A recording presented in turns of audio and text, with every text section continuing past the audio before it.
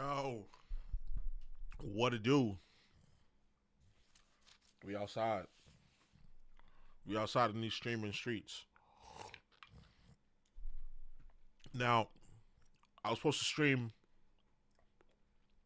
a few hours ago, but I ended up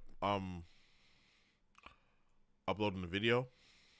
Y'all can go check that out. Let me go to the video.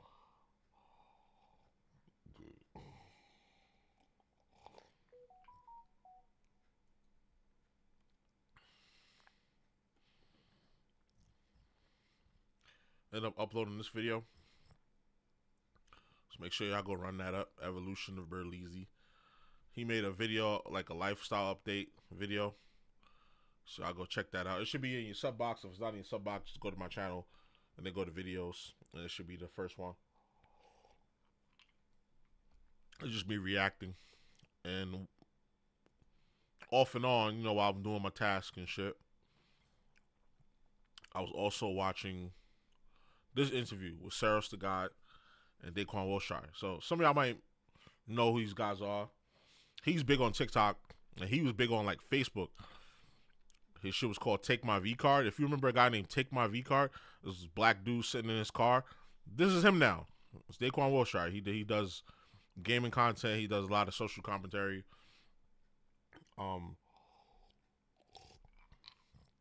And I was watching this conversation, and they're really talking about, you know, what it is to be black and what it is to be a black creator. And I just thought it was really interesting. So I figured, you know what, instead of me waiting to finish this, fuck it, why don't I play some of it on stream while I set up? So that's what we're going to do. The reason on the planet everybody wants to be hip-hop, Japanese people are getting dreads. We love the idea of you. It's kind of like a 16-year-old that sees a girl with a fat ass. The idea of that fat ass, the infatuation phase is amazing, but when you actually get to know her, you don't want to learn about the trauma. You don't want to learn about the history of this woman. You don't want to learn about her bodies in the past. You want to learn about that. They want our rhythm, but not our blues. You just are obsessed with the aspect of a fat ass. And that's what it's like with black people. Exactly such.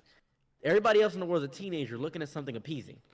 They don't want to know the history behind it. One thing I can say is since I stepped into like the fitness realm, is that a lot of people hate on us specifically just because of our genetics. Bro, I'm talking about you will see a white guy next to a black guy with the same physique. And they'll say, well, he didn't have to work as hard. What? Because we have naturally good genetics to build muscle and shit. And it's like, bro, how do you know that? That black person may have had to work 10 times harder than that white guy. But everybody automatically assumes that we're either on steroids or that it's just our genetics. And I'm like, yo, what the hell, bro? Ever since I stepped into the fitness room, I see that a lot, bro. I'm talking about so many times. I'm like Ashton Hall. Ashton Hall, I think that's his name. He gets it all the time. People keep saying he's on steroids or something, and then people, nah, you just look like that because you black. You don't even have to work out. Have you seen Ashton Hall? Do you know what this nigga looks like, bro? Bro, let me just show you what this nigga look like. And people be saying, nah, you just look like that because you black. Bro. I'm so excited. No, I gotta see this nigga. I couldn't believe when people say that this nigga, bro. Okay, Ashton Hall official. That's, bro, people think that this nigga just look like this because he black. Like, bro, I'm like, yo. Yeah, that's the average nigga to me. Yeah, I'm not fact. That's every Detroit nigga I've ever seen. Bro, I'm like, yo, what do you think? You really think that you, bro? Even with me, niggas either think I'm on steroids or they're like, nah, you didn't have to do that much. I'm like, nigga, do you not realize what I used to look like? Like, bro, what the fuck? But people think that it's just because of our genetics, and it's like that they hate us because of that.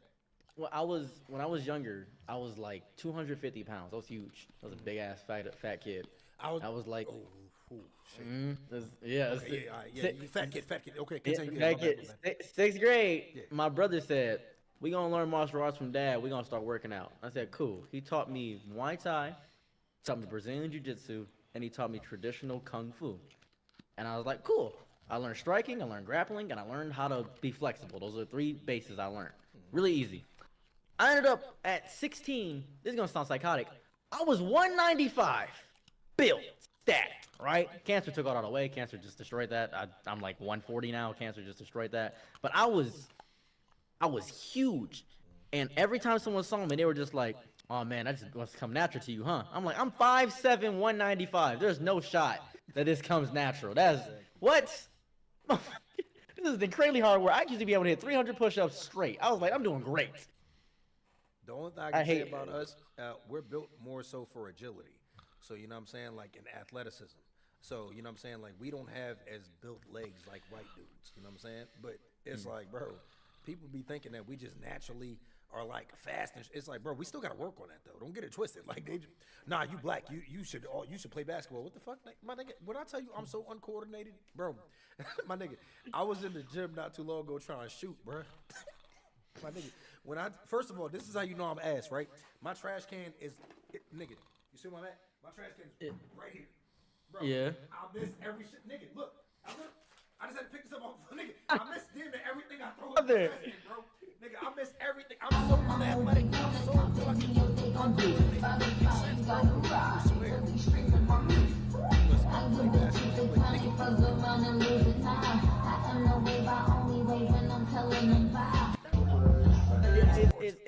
It's so scary because I'll go to the gym now and I'm horribly calisthenic. Like I'm so good at holding myself up, doing like easy pull-ups, sidebars, all that stuff. I'm easy to do that. And they'll be like, "How are you doing that when you don't have much muscle?" I'm just like, "It's because I know how to correctly do it.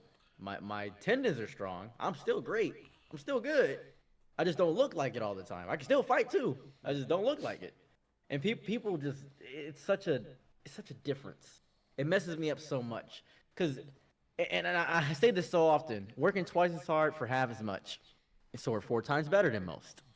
People need to grasp what that means. Because even if I have to work twice as hard to get half as much, you should be at 1 million subscribers on YouTube even if you didn't post. You should be at 1 million. That's where you should be at. And it's disheartening to even see your contemporaries. I imagine people like Lenar Young see people like Caleb City and get pissed. Something like inside their soul a little bit. They're just like, well, I'm doing the same thing he doing, skit content on YouTube. I'm doing the same thing. Why don't I have his following? What's going on? Because it depends on the approachability. And Lenar Young is darker skinned than Caleb City. Even if Yeah.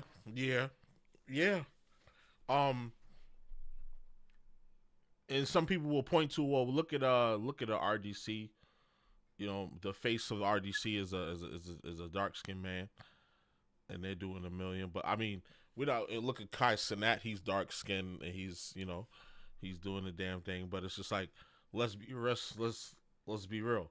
Their come up, like Kai should have been had 1 million before he even joined AMP. Before he joined AMP, he had like 500,000, and that's not bad. But he should have been way over 1 million before he even touched AMP. He should have already been where he was at before he even joined. All of them, because like all of them was like only person that was really over 1 mil was Agent. That's a lighter skinned black dude. Phantom's Dominican.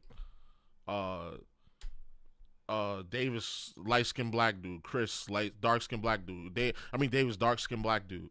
You see what I'm saying? You see what I'm getting at? Like I'm just adding to his point.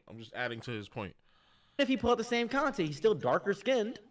It's just the world in itself doesn't like the idea.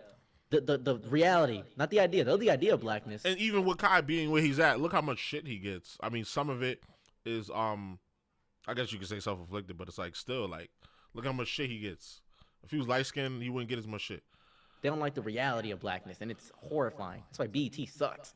So it's just. Nah, BET is trash, bro. I hate BET. Is it even black owned anymore? Like, No, it's just ridiculousness all day. That's all it is. It's the only show they show. Man, but you know it's crazy though. Another thing, man, the stereotypes, right? You know you stereotype my black ass when you got a boy here, bro. 100%. I immediately. Like I said, like you even said, if people looked at us right now, they'd be like, "Yo, if you ask who's the felon, they're gonna be like, of course it's black ass." It was like we a Jubilee video for real. I ain't gonna hold you. No bullshit, bro. It's like, nigga, I ain't no goddamn felon, but it's real shit. But why is it like, bro? No bullshit. Even black niggas, I'm talking about in the neon community, niggas that hate me, and it's like, what the fuck, bro? But they hate me because they just think I'm this nigga. You know what they called me? They said I'm a murderous, violent felon drug dealer that's on welfare. That's I'm like, that's me. That's actually me. Yeah. bro, they said I'm all that, and I'm like, yo, when they said I abandoned my kids, like, nigga, you see my kid, I'm saying, bro, they said I abandoned my kids, like, bro, I'm like, yo, where did all this happen? But dog, it's crazy as shit the way they stereotype me. They hate me, and I'm like, yo, I'm not even a felon, bro. What the fuck? The nigga who even said I was a felon, he said he just assumed it. I'm like, yo, he said I saw you tweet about the perfect cells, and he was like, then I got informed that you're a violent felon. I'm like, nigga, I don't have any felonies. What the fuck? I got informed. Nigga, and I got told I was in prison for about 10 years and shit. I'm like, where did all of this happen? Like, I'm just, it's crazy that I missed out on all that. You know what I'm saying? Where was I? What kills me the most, and this is my most favorite assumption of all time of me. They said you probably never been with a black girl, and I kid you not, I don't think I even talked to white people until I was 16 if it wasn't a drug deal. Bro, nah, okay. Well, I can't say it's just the way you look. If I did look at you like if I'm just looking at you, if you tell me you're dating a white girl, I'm not gonna be surprised. But the thing is, bro, I don't know what it is, but even with me, people be just assuming that I have a white baby mom, even if they don't know. And it's like, they'll just see I have kids, and they'll be like, yo, well, obviously, if they see my kids, they gonna know. But it's like, yo, bro, people be assuming I only fuck with white girls. You know how many girls I gotta deal with? They be like, yo, I thought you only fuck with white girls. And I was like, where did you get that from? My friend E even said that she thought I only fuck with white girls. I said, I have a whole black baby mom I was with for 5 years. Where do you get that from? And you know that. I'm like, she was like, I just kind of disregarded it because you have a white one. And it's like, really, nigga? Like, we ain't gonna talk. I wasn't even with my white baby mom. I was with the black one for 5 years. Like, man, I don't get it, bro. But like, if I look, like, say for instance, because we even was talking about that one nigga. I ain't gonna mention bro name again because I'm gonna tell you about the situation because I didn't get a chance to finish it because you did drop the intro. You know what I'm saying? But that nigga, right? You remember I told you nigga dapped me up with the left hand and shit, right? Mm-hmm. Got hit. Yeah, got you. Peep this. This is all that happened. This is all I did. Nigga dapped me up with the left hand. I said, come on, bro. You know we ain't doing that. I said, come on, bro. You know we ain't on that. This nigga, he immediately went in this racist mode. The nigga, man, I'm not on that fucking shit, man. And I'm like, yo, what the fuck? He was like, man, you always coming with this fucking street shit, man. I'm not on that shit. I keep trying to tell you. I said, dog, chill. So I'm trying to, because I'm really trying to not take it there. So I'm like, yo, please chill. Yo, chill. Yo, calm down. I understand you mad, but you don't understand. I'm literally shaking because I've never dealt with a nigga talking to me like this. And I'm trying, because like on a regular, on the street, it's up immediately. First of all, you ain't talking to me like that. Soon as you even raise your voice, we gonna take it there. Like, we gotta go there. Like, somebody gotta get hurt. Because, like, what are you talking about? The nigga started yelling. I said, dog, please chill. Please. I said, yo, can you just calm down? And I'm just sitting there. I'm trying my hardest. I said, can you calm down? And then I got up. I said, nigga, who the fuck you talking to, bro? Like, nigga, you got me fucked up, bro. Nigga, this nigga tried walking off while I was talking to him. I walked up to this nigga, I grabbed this. I said, nigga, if you don't turn your bitch ass, who the fuck you talking to, nigga? Bro, he screamed in front of everybody at the convention. Get off me! I said, dog, what? Bro, there's no way you serious, bro. Bro, take it there. Like, we gotta go there. Like, the nigga talking to me like this, and I'm trying, cause like on a regular, on the street, it's up immediately. First of all, you ain't talking to me like that. Soon as you even raise your voice, we gonna take it there. Like, we gotta go there. Like, somebody gotta get hurt. Cause like, what are you talking about? The nigga started yelling. I said, dog, please chill. Please. I said, yo, can you just calm down? And I'm just sitting there. I'm trying my hardest. I said, can you calm down? And then I got up. I said, nigga, who the fuck you talking to, bro? Like, nigga, you got me fucked up, bro. Nigga, this nigga tried walking off while I was talking to him. I walked up to this nigga, I grabbed this. I said, nigga, if you don't turn your bitch ass, who the fuck you talking to, nigga? Bro, he screamed in front of everybody at the convention. Get off me! I said, dog, what? Bro, there's no way you serious, bro. The nigga screamed and said, get your fucking hands off me! I was like, oh my God. I couldn't believe this nigga did that. That's why I don't fuck with bro. And like I said. Yeah. Because that feeds into the whole racial shit. Like, these motherfuckers will try to bait you. They try to act all tough with you at first. Then when you turn up and put hands on them, then they call in the police. So that's why you have to, like, be very strong and be very disciplined. Sometimes you got to go against your hood instincts. Because your hood instincts tell you, nah, he think you pussy, pop on this nigga. But usually they're pussy and they're racist and they want to get you out of your character. And they want to get you out of your character so you can get in trouble. So you just gotta. Usually, sometimes I just kill them with kindness. Cause my thing these days is like, I don't improve myself. I know what type of nigga I am. I know what type of person I am. It's just like, As long as you don't put your hands on me, I don't really care. I don't really care. Like, as long as you don't talk too loud and animated to me, and as long as you don't put your hands on me, I really don't care. It all started off with just me saying, yo, bro, you know we ain't on that. That's all. And when I tell you, ask him. I said this shit publicly because I'm like, yo, this is real shit. I ain't lie about this shit. Ask that nigga. I said it calm. I was trying to be calm because I couldn't believe a grown man is talking to me like this. Like, bro, that's not a street nigga. Because don't get it twisted. I told niggas about some shit that happened in my chat. I mean, I told niggas in my chat or whatever before. Street nigga, right? I'm over there in this nigga hood. This nigga Noonie done brought me over there to his hood and shit like that. I'm over there, and the head of his hood is talking some shit or whatever. And then I said, I remember when I bought that for you. You know street niggas, they do not play with money. You ain't gonna ever act like you did anything for a nigga that done got it out the mud. This nigga, some ain't no pussy ass nigga ever bought shit for me. Man, who the fuck is you talking to, bitch ass nigga? And I was like, nigga, I'm around like 30 of his niggas. I shut the fuck up like that. I ain't say nothing because I'm like, I ain't trying to die. Because Noonie even said, he's like, yeah, you'd have died. Like, if you said anything crazy, you'd have died. And I'm like, yeah, I know. I ain't stupid. I ain't trying to get shot. I ain't trying to get stabbed. I ain't trying to get jumped. Nothing. Nigga, but the next day, I talked to the nigga. And the nigga was like, yo, my bad, bro. I was drunk as shit, dog. And because he a real nigga. Like, bro, he a real nigga that really, he's staying on business for real. Like, he don't play at all. Like, he really, you know what I'm saying, put me in the dirt. But it's like, the nigga just like, he apologized. He realized, he was like, yo, I was just tripping. But it was like, yeah, nigga, I know when to shut the fuck up. And I realized this is a real nigga, but not that nigga. I'm like, who the fuck you talking to, bro? Definitely when I'm trying to be calm to you, ain't no way in hell you think you can get away with that. You sitting there, because I couldn't believe, you don't understand. Like, I couldn't believe that this man is raising his voice at me. Like, bro, when he raised his voice, I was like, you see the song on my face? I'm like, me? Because I'm looking for the nigga he raising his voice at. I'm like, it's only me and you here. Nigga, who you raising your voice at, bro? Like, me?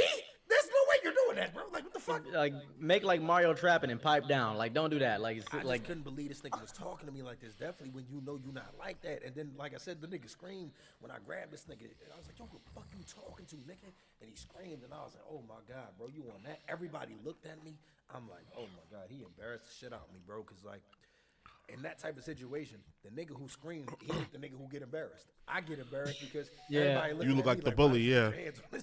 Yeah, it's like, why you put your hands on him? What was it? I was at a convention in Columbus, and the first convention I ever, it was like one of the panels, a new panel I was doing called How to Pick Up Baddies at an Anime Convention. I'm doing that at DreamCon too. And I go do this panel, and I'm chilling, and everybody's making a big hubbub about my panel. I'm confused.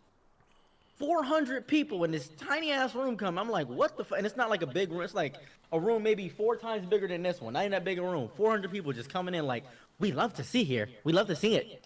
I'm like, cool. One dude was offended by the stuff. You said that. You said that like in like an Asian accent. That was crazy. Don't do that. That's a little racist. I would not an Asian. I was an Asian accent. It was just a nerdy dude come up to me, nerdy white dude, and he was like, I gotta learn how to pick up women. I'm like, cool, I got you. The whole crux of it is me telling people to put on deodorant, basically. Because they must. Yeah. Keep going. They must. I'm like, you Smash Bros. Players need to motherfucking size up your deodorant, you bitch ass. I was so pissed, and I was like, and one dude, he raised his hand because I said you gotta raise your hand and ask a question. He raised his hand. He was like, why are you saying this? This is so hurtful. And I said, because I'm a nigga first.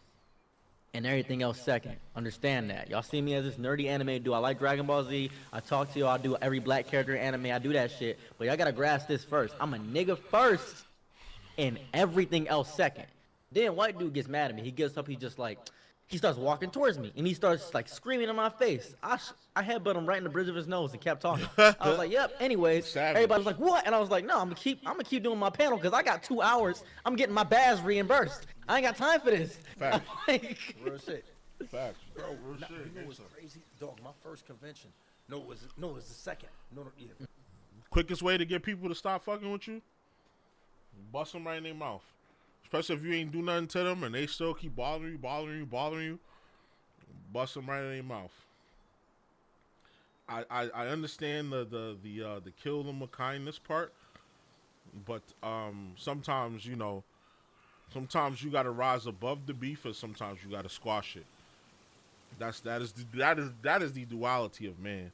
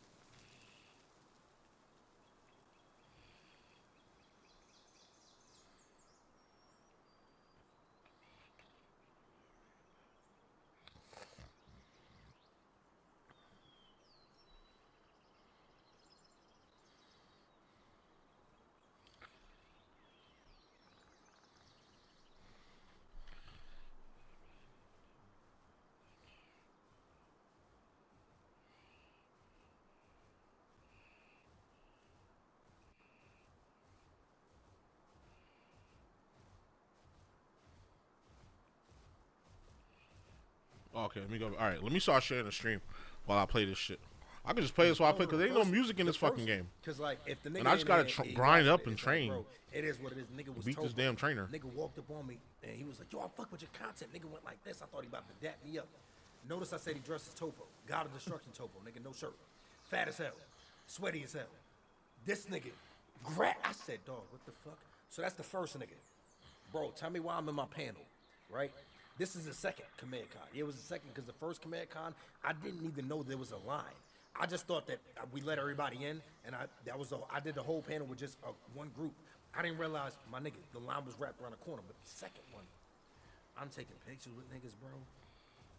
My arm, my shoulder stunk so bad because niggas was doing this, taking pictures with me. When I was like, oh my, nigga, I had to get that dirt off my shoulders. Nigga, I almost turned into Jay-Z. Nigga, I was like, what the fuck is this? When I tell you my arm stunk so bad, I was like, oh my God, nigga, these niggas be stinking at conventions. I don't know why they get mad. Bro, the thing is, I told niggas, bro, cause like the first Command Con, I invited niggas to my motherfucking, my hotel room, right? Not invited, but it was like, look, I'm a man of the people. I don't worry about content creators when I'm at conventions. I don't do the green rooms, anything. I really go out there with the people. So I'm out there with the people, and people follow me. It just was what it was. Like, no bullshit. And niggas in my chat know, too. You know what I'm saying? Like, with me, I'm really out there with the people to where if you start walking with me, I'm not going to tell you, yo, what the fuck you doing or anything. You just walk with me. It is what it is. Niggas walk with me, then walk in my room. Niggas got there, and I'm like, yo, what's that smell, bro? Niggas is like, yo, what you mean? I'm like, bro, like, yo, when did y'all niggas stink, bro? What the fuck? Did y'all take a shower? Nah, man, I'm gonna take a shower tonight. I said, get the fuck out of my room, bro. What you doing? Like, yo, I said, Nigga said, I'm gonna take a shower tonight. Oh, no. I said, you got the nerve to come in here and sit on my bed, nigga? What the fuck, bro? I said, nigga, there's a couch, there's a floor. Like, bro, you know what I'm saying? There's an outside. You got all of these places to sit at, and you chose to sit on my fucking bed, something like that? I can't believe that shit, bro. You don't understand these. No, y'all in the chat, y'all do not know. And I bet you those be the same niggas that turn to incels or just blame other people for why they don't get no bitches or whatever. It's cause you stink. I mean, like most of the time, I post on social media all the time. Most of the time, niggas that complain about getting bitches don't get bitches cause you stink, and you just have a negative outlook about everything and a negative ass demeanor. Nobody wants to be around that shit all day. Nobody wants to be around that shit all day. And women see that shit.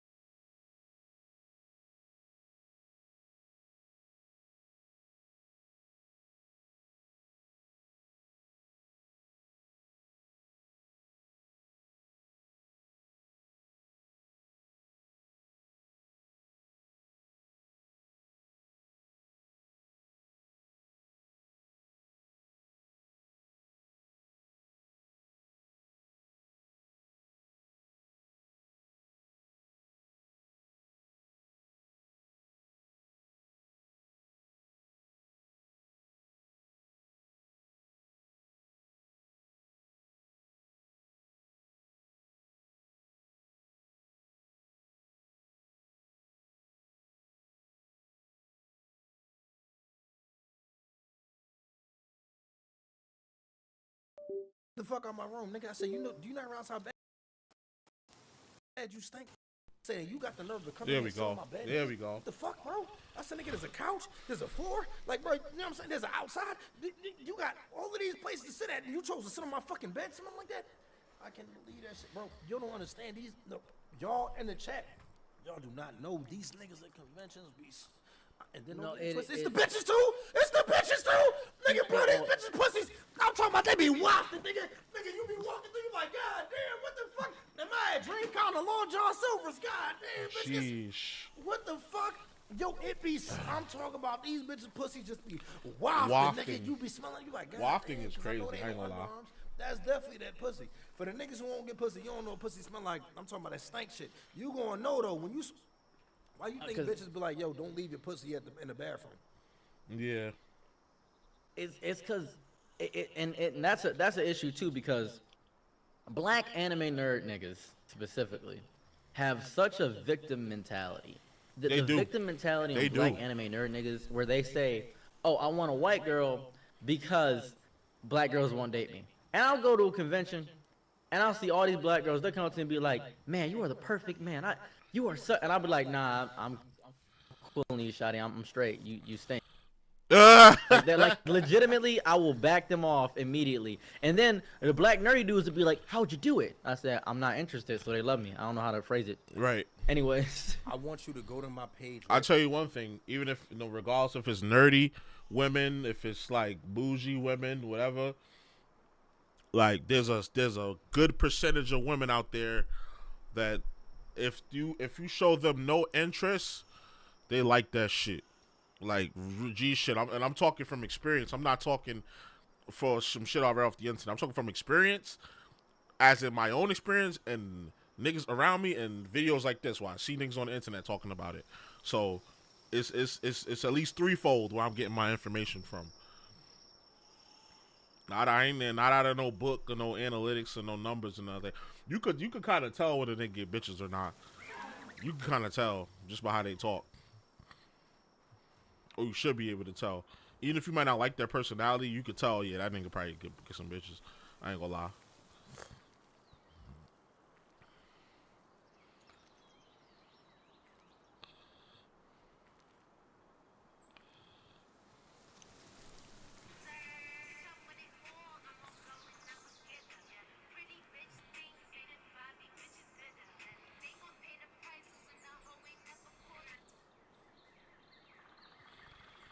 Okay, let me wipe my lens off. I'm almost done sharing the shit. Then we can get started. Oh no.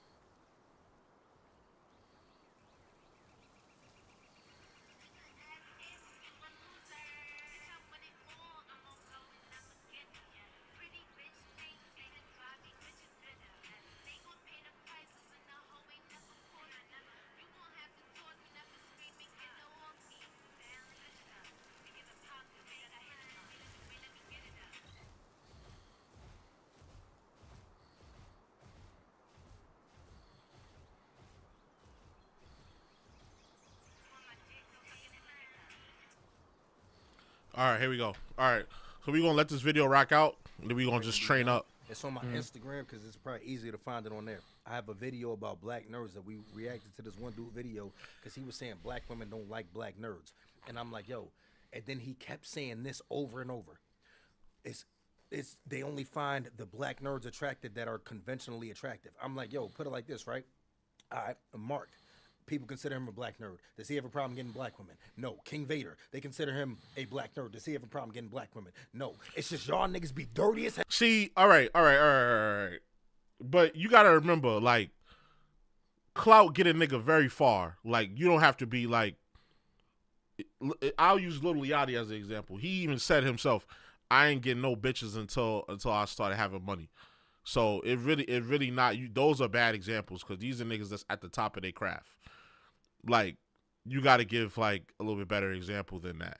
Cause they would get bitches even if they did no head to them niggas, but they would get bitches even if they didn't try. King Vader, he works on his out. He's in the gym. He's working on himself. So that compared with the fact that he's like a great director, great content creator, well known, like he's gonna get bitches just off of that. Same thing with Mark. So I don't know. Those wasn't really good examples. Hell, ugly as hell, stinking, all types of shit. Like, bro, what the fuck? That's the problem. But it do be like y'all niggas do be stink though. Like that's the main thing. And you just have a negative personality about things. Like you got to be more positive about shit. I'm like, yo, nigga, bro, look at me, my nigga. Bro, look, I'm a whole black nerd, nigga. What the fuck is you talking? What the fuck? Nigga, I'll pull this shit out on the bitch and still she gonna unsheath this sword when I'm done. You know what I'm saying? Fuck is you talking about, nigga? Bro, you think a bitch is like, yo, I ain't gonna fuck him because he got a whole Goku statue. I'm nah, dead. Fuck out of him. Goku gonna be watching us fuck. Fuck is you talking about? But the thing is, I ain't dirty. I ain't ugly and shit. These niggas be about ugly as hell, dirty as shit and everything like that. What if my bitches don't want to fuck with them? They think it's only black women. That's bitches in general, nigga. You dirty. You stink. You ugly. Fuck is wrong with these niggas, man? Tell these niggas, bruh. And I don't think people grasp that. And a bigger issue too. This is completely unrelated to the whole black thing. People don't hang out with ugly people. A lot, like people don't realize that. Like you could be the kindest, sweetest, smoothest. You could be so kind. If you ugly, most people gonna be like, nah, I ain't fuck with you for real. I will. Like that's the reason why. No. The reason why I hang with like ugly people. I was about to lie. And say because, you know what I'm saying, I'm like all inclusive. Nah, I do that to make myself look better. Like, you know, I ain't gonna hold you. You know, nah, cause like you gotta think about it, bro. Like, look, I might walk past a bitch and the bitch might notice me, but you damn sure gonna notice me if I got somebody ugly next to me. You know what I'm saying? Cause you gonna be like, at least he look better than him. You feel that's me? what women do. K-Song, what's going on, bro? Women do that shit. They be like, They know. they be doing that shit. They be knowing what they be doing, bro. You see, you always when you K-Song, see, what's going on, bro? a bad bitch, and she always with another bad bitch. For the most part, she with an ugly one. You know what I'm saying? A linebacker. You be seeing them linebackers in the club. They always the ones. You know what I'm saying? That's blocking. That's true. Every pretty girl, like most pretty girls that I've ever come across, they have a not so attractive friend. And oftentimes the not so attractive friend is their best friend. And you know why that is? Because they're not in competition. They can't be in competition because they don't look as good. I know plenty of very pretty women who don't have attractive best friends. Or if they do, there's always one girl in the group that's not as attractive as the others, who probably won't get as much attention as the others. And they play security guard in the club. Like, oh no, she not going with you. Like, if you don't get your big, that's why when you with the guys, you gotta have a brother that's willing to, you know what I'm saying? I'm gonna keep it real. You gotta have a brother that's willing to take one for the team.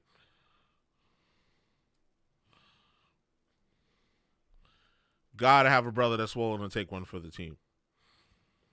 Okay, I need palladium fragments, so armor is damaged. I repaired my armor, nigga.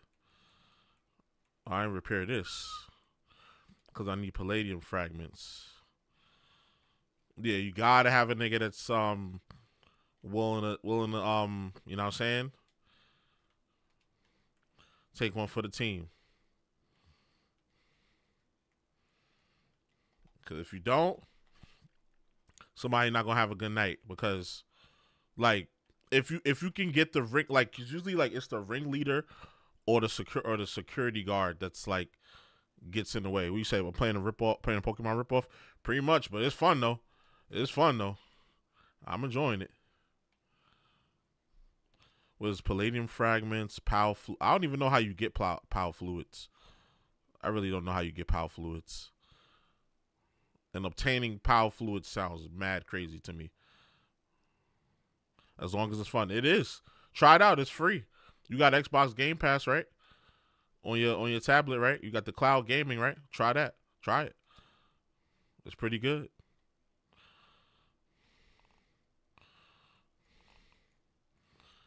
I have no food. I need to get food. Matter of fact, who's doing you only got 9 pieces of wood.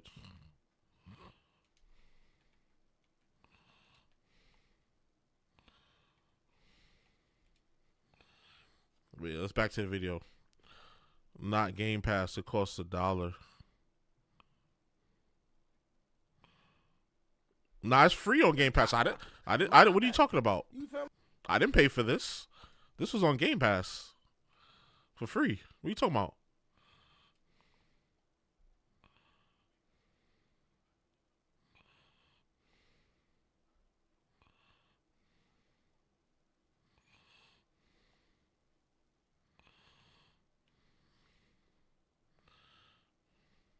Oh, I gotta get food. I gotta get food quickly, cause my health gonna start running out if I don't eat. I'm talking about Game Pass. I don't have it. $1. Oh, you said Game Pass is $1. Oh yeah, I think it is. Yeah.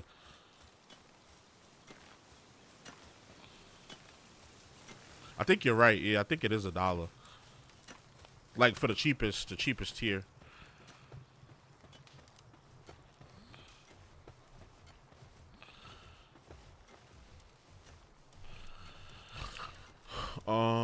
Y'all got no food in here? Anybody eat them eggs?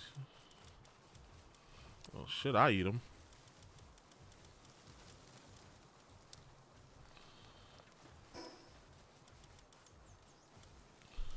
Use.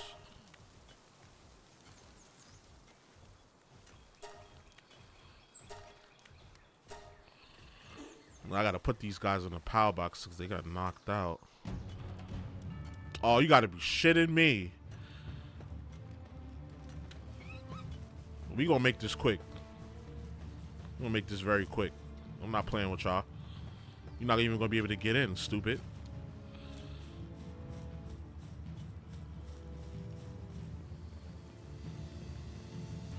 Let me close the gate. I can't close the gate? Fuck.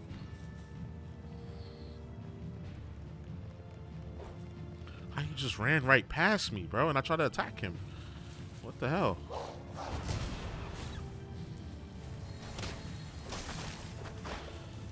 Get wrecked, pussy.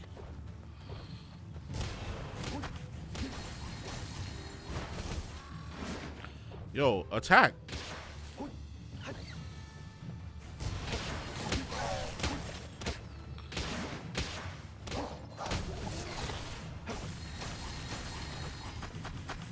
Who else is coming? We got more coming.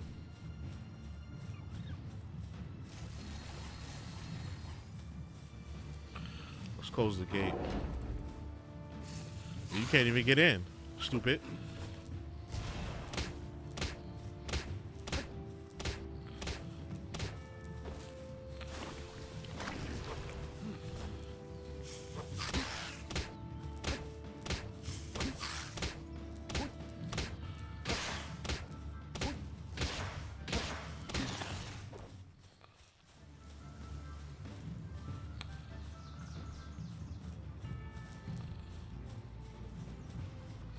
Raid's not over?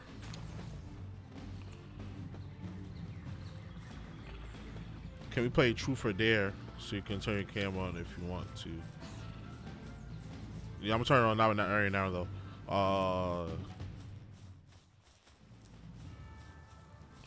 What Truth or Dare? What's the Truth or Dare? What is I need red berries. I need a lot of things right now. I need to do a lot of things right now in this game. I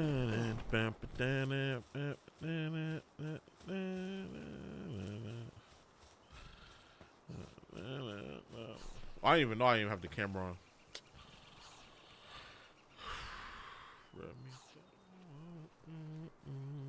There we go.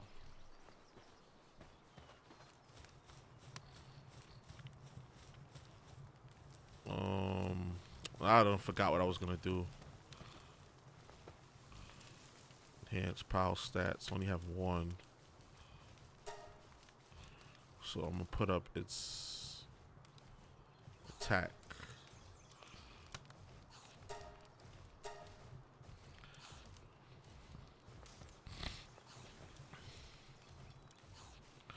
I need one more of these things.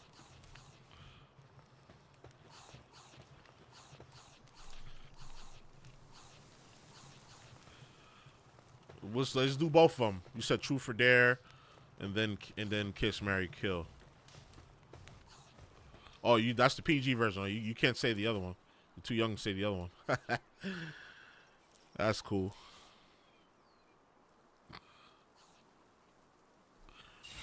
Scorching egg. I got a R socks. What is a R socks? What is that button? What does that button do? Caught 20 different types of piles. Say that.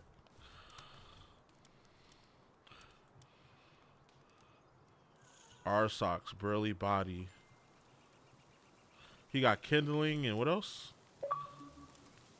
Oh no, he has kindling and I don't know, some other skill. We better switch him out. Cause you got extra skills. I like that.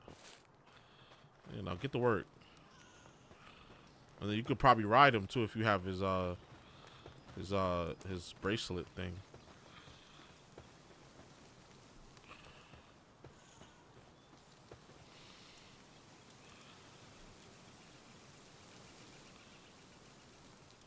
Primitive workbench. Old bow, nails. I do need power balls. I can only get one though. Alright. We need to go get palladium fragments. That's what we need to do. If you hungry, then eat, bruh. Like, it's food here. I gotta go physically feed him.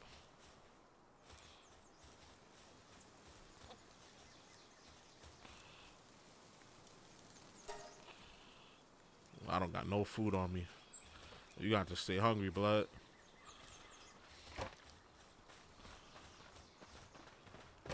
Kiss, what you said? Kiss, marry, kill. You said Queen B?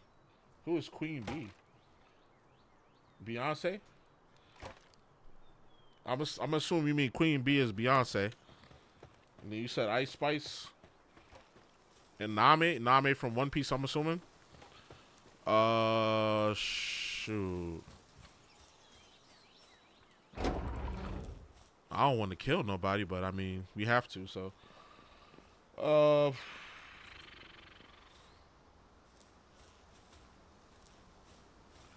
gonna marry Queen B because she a multi-millionaire, so I need that money.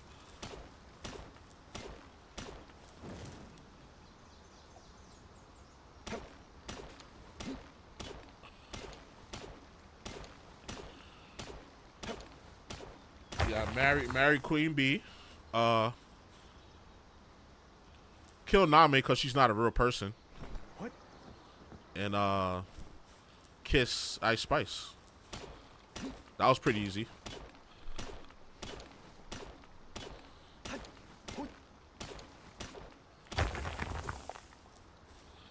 But I'm a baddie. I get what I want. Long as she'll start rapping none of her songs, me and Ice Spice could get along because her songs is funny, but I'm sorry, they trash. She got no bars.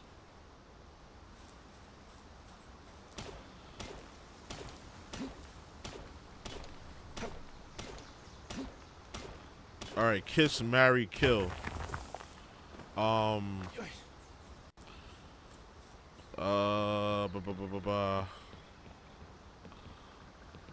What you say? You said Beyonce, Ice Spice, or you said Beyonce, Ice Spice, and you thought I was feeling you? You thought I was feeling you? Oh shit.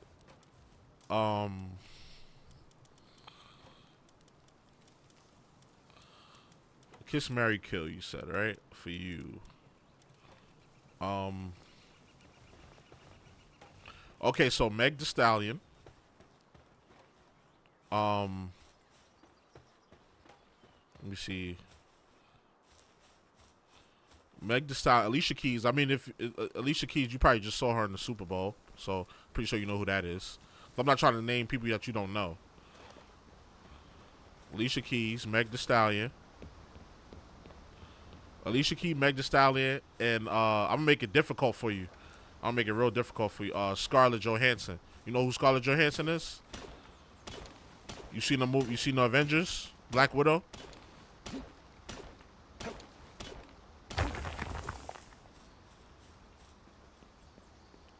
So Meg Thee Stallion, Scarlett Johansson, and then what's the other one I said?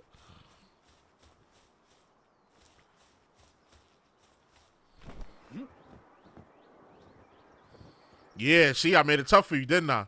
Yeah, I made it tough. You can't pick from that. That would be hard for me to pick. I'm not gonna lie. I said Scarlett Johansson, Meg Thee Stallion, and who was the third one I said? I'm trying.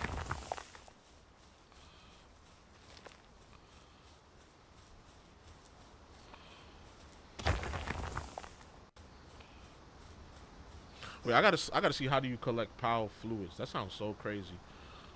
How to collect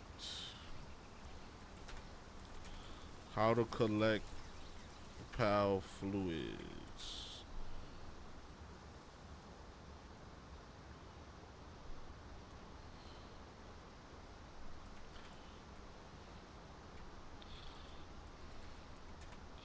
Marry Black Widow.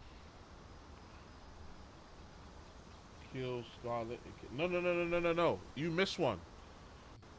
Black Widow is Scarlett Johansson. I said Scarlett Johansson, Meg Thee Stallion, and then I said somebody else. I said a third one, didn't I? Alicia Keys. So you would kiss Megan, you would kill ScarJo, and then you would marry Alicia Keys? Or kiss Alicia, kill ScarJo, yeah.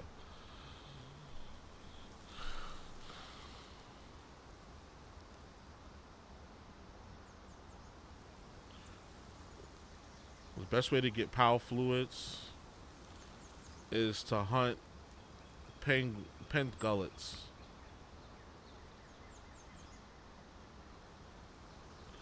Which one is that? Which pound is that? State Farm is there. Marry Scar. Marry Scar, kiss Alicia, kill Meg. You know what? I understand. All right. Are you looking for? I ain't mad at you. That was a hard decision. Normal. This will help your pals become less stressed. Have hot tubs. Anyways, the hot segments and 10 pal fluids. Now the wood, the stone, the fragments, those are all easy. You can get those anywhere. But the hardest thing to find is pal fluids. The easiest way I've found to get them is anywhere along a beach or any water animal. You can either catch them or just straight up murder them. It doesn't matter. All right, so catch like water types. So I got to go down by the river. I don't even have any power balls. I need more palladium fragments so I can get more power balls. Because I got to repair my armor first.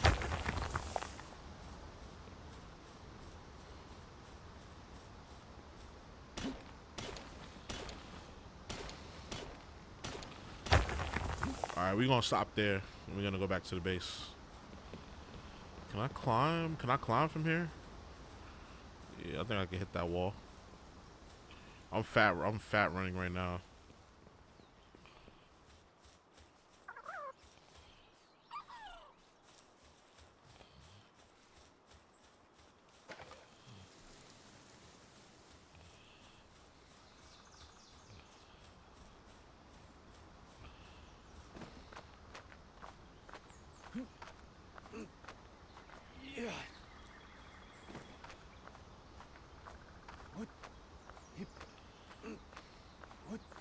Come on. Fuck.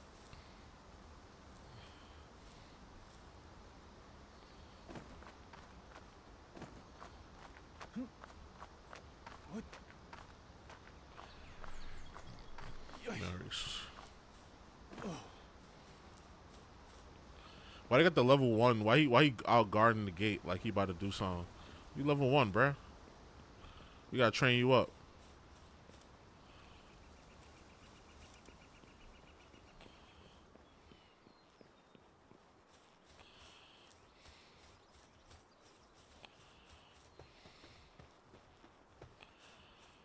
So I gotta I gotta repair my armor first.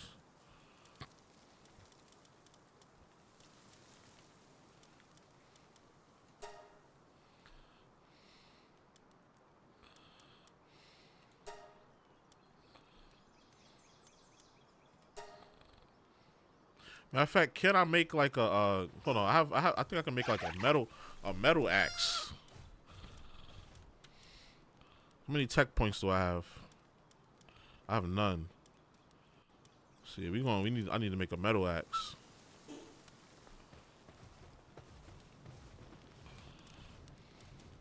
First, I need some power balls. We get like 20 of them, Johns. Or maybe 10. 10 should be good.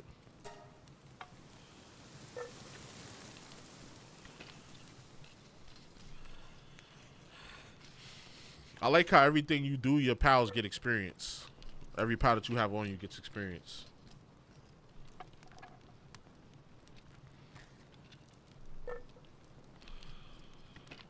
I mean, when have you ever seen a group of bad bitches and one of the bad bitches is blocking? It's all No, they be linebackers. they be like, good luck, and they walk away. They be like, yeah, you got it. It's always Yes. linebackers and shit, bro. So to loop this back to black content creation. Yeah, we got. Yeah, okay. Yeah, to loop it back right quick.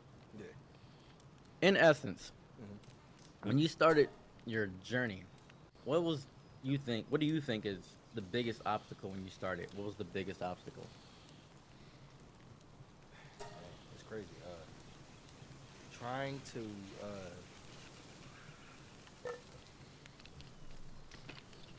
Let me think really quick. What was my biggest obstacle?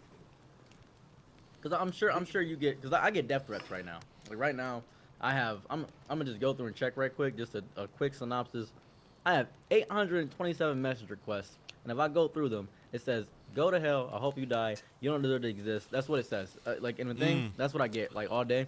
And in my comments, sometimes it's like that. It's depressing, and I'm used to it now because I've done this for quite some time. But I'm pretty sure it still gets to you. That's obviously an obstacle. But I want to know specifically, what do you think is the biggest, the one thing that could potentially make you give up? Searching for new content. If I'm being honest, I didn't have to deal with those types of issues, right? I faced a lot of scrutiny, you know what I'm saying, like throughout my time of being a content creator, but at the same time, I didn't face but so much. It was only certain videos that I would garner that type of negative attention. But it wasn't like I was trying to be controversial. I would just give my opinion on certain things, and I wasn't like recently. Oh, I've gotten it way worse. Definitely when I kind of stepped into like the red pill, you know what I'm saying, type of thinking. I definitely, you know what I'm saying, faced a lot more of those type of negative comments. But before it was like, bro, the internet was different. And it's so crazy how people sit on their moral high horse and judge people for how they think. Type in chat BRB. You said type in chat BRB.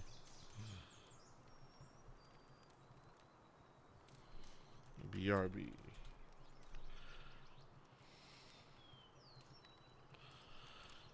Yeah, like it's crazy how people do that. Like they sit on their moral high horse, but then they make death threats to people who think differently from them. Like it's crazy. So y'all can make death threats because y'all because y'all have y'all little bullshit moral high ground, but other people can't. So weird to me, bro. Like, bro, I was saying hard R's. I was saying the F word. You know what the F word, the F slur, and shit like that. Yeah. That's just normal. It was normal shit back then. But it's like now, you know what I'm saying? People just get mad at me for saying shit like, yo, men don't want to wife a hoe. They got mad at me for saying shit like that. Like before, it was like, if you got mad at me, you got mad because I might have said some extremely like racist shit or something, you know, or something that extremely controversial. But it's like now people get mad at me for saying shit like, yo, men don't want a hoe. And it's like, what the fuck? Like, that's really what they get mad at me for. But it's like, I don't get into that shit anymore. The only dudes that want hoes is dudes that can't get any other kind of women, or dudes that are like hoes themselves. Like, and I'm only saying this because that's the ones that I know, the ones I talk to, the ones I came across. They call themselves that. They call themselves hoes. You said never mind. Oh, well, I already did it. Yeah. they call themselves hoes, so I could call y'all hoes. I could use that as an example since a lot of y'all call yourselves hoes. Like, they only date people, they only date customers and people that, people that are in that circle of sex work because they're accepting to that. Like, a regular dude, like a regular degular, he gonna be like, nah, you not, hell no. And a lot of them, sex workers, they understand that and they're cool with that. And some of them are delusional and think that you should be able to get any type of dude you want because you're pretty and you work hard. No. If that's the case, I would have every bitch on the planet. I'm attractive and I work hard. Like, the fuck? It don't work like that all the time. It really don't work like that all the time.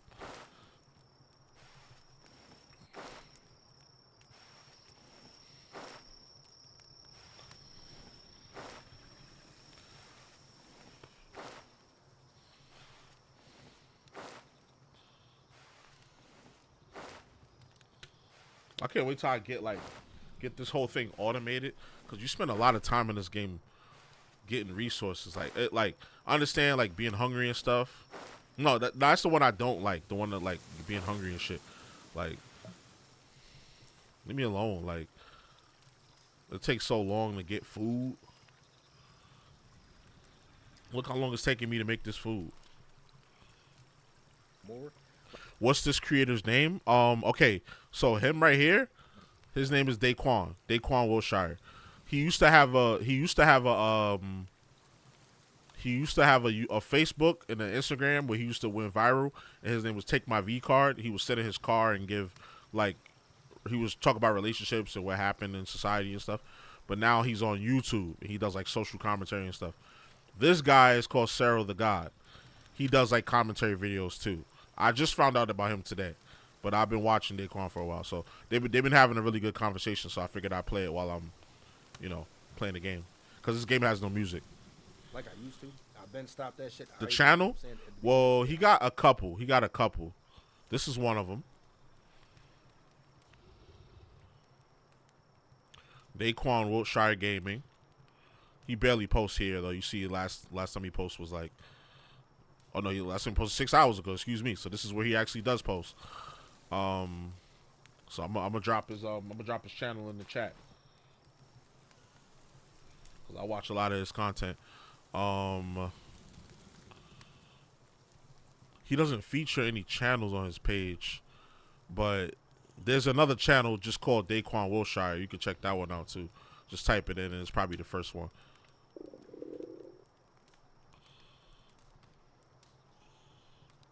Well, I'm trying to make myself some food here. Yeah, let's harvest that and let's get our grub on.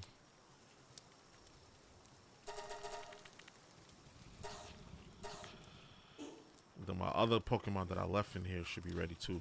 Yeah, that's Daquan Wilshire. Yeah, check out his channel. I already told people I'm not getting in that red pill shit anymore. That shit was fucking with my head, bro. I'm not gonna hold you. You know what I'm saying? I didn't go through like red pill rage, but it was just like I had my own experiences with women, and I'm used to dealing with women that way. And I ain't gonna lie, I was letting that red pill shit influence me. And I was like, damn, bro, I'm definitely getting less women by thinking like, this the fuck am I doing, bro? Right. Before it was like, I just know women. Women, like, you know what I'm saying? They may take a while to reply. They you know how many girls will hit you with that, you know what I'm saying? Oh, I just woke up type shit. It's just bitches in general. Man, that's cap, bro. Let me tell you something. If a girl is interested in you, she gonna write back all day, all night. And if she don't, she'll hit you like, yo, I'm sorry. I was doing this, that, the third. I ain't trying to hear none of that. Like, if she not trying to hit you and be, you know what I'm saying, be talking to you a lot, she don't really like you like that, bro. That's just G shit. Like, that's just 101. You should know that off top. Like, granted, some people do be busy. We all are busy. But we make time for the people we want to speak to. I make time for the people I want to speak to. I know women do too, because there's women that I can speak to every day. I can hit her anytime, any day. She was like, yo, you can call me anytime. I'll talk to you any time of the day. It don't matter. And I got it like that with her. And there's some girls where I don't got it like that. And it's like, I got to wait for a response. And there's some girls I don't get a response at all. So it's like, yeah, you know what I mean? Let's stop the cat. care. It was like, yo, fuck it. I just know bitches. I know you probably fucked a nigga last night. It is what it is. Right. She probably, you know what I'm saying? You gotta just be like, she probably was talking to the dude that she actually wants to fuck. And you gotta just, you know what I'm saying? Just hold that. Just hold that. You feel me? Like, don't get mad. Don't get mad because she's not, you know what I'm saying, responding to you fast. Like, she probably just don't fuck with you like that. Just move on to the next one. You'll find one that does. I'm saying you ain't, you know what I'm saying? Nah, I paused it. That was me that paused it. Like, I stepped into that red pill shit and it was like, she must not see my value. Nigga, you's a great value, nigga. What the fuck is you talking about, bro? Nigga, the fuck, bro, you's a Walmart type nigga. Do you not ride you, bro? I had nothing to bring to value to most situations, honestly, right? I had nothing to bring to value. I'm not gonna hold anybody, but I would still pull like crazy, simply because I told a lot of girls the same line. They thought it was the most impactful thing they ever heard because they deal with a lot of people that are red pillars. I said, I don't care if I'm your 500th body as long as I'm the last one. And they said, oh, I'm like, yeah, academia, let's get it. And I was just about to say that, nigga. Yeah, I was about to say, nigga. But yeah, hell no. Get out of here. If I'm your 500 body, the hell no. The fuck? No, like, no. I ain't gonna hold you. See, I can't deal with all that. Now, granted, I ain't looking for a virgin. I ain't looking for something like that. And I'm not looking for no young ass girl or anything like that. But at the end of the day, I don't want a girl that was just giving herself out there. You know what I'm saying? Giving herself up out there like that. Just like, like in my experience, those types of women, they're not like viable partners. You feel me? They're not suitable partners. They're just like, you know what I'm saying? Like the way they operate, right? This one joint I was dealing with. Give me that. She was a girl that she kept harping on the body count thing, right? Every time got the power fluids. Body count, she come up. Why do men care about body count? I already knew she was a hoe. Yeah, I feel like women that get angry and complain about men that care about body parts, those be the hoes. Those be the ones with the high body counts, bro. 9 times out of 10. Just real quick, no questions. Just real quick. You said refresh the YouTube page. What, this page you mean? What are you talking about?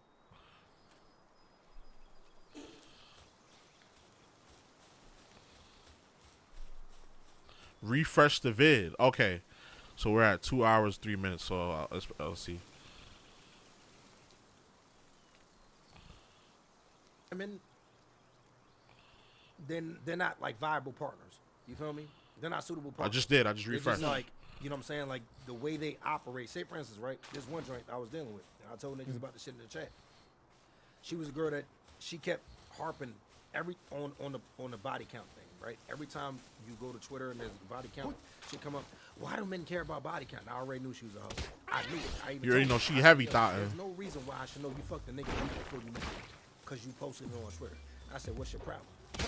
And I told her about how bad that was, and you know what I'm saying, as far as just having that high body count fucking so many niggas. And she wanted me. She wanted to be with me. She was fucking with me for a little bit. Then I told her, I said, I ain't gonna lie. This ain't gonna go anywhere because I ain't gonna take you serious. You fuck too many niggas. And then she started fucking with me. Yo, this nigga's sick. Mother the moment she got pregnant.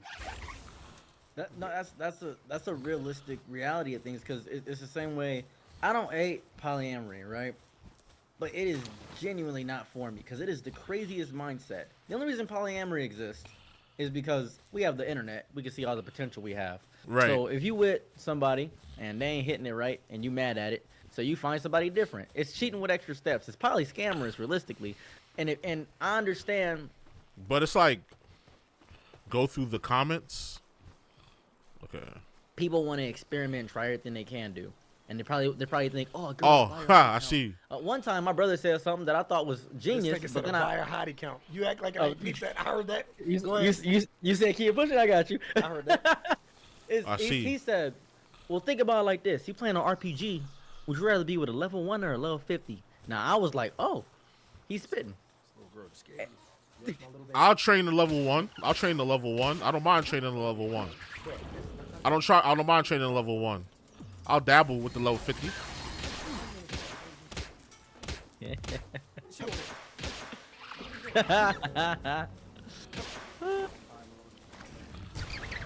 There we go. More power fluids. So we got 4 now. You only get 1 for beating up? Do you want A to say something? Pokemon? Go ahead. Yes. I know what you're going to say. I already know what you're going to say. What you got to say? Go ahead. What you got to say, little girl? Speak up.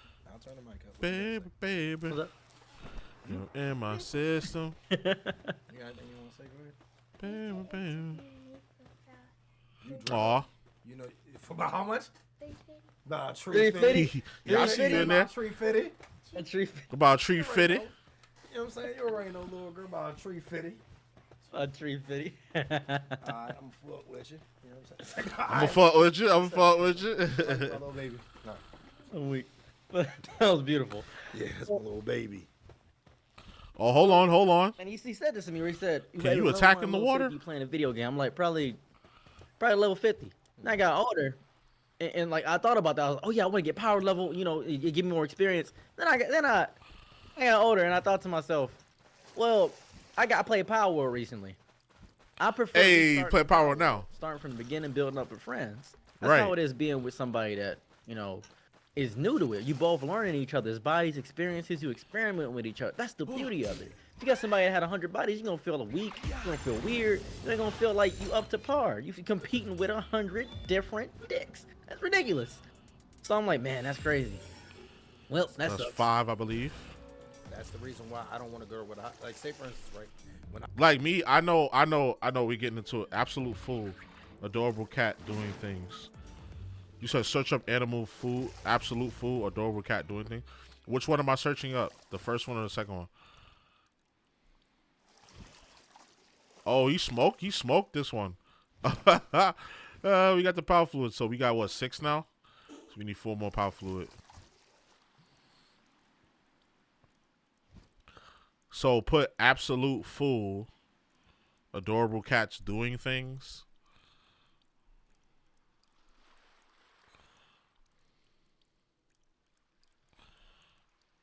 Absolute fool.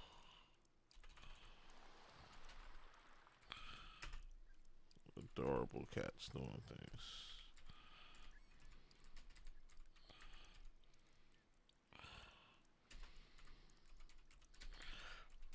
Baby. You're in my system. Is it this one?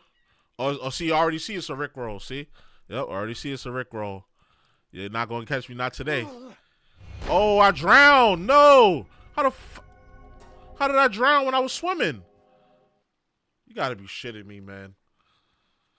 How did I drown when I was swimming, gang? Wow.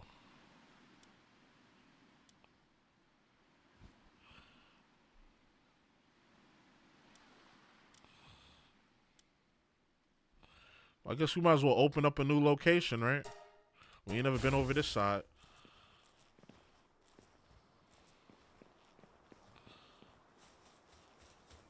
Oh no, I can't even fight right now. Or it wouldn't be, or rather, it wouldn't be smart for me to fight right now. Bread, a megasphere. Oh, I got a megasphere.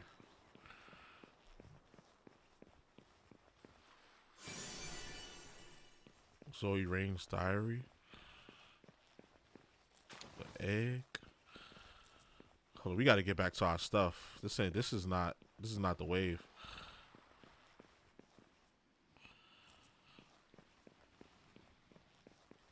You saw it.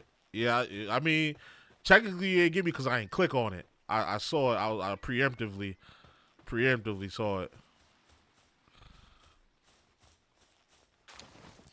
Is there a fast travel spot over here where I can just zip back to, you know what I'm saying? If I look for a fast travel spot over here, I may be able to just fast travel back to the other side.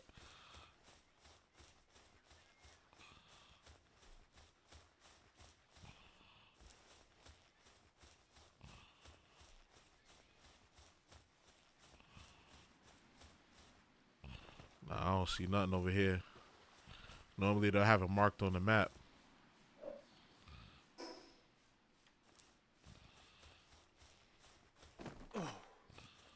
Oh no, I need to let me stop playing because I need to get back before it get dark outside. I need to get my stuff before it gets dark outside. Hell no.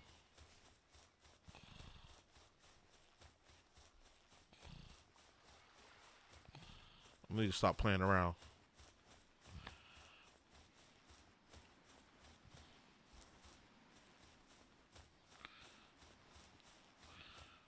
Tell me you miss me. You saw it. Sorry. Nah, you good. Ain't no need to apologize. I dealt with my ex. I was her third person, bro, and it was, I knew it, guaranteed. Like she didn't give head. Like she was very vanilla with everything. You know what I'm saying? She wasn't used to shit, and I was like, yo, I liked it, and that's why I impregnated her. Yo, I gotta go. Then, all right, bro. Mom, it was just like, thank you for pulling up to the stream, man. Appreciate you, man. But it was like, yo, she was holding nigga down while I was locked up, so it was like I just had to give her some complimentary dick. You know what I'm saying? And she ended up getting pregnant, and it was like, yo, damn, like I was like light yagami. I said, get rid of it immediately, bro. I wasn't playing, bro. Where you couldn't have got. I was light yagami. I'm trying to tell you, bro. You know what I'm saying? I was trying to get rid of that motherfucker, but like, you know what I'm saying? It was what it was, but I you know what I'm saying? Now I got 2 kids, 9 months apart. You know what I'm saying? Yeah. Don't make that same mistake, bro. That is a mistake. I got a vasectomy. You can't make that mistake. Well, luckily enough. Yo, I should get one. Why the fuck am I not? You know what I'm saying? But I was about to say, you got 2, so I mean, like at that like point, 5 you more can. daughters. I'm not gonna hold you. Okay, you do. My man said 5 more daughters, and then like 2 more daughters after that. Yeah, you Are you a Christian man? I'm sorry. Is it? Do I look like I'm religious? Oh yeah, I forgot. Yo, there's no way I said that. There's no way I said that. Nigga, I wear this for the bitches. Nigga, everybody about checked out. I wear this for the bitches. Nigga, bro, now why you think I said, do I look like I'm religious? I don't even know I have this. I forgot. Bro, I wear this shit for the bitches. Bro, I dead ass. Nigga, you think I wear this shit because I'm religious? Bro, what? I dead ass wear this shit for the bitches. Bitches love it. Bro, what? They're like, no, oh, you're right. You know, bitches always want a God-fearing man. I ain't a God. I don't fear no nigga. You know what I'm saying, bro? They be like, oh, you're a man of God. What the fuck? No, I'm not. I just bought this shit for like $300. That's it. And I bought this shit just for the bitches. That's it.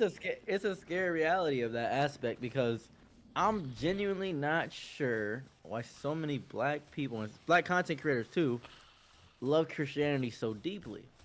I've tried to figure this. Like Corey Kenshin. I mean, that's simple because it's been deeply rooted and ingrained in us from obviously from slavery because we was brought over here. What did the slave master believe in?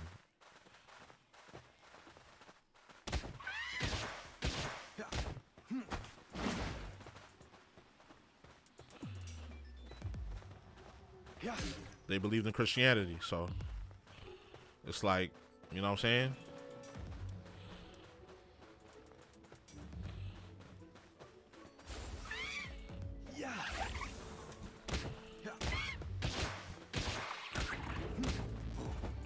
Give me them power fluids. He didn't give any power fluids? Yeah, he did. All right, so I have 6. Okay, I have 7 now. Huge Christian. Now, the slave master believed in Christianity. He passed that down to us. That's not our shit. Christianity's not really our shit. I mean, it's cool if you believe in it, but just understand and know that that's not what we that's not our shit. It's not what we believed in. Messes me up because from I'm from Africa, so from what I understand, Christianity was brought over by colonizers. That's what I understand. It was. Why is it now touted and loved like that? What happened? The way we're raised. It's generationally passed down. Bro, a lot of people, because we talked about this in my community. When I was younger, my aunt used to tell me I'd be on punishment if I don't go to church with her. I hated church. There was no point in me going there because I didn't like it. I was like, yo, I felt like, first of all, I'm watching you. You're like the biggest hypocrite I've ever met. And I'm watching you go to church. I'm imagining that everyone around there is just like you. Plus the pastor, he was a terrible person. You know what I'm saying? There was plenty of people in there that it was like, damn, bro, like drug dealers, all type of shit. And it's like, yo, like what the fuck? Like what is there? What is this? Why am I here? Yeah, why am I here? Like y'all mad fake. Yeah, and I'll be honest, like Christian American people, like those like, I'm not saying all of them because I know some good people that believe in God and stuff like that, and I know that practice Christianity. I believe in God. I feel like you don't have to be a Christian to believe in God. So I believe in God, but I'm not a part of any religion. So yeah. I was like Christian, like some Christian people are some of the most judgmental people I've ever met in my life. And it's crazy that's how that is. Oh, I want to catch you. You're so cute. Spark it. You got it, little buddy. I don't got nothing to catch you with.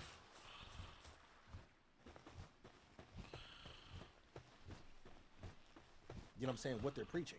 So these videos is going blood right now. We should be Christians and shit as black people. Oh my God. Raised like that. And I was raised to where you're on punishment if you don't go to church. I ain't gonna hold you. I was a youth pastor because they forced me to become a youth pastor when I was growing up. I was like, well, you didn't even want to do confused. I was like, why am I a youth pastor? So, and this will probably close out things here. Just to, we've been going for 2 hours at this point, so I'm gonna close things out with you here on this one. This is the most pivotal and important thing for me, because I think I asked this to most content creators that are black. Resource-wise, the support from your community.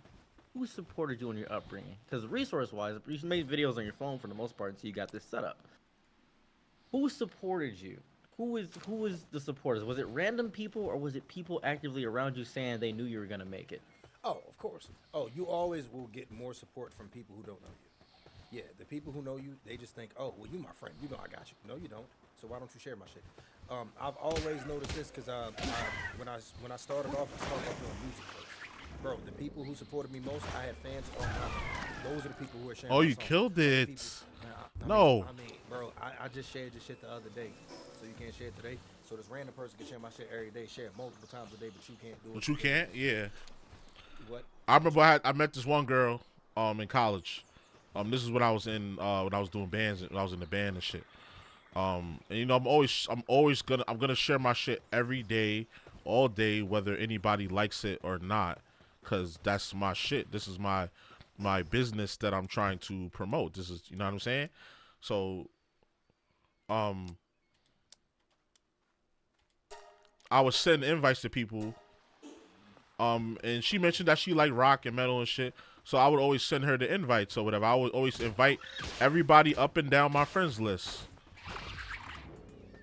I would invite everybody up and down my friends list. So, what she decided to do was not even message me privately. She gonna put it all on my page, like, and with all caps and no, not all caps. I'm not gonna lie. It wasn't all caps, but it had an exclamation point at the end. So that exclamation point on the internet, that means you yelling. So no, and she put no more concert invites. That's how I read it. No more concert invites. That's how I read it. So I was like, cool. And then what I did was I just deleted her. Straight like that. I just deleted her. Then she gonna hit me up like, oh, like, are you serious? It wasn't that deep, blah, blah, blah. And I'm just thinking like, okay, for you, it wasn't that deep. This is my business. This is my livelihood. You know what I'm saying? This is something that I do all the time. You wasn't complaining before, so why are you complaining now? She was just like, oh, it gets annoying. I'm always getting these concert invites. And I'm like, but you express interest in coming to my show, so why wouldn't I send you an invite to these said shows?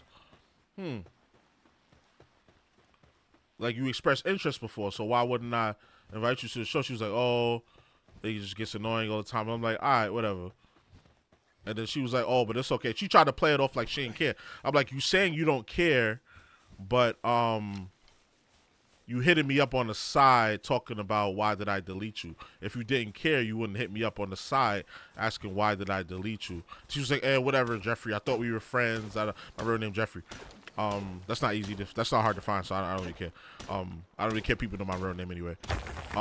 Yeah. So that's fucked up. I'm like, no, you're fucked up because I'm giving you information about something that you claim to have expressed interest in, and then you telling me don't say you nothing, and then you've never came to a show anyway. Are you even really my friend, or are you just entertaining me because I'm giving you attention? You feel what I'm saying? So I never spoke to her again. Like, I don't play that. Like, you're not gonna just use me for attention because we would meet up, we would study together. You know what I'm saying? We would study together. We would go go get lunch together and all that stuff. Like, you're not gonna just use me for my attention and then talk about, oh, don't send me no concert invites. Well, fuck you. Fuck you. Never talk to that bitch again. Oh, it looks like a rare one in the. Looks like a rare. But I can't be in the water. Like, how are these firefoxes able to be in the water? Shouldn't their weakness be water? I don't know. I ain't gonna question it.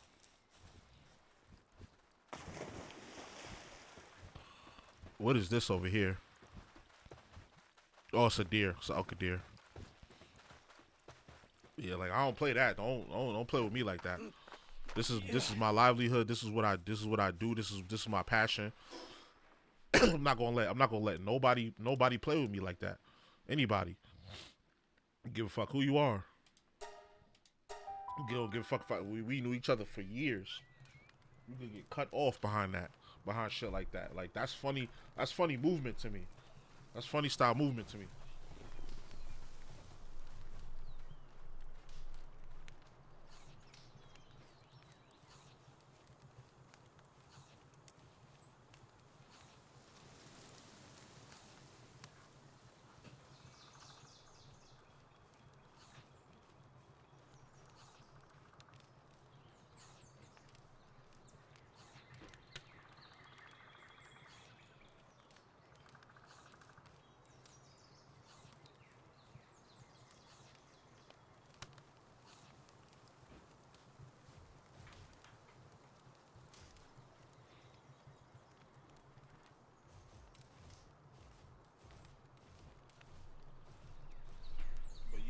But yeah, so circling back to Daquan's point, it's like, if I got thousands of random people that I never met and that I don't know that would share my shit every day, look at all of my videos, pull up to all of my streams, and it doesn't even matter what I'm playing, it's just they here for me because they fuck with me. Why you can't do that, you my friend? Why can't you do that if you my friend? If I ask you to. Especially if I'm asking you for the favor. You can't do that for me? I bet. Say that. Just remember that when you need something. Remember that when you need something. I gotta up my capture power. So that should maybe make me catch pals easier. Now we can make the hot tub. Where will we put the hot tub?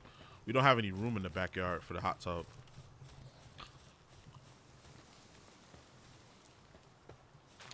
Well, it's just a small little hot tub. I need wood, of course, the most basic.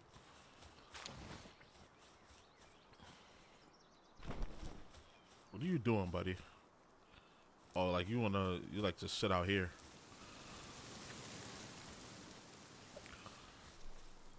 You can share Drake all day. That's one thing I've noticed. Right, you can share Drake. Because it was like, I mean, not growing up, when I was doing music, I kept seeing people posting Drake, and like, you know what I'm saying? When you remember before when people used to post like YouTube links on Twitter for like music and shit, and I'm like, yo, that's crazy because Drake don't need your support. But you post his shit, you can't post mine, who I need it in order for me to make it. I saw that shit so much, bro. Even now to this day, bro. If you go to any of my friends' page, you're not gonna see anyone sharing my shit. But if you go to my fans and shit like that, you go to my community, you'll see them sharing my shit. If you go to my Twitter right now and tell everybody to retweet my shit, at all. Don't even like it. They like my shit on Instagram and everything, but they don't support me as far as like actually supporting me. Bro, none of my friends are subbed to me. Not a single person I know in real life is subbed to me. Nah, I ain't gonna say that. I ain't gonna say that. You'd be surprised at how much I do for niggas. Like, I will say that some of the people that I do know, like, you know, or even people that I've met over the internet and had on the internet for years, they do fuck with the kid. They do, you know, they do be hitting the nigga up like, yo, when the video dropping, when the music dropping, I you know what I'm saying? So I appreciate that. I appreciate when niggas do that, like, for real.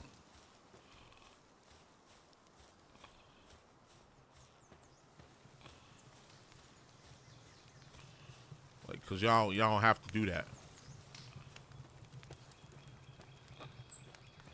I got these eggs I could be incubating.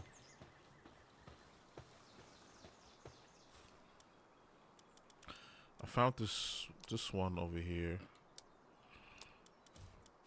We need another incubator. Do we have the materials to make another one?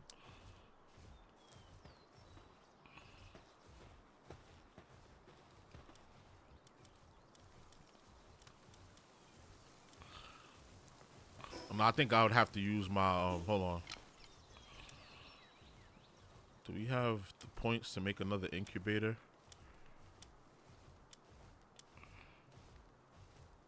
Primitive furnace, egg incubator, ancient civilization parts. See, we ain't got that. We ain't got that. I wouldn't know the first place to get one of those. Okay, we can do the hot spring. Let's do it.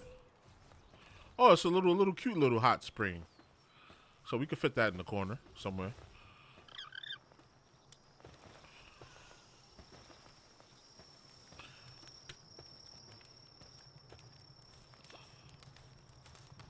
Could definitely fit this hot spring outside. Put it right over here.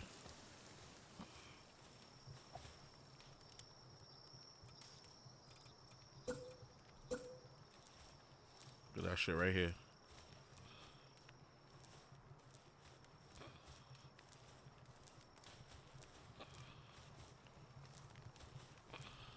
See your number in my phone under Lil Boo. Here we go, build. Got you little niggas a hot tub. And none of y'all want to come help me build it. It's foul. If you in here right now, you know how much I've done for niggas. Niggas don't even pay $5.99 to sub. Dead ass, bro. Niggas ain't support me once. I'm talking about not even 1 month. $5.99 out of 4. Nah, I ain't gonna lie. I ain't gonna lie. Niggas, my boys, we do sub to each other. Whether it's the Amazon sub or dropping that 5. Years that I've been streaming, not $5.99 not one time. You want to know why I easily gave you $350? I thought it's because I just said $350 as a joke. Like, and you see my daughter just said $350. That's just what we say. But want to know why I gave it to you so easily? Because you know I'm broke. Because you're a felon. It's because when I hear you speak, I hear somebody that is the same base as me.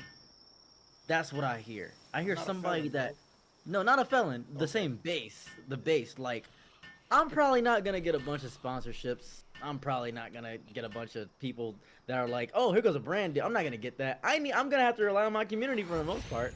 I hear that in your voice, because when I here you go, you when I had 100,000 subscribers on YouTube, I did my first convention. It wasn't my friends, my people from school, because I was in school when this happened.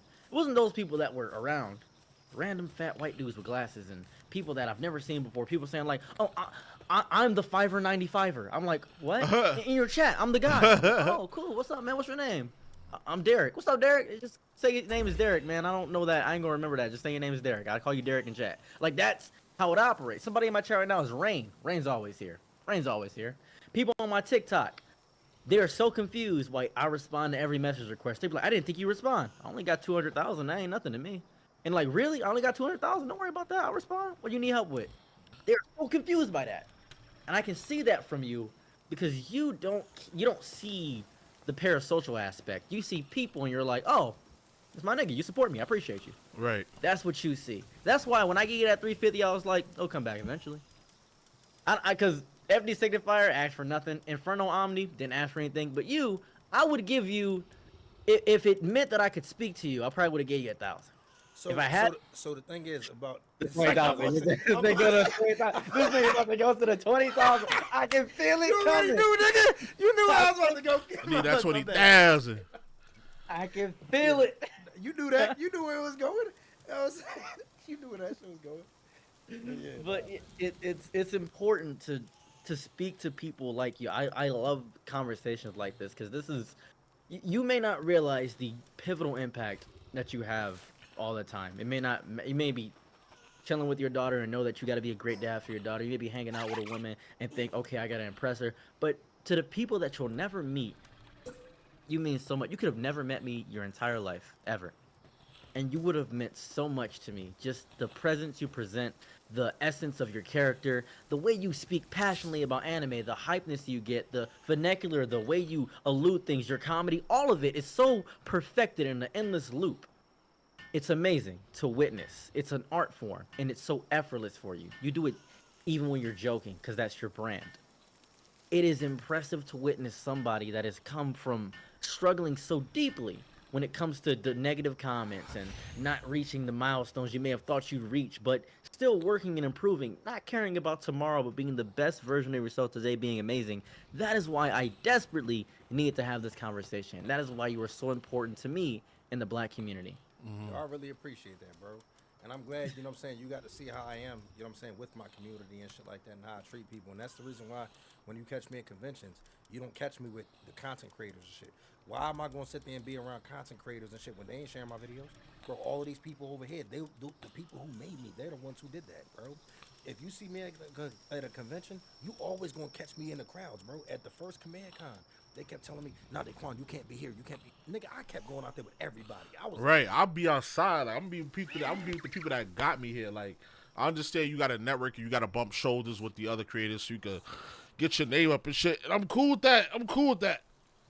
You know, I'm gonna do that, but most of my time is gonna be spent. I'm gonna be in there with the people because I'm one of the people.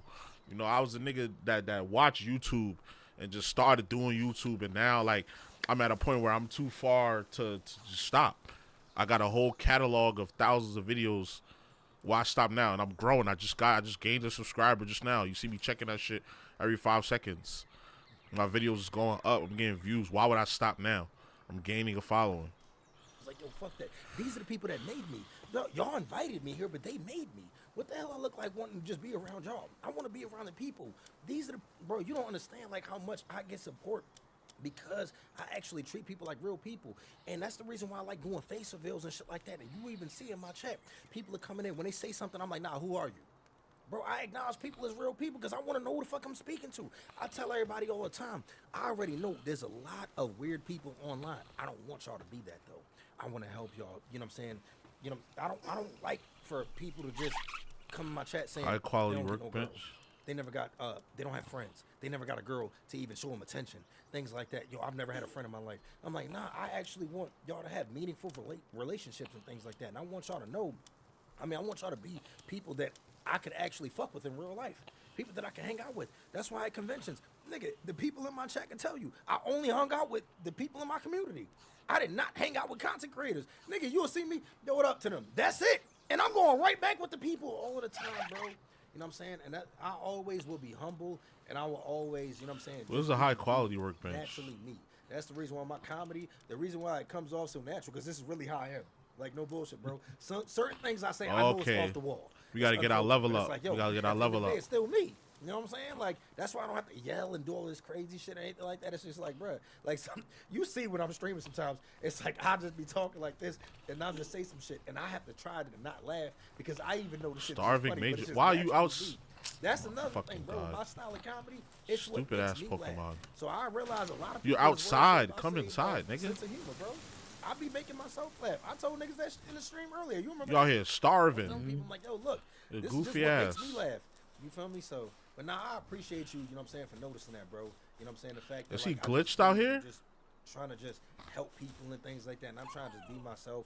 And I acknowledge people as real people rather than like, you know what I'm saying, being a streamer that just getting on here. Yeah. And then going like sub, like, you know how like a lot of people do the sub only chats and shit like that. I don't do Yeah, that that's 'cause a lot of chaotic. people can't pay for it. You feel me? Like, come on, man. A lot of people can't, they ain't got $5.99. It is what it is. I don't want people to think that they're left out. Is he stuck here? It's like, because, I don't know if you even noticed this. You have not referred to, in general, you barely refer to them as just in general chat. You've given them a moniker. Oh, I Yeah. I don't say chat. Yeah. Yeah, I don't say chat. I don't say chat. Niggas tweet and say chat. What do you think about chat? You ain't I streaming. say y'all, Tweet, like- nigga, the fuck? Nigga, I say DSG. I say Every fucking fam time. or gang. That's DSG for life, nigga. Yo, DSG already know, nigga. Rep your set in the chat, nigga. DSG for fucking life. They know it, bro. when my community, we made this shit. I didn't make it, bro. These other niggas got their communities named after them. Bro, it ain't no Daquan. You know how many niggas want to be the Wiltshires? I'm like, y'all not Wiltshires. Hell no. That's my real last name. Nigga, we made this community. We was gonna be either the Animekians or Dark Sand Gang. When niggas made that up, I was like, yo, what the fuck? Niggas in the chat made up all of these factions in the community. It wasn't me saying this shit. Bro, it's certain shit that happened. Nigga, this nigga named SG came out of nowhere and made the gorilla delegation. Like, it's like, bro, it's niggas in my chat that really get to be known, bro. People make a name in the community. It's not like you just go over there and you just watching the streamer. You feel me? It's like you get to hang out. Why you think most of my streams is just me talking? I'm not worried about reactions and shit like that. Like, say for instance, it'd be plenty of times I'm like, damn, bro, we've been on here 4 hours now. We about to finally get to a video. Niggas be like, W 4 hour intro, and it's like, damn, nigga, you think it's an intro? No, we just talking. Like, my 18-hour stream, bro, for 15 hours we talked. We only watched one video for 3 hours, and we only watched it for 3 hours because I couldn't stop talking to niggas. Like, It was. You remind me of I used to do professional Yu-Gi-Oh on Yu-Gi-Oh Master Duel, right? Asian dude was so pissed at me because he kept losing to me. He lost 27 times in a row to me. That's unheard of in Yu-Gi-Oh because it's random cards, nigga. Do better. Yeah. So he lost 27 times, and he was like, "I'm gonna make a collection for you." He made a whole Asian forum. Did they call you that? It was just called Saros the Bitch. That was it. I'd have called you the hard R. Like, I'm not going. It would have been Sarah's. You already know. What's up, bitch ass niggas? Yeah, what's up, bitch ass niggas? I'm trying to tell you, I'd have let it rip on you, bro. I would have said Beyblade status. You bitch ass calling me niggas? Winnie the Pooh's best friend with an N in the front. That's crazy. I'm not playing, bro. I would have called you. No, like, no bullshit. If I was any other race, oh, you got me fucked up if I ain't saying the N-word. Nigga, that's why I love being black, because I'm able to say it. If I was any other race, I'd be calling y'all niggas all the time, bro. Y'all would hate me if I was white, if I was Asian or anything else. Because if I was Latino, y'all wouldn't care. But if y'all would hate me if I was Asian or motherfucking or white, because I'd be calling y'all so many. If I was Asian, nigga, I'd have called you a, you know what I'm saying? Whatever the fuck, brack. And if I was white, Sorry for ammo. What you talking about, bro? Nigga, you come in my store, you better hurry up and buy. Free this Pokemon. You talking about Asian? You say you come in my store, you better hurry up and buy. I'm dead. as fuck at a convention one time because I do a panel where I'm like, why black people love Dragon Ball Z, and I was like, you notice how Vegeta never calls Kakarot by his slave name? Notice that. Slave name, bro. And it was like 10 black people in there, and they went crazy. They started throwing chairs and shit. And one of the white dudes was like, monkeys. It was like, we got freezing in here, guys. Yo, I would have been like, hey, yo, bro, cause like I fuck with it. Like, no bullshit. I don't know why I don't like racism, but I'm cool with it. Like, it's just funny. Like, it's funny, bro. No bullshit. When I see a white person say the hard R, like, definitely when they racist on Twitter, nigga, I be laughing my ass off, bro.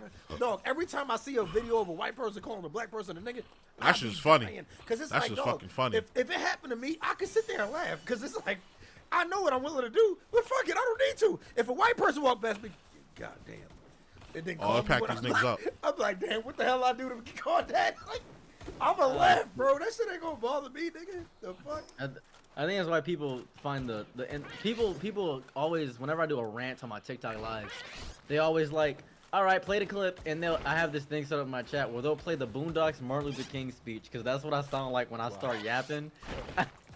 And if you know the Boondocks Martin Luther King speech, it is probably the greatest speech in history, I think. He's like, is that what I got all them ass whoopings for? Hey, that's how you be going off. I'll be going crazy. Yo, hold on, bro. What? Cause like I don't be on TikTok. What's your TikTok? It's Saros the God, right? Saros the guy, yeah. Right, It's Saros the guy. I don't be on TikTok, bro. But I'm just starting to get on there like that. Cause like I wasn't on there for the longest because they kept muting on my videos. If you need help with cause I make $7,000 a month doing TikTok. If you need know help, what I'm about to say. Let a nigga hold like. Let it just look. Let me 50 hold to 50. next Thursday. Let me hold my 50 to next Thursday. Come on, bro. You know that. You know I'm black. Tell you what. I'm gonna do you a solid. After my date, I figure out how much I got. I'm just gonna randomly send, cause I have a roulette on Cash App. Yeah. I have a roulette app on Cash App where I send people random money in my friends list. I'm gonna add you to the friend list. You ain't got and you'll be the first. No. I respect you, cause you are just like me as a nigga. You are. I promise you. Like, it's like I'm speaking to like my big brother or some shit, bro. I promise you. It's like, cause I'm gonna send you 50 as soon as I figure out this date situation. As soon as I get this date, you're gonna be like, "This nigga actually sent 50." You gonna be confused. I appreciate that. Cause bro, you don't understand, A dungeon? bro. This girl named Chloe in my chat. You see her, bro? How rich she is? Level No, 15 and I pet king. always constantly tell her, yo, she'll be like, yo, We I'm could not probably gonna do lie, that. Something is wrong with like the other day. I forgot what she said. Something was wrong. No, today she said something was wrong with something. I said, but Let's it's hit not this wrong fast with the bank travel. account. So like, why don't you just send that 50? No. She said they discontinued their soap. So she suggested this expensive ass soap. She said it cost a few $100s, and then she said they discontinued it. I said, but they ain't discontinued that bank account though. You know what I'm saying? You might want to go ahead and just send that bread over. Look, I think the soap I could buy. You know what I'm saying? But I'm trying to tell you, bro, I be doing the same shit with her all the time, bro. You know what I'm saying? Everybody who come over there, you know what I'm saying, my chat and be talking about some money, I always say the same shit. And I always say, I'm black. Let me borrow something till next Thursday. You know what I'm saying? Let me hold something. Before I forget, this is gonna sound chaotic. I've said so much nonsense about myself. I used to work at a blacksmithing shop, right? And I used to blacksmith. You have a weapon for you. No, we have a special weapon for you. Hold on, it better not be racist. Like, don't. No. It better not be a banana. Like, no, it's a sword. Okay. It's a Dragon Ball Z themed blade. That I believe I had messaged you prior. I had made it. I worked on it for about 6 months to make this blade. If you're gonna be at DreamCon, I will bring it. I don't know because, you know what I'm saying? They ain't invite me. So They didn't invite you yet? No, it ain't yet. Bro, look, I told you, bro. Look, man, you see, put it like this. You see how much I was mentioning the shit earlier, kind of nonstop about I told you, just put it like that. Just, you know what I'm saying? Yeah, I'm not gonna get into it, but you like, I ain't got no problems with them. We have no problems with each other. But just put it like this. You see the difference in that first DreamCon and the last one, right? And you see the people who was at the first two when they first started. Do you see those people anymore? No. Only the people who got what? That's what I'm saying. So yeah, it's just basically like that. So, Yeah, so he's saying they only invited in the clouded people. But I mean with that, it's just like only a certain amount of people can come every year, and you wanna, from a business standpoint, you wanna make the shit as lit as possible. So what do you want to do? You want to have the most lit people there. So if you wasn't as lit as you was last year, you probably not gonna get the invite. Even though you could come through as a guest, you can buy a ticket. But like, I mean, if I'm a content creator of at least Daquan's level or Sarah's level, and niggas ain't invite me, I'm probably not going. I'm gonna keep it a band. I might go out of respect because I fuck with them one time. If I never get an invite after that, I'll probably never go.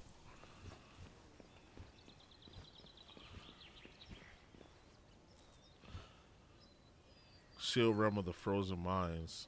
Let's go in the dungeon.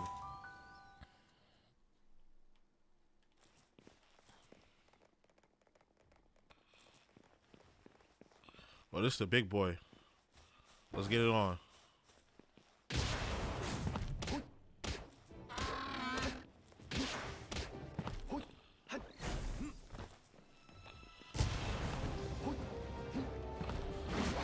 I don't know if I can beat him.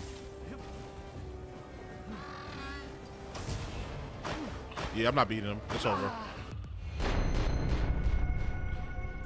I mean, it's you know, it's better to go in there and try than, you know,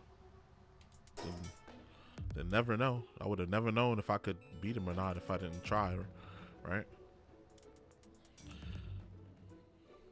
I know you fucking lying. They gonna put me all the way back at my base. You can only respawn at your base.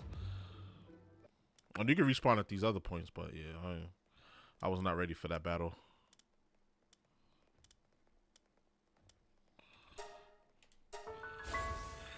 Oh fuck! Where they gonna put my bag at though?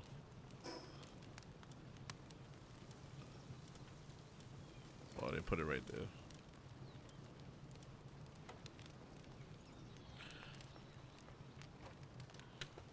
So I'm just trying to train up so I could beat that other syndicate, so I could beat the mission, tutorial mission.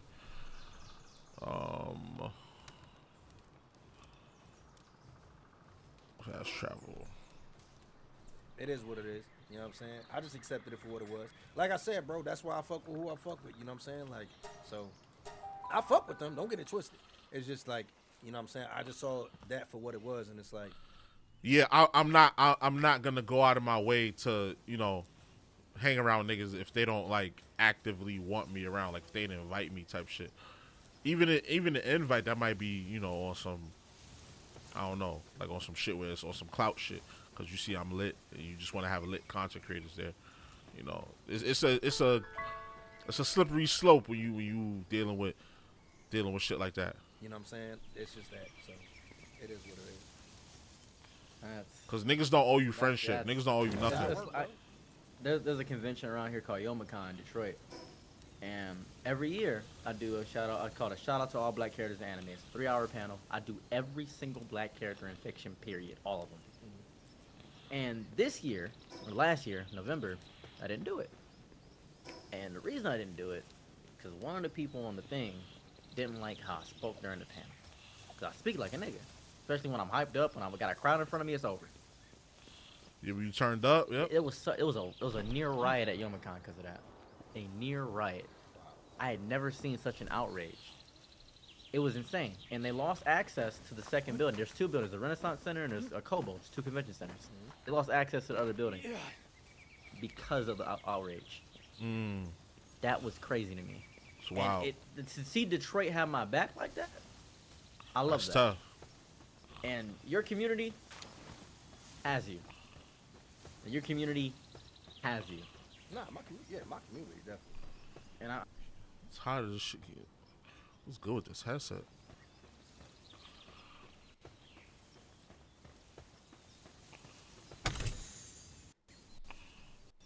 I'm happy about that. That is impressive. I hope to one day, because I gotta start streaming for real. Yeah.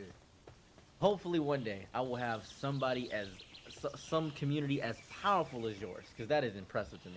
As long as you just, you know what I'm saying, like actually get personal with these people, you will, bro. A lot of, like, you gotta understand, you see most streamers, bro, they don't acknowledge. Waste on my Mega Ball. Come on. I always say DSG, and then I don't just sit there and say, this nigga said this. Fuck. I only say that at the chat going too fast. But for the most part, if I read it, I'm always saying your name. I'm acknowledging you as a person. You know what I'm saying? And it don't matter if you subbed up or not. I'm always just talking to people. Like, yeah, word. Because at the end of the day, that's how I want to be acknowledged. A lot of these streamers, and I don't know if it's like subconsciously or not, they come off very condescending, and it's like, yo, bro, niggas don't have to be here in this chat. Like without your chat, without your people, like you would be working a regular job, or you would have 1 viewer like me or 2 viewers. Like without your community, like niggas need to treat the community with respect. A lot of these streamers come off very condescending, like, oh, I'm supposed to have this, I'm supposed to have that. You know, you only have what you earn.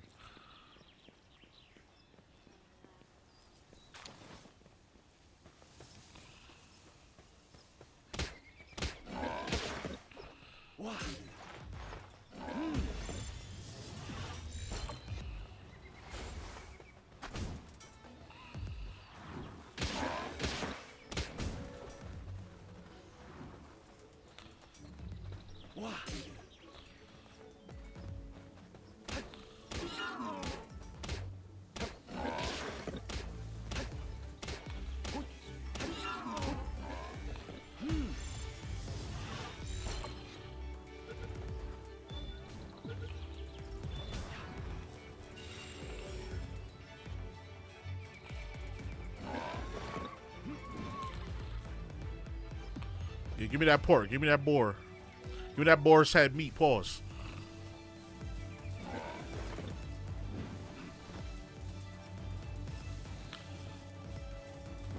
Should I use my spear on him?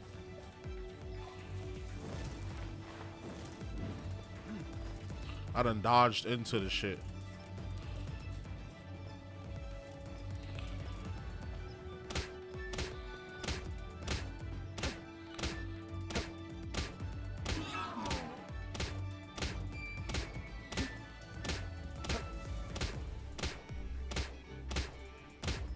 Oh, he's glitched. You tight.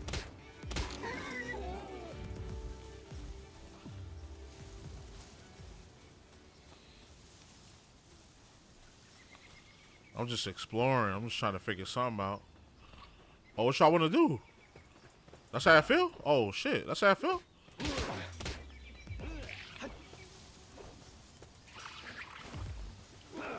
That's why I wish you could let more than one Pokemon out.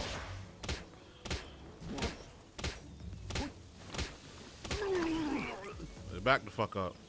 Pussy.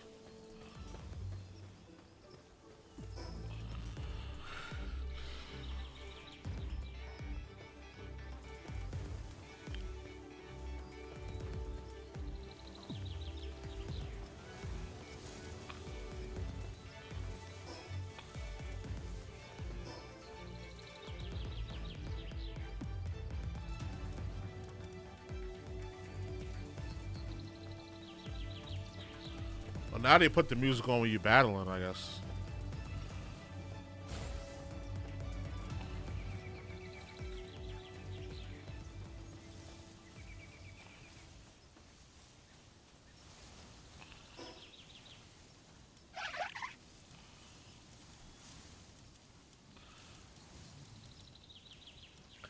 So I need ingot. How do you get ingot? And then I need nails.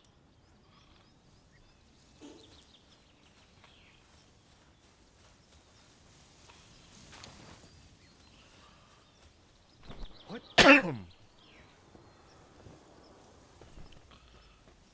I forgot where ingot come from.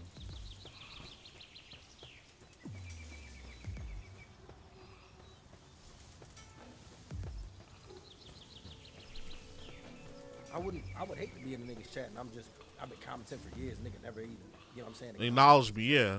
The fuck? As I go on these smaller streamers things, I'll be like, hey man, how you doing? 3 minutes later, they look at it. I can see them looking at it. You know, go back to playing with it. I'm like, motherfucker, get off Pokemon Stadium, you bitch ass nigga, and say hello.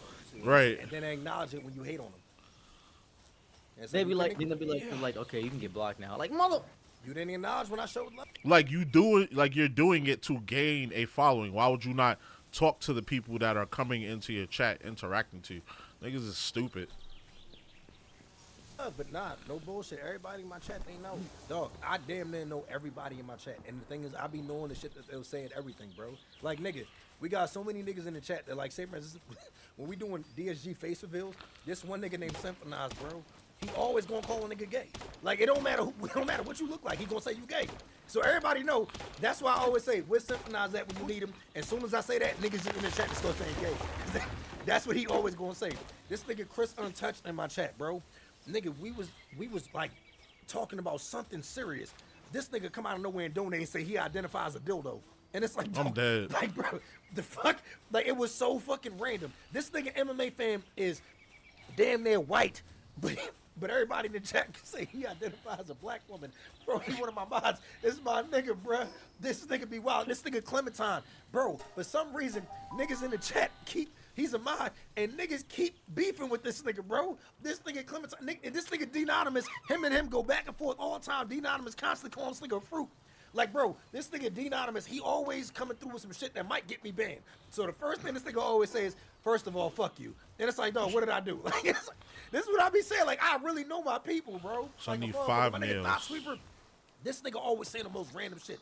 Him and Black Ninja, both of them saying the most random shit, bro. And like I said, the reason why I do face reveals, I really want to get to know people, bro. And that's why I love my community, nigga. If we get to know people like that for real, bro. That shit fun as hell. If you ever come to one of my TikTok lives, what I do all the time is fuck people up all the time. It's called I'll argue the opposite of anything you want. I don't even care what it is. And somebody will come and be like, well, I'm monogamous, and I'll be like, well, polyamory is good because the economy's in shambles and inflation is crazy, and they'll be like, ah, fuck, this nigga spitting, and then another nigga will come in and be like, well, I'm polyamorous. Why would you do that? Why would you want to damage the sanctity? And I'll go nuts. I love doing That's that cool. shit, and That's niggas cool. be like, go ahead. No, go ahead. I'm sorry.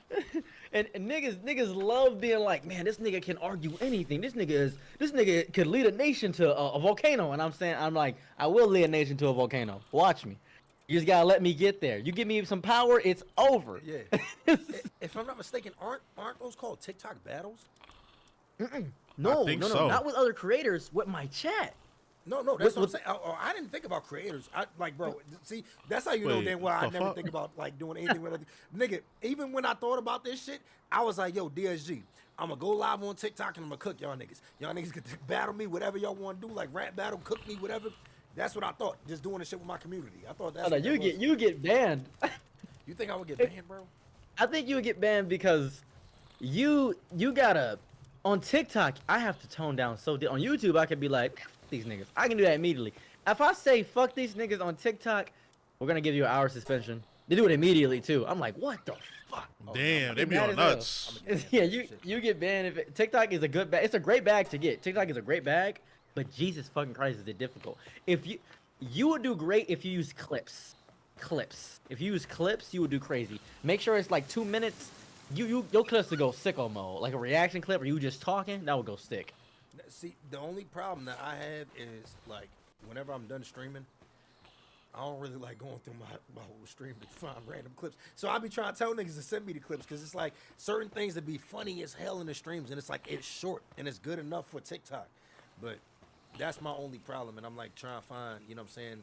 Like, I don't care if somebody else does it on their own TikTok. Like, bro, There we go. if they making the money, it is what it is. It don't matter to me. Just as long as the exposure's getting there to add more people onto the stream. You feel me? I just want to build the community. Here's what I'd imagine would be the best solution. Download OBS Vertical, and whenever you think something intense is about to happen, or you feel that flow, that mania flow, like download OBS Vertical. OBS Vertical is a little app on the side, right? It automatically converts anything you do on your stream into camera mode, like into phone mode. I use that shit. It helped me blow up so Also fast. plug-in. These motherfuckers were like, "Yep, this camera quality is amazing." Because I got a Sony 8. Oh, TikTok does that too. Like if I if I make a clip, right? I can clip it. Like if I clip this, it'll take whatever 30 seconds or whatever. Or it'll take like the last 30 seconds or whatever. And then at the end, you can turn it into a vertical video. That's how my TikTok. I've been putting videos on my TikTok. That's how I've been getting a lot of subs and views lately. Like all of this is probably shorts. Like you see, I got 23K views in the last 48 hours. 91K views in the last 48 hours. If you subtract most of these are short views. Put it like that. Most of these are short views. And I ain't even mad at that. What I gotta do? I gotta build a primitive. Nah, I should probably just break this shit down.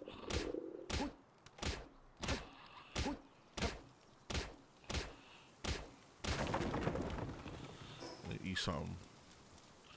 Oh, nah, we gonna cook up this pork. We gonna cook this pork up. Oh yeah. What can you make out of that? A roast? Oh yeah. Give me 2 of those. You want to chef up? 874. Fucking, this is a great camera. Motherfuckers were so excited when I got this. Yeah, your quality. I was gonna ask you earlier. Yeah, this camera quality is fire. Because I'm using a Sony A6000. Yeah, I like it because, like, you know what I'm saying, it's good quality, but you can clearly tell, you know what I'm saying, the difference in our quality. The details on you is crazy. You know what I'm saying? It's a basic lens, Sony A7 IV. And then the focal length.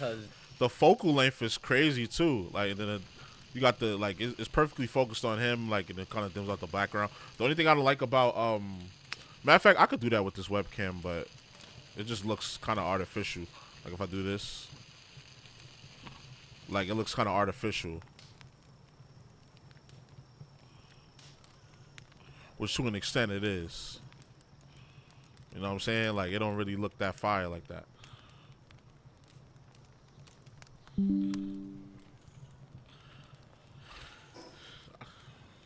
Okay, let me eat up.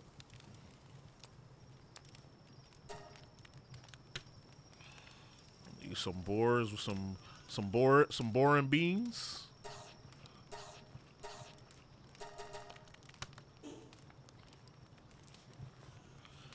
He's extremely unhealthy due to neglect. That nigga's asleep. He's chilling. The fuck are you talking about? I gotta pet him? It's stress eating. Why are you stress eating? Stop eating.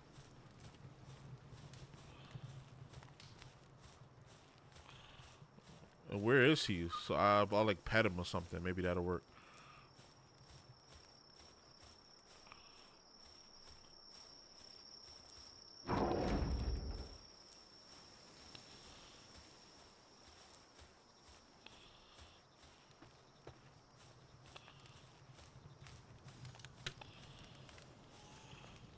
So let me make this high quality workbench real quick.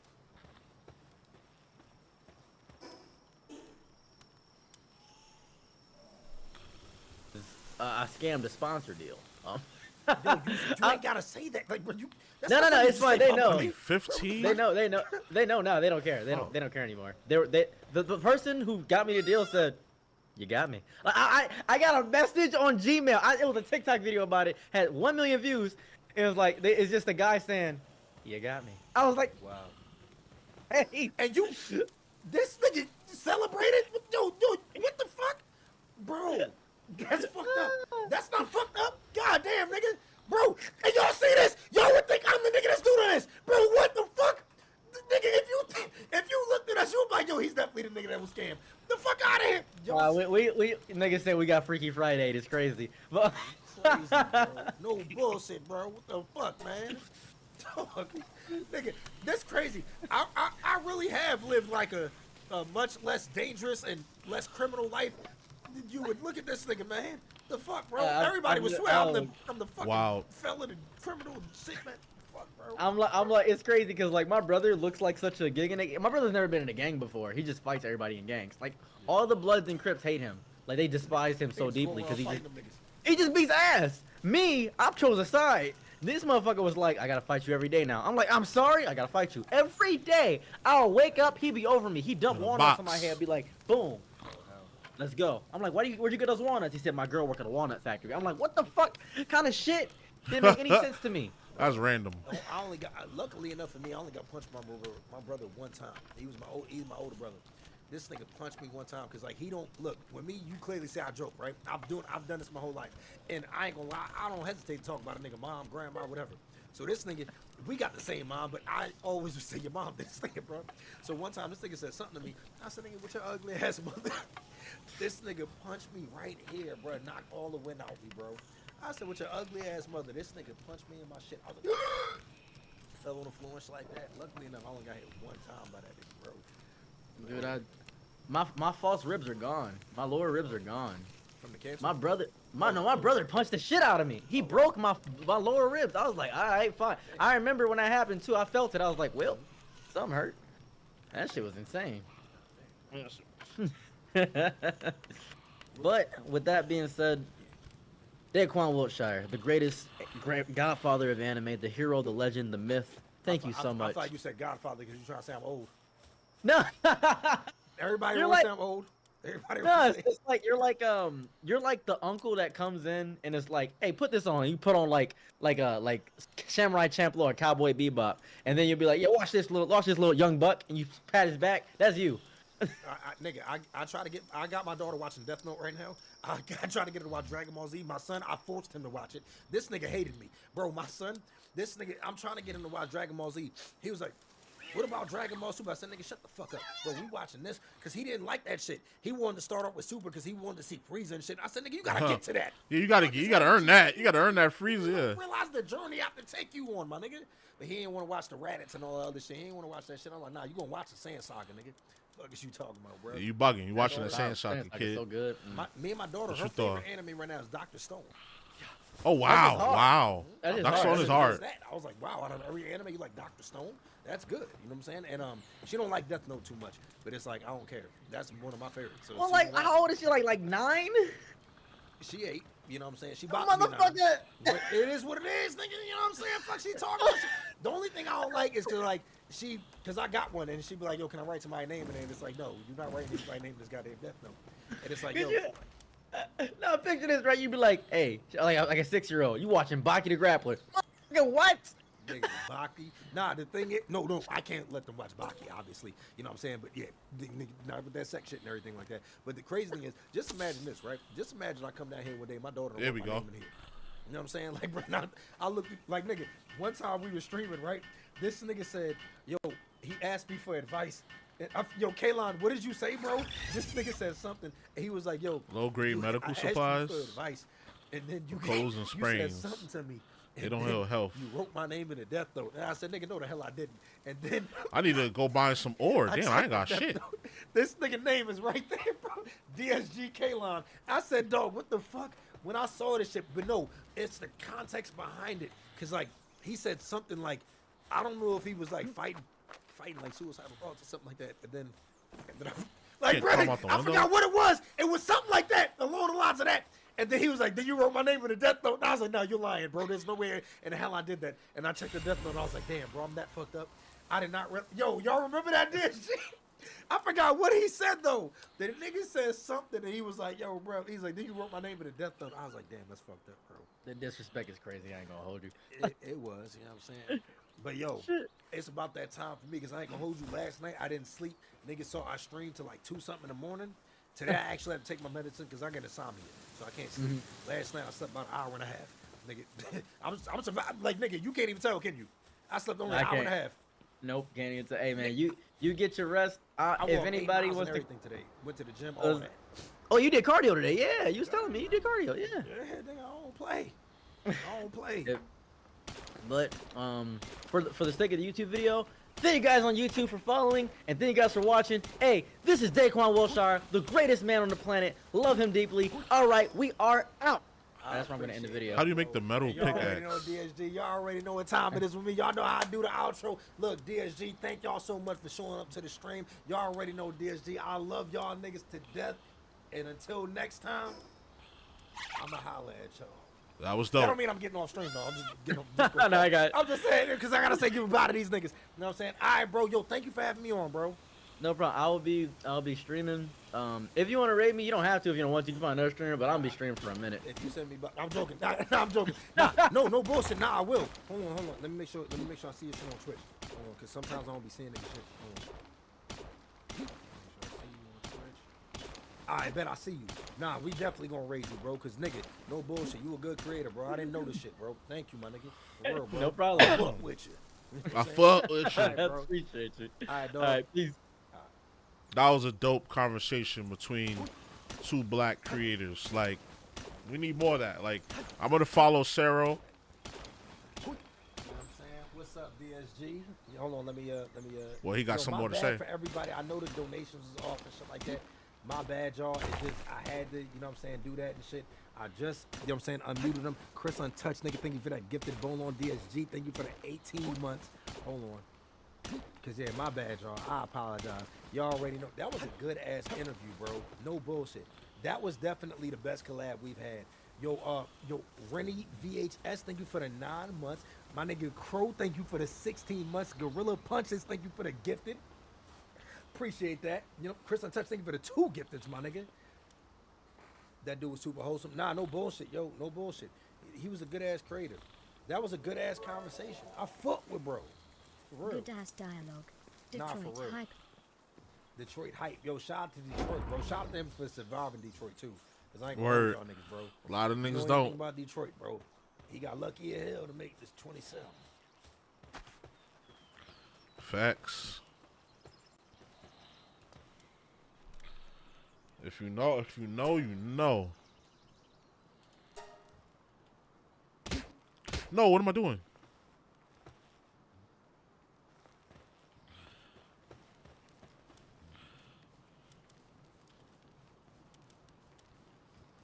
Is he coming over here?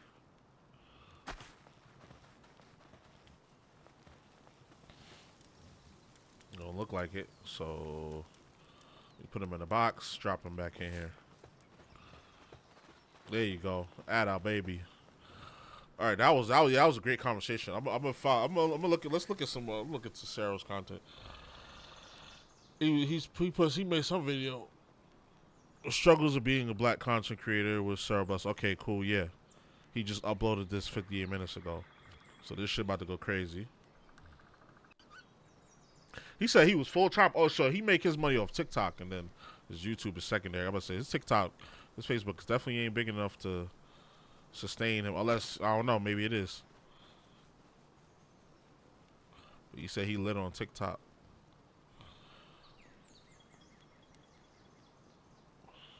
Oh, he did a video FD Signifier too. Yeah, that's cool.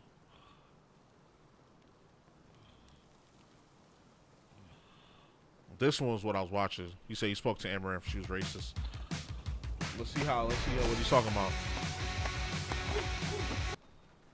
For being a ghetto previously, like a ghetto gang member. Hold on.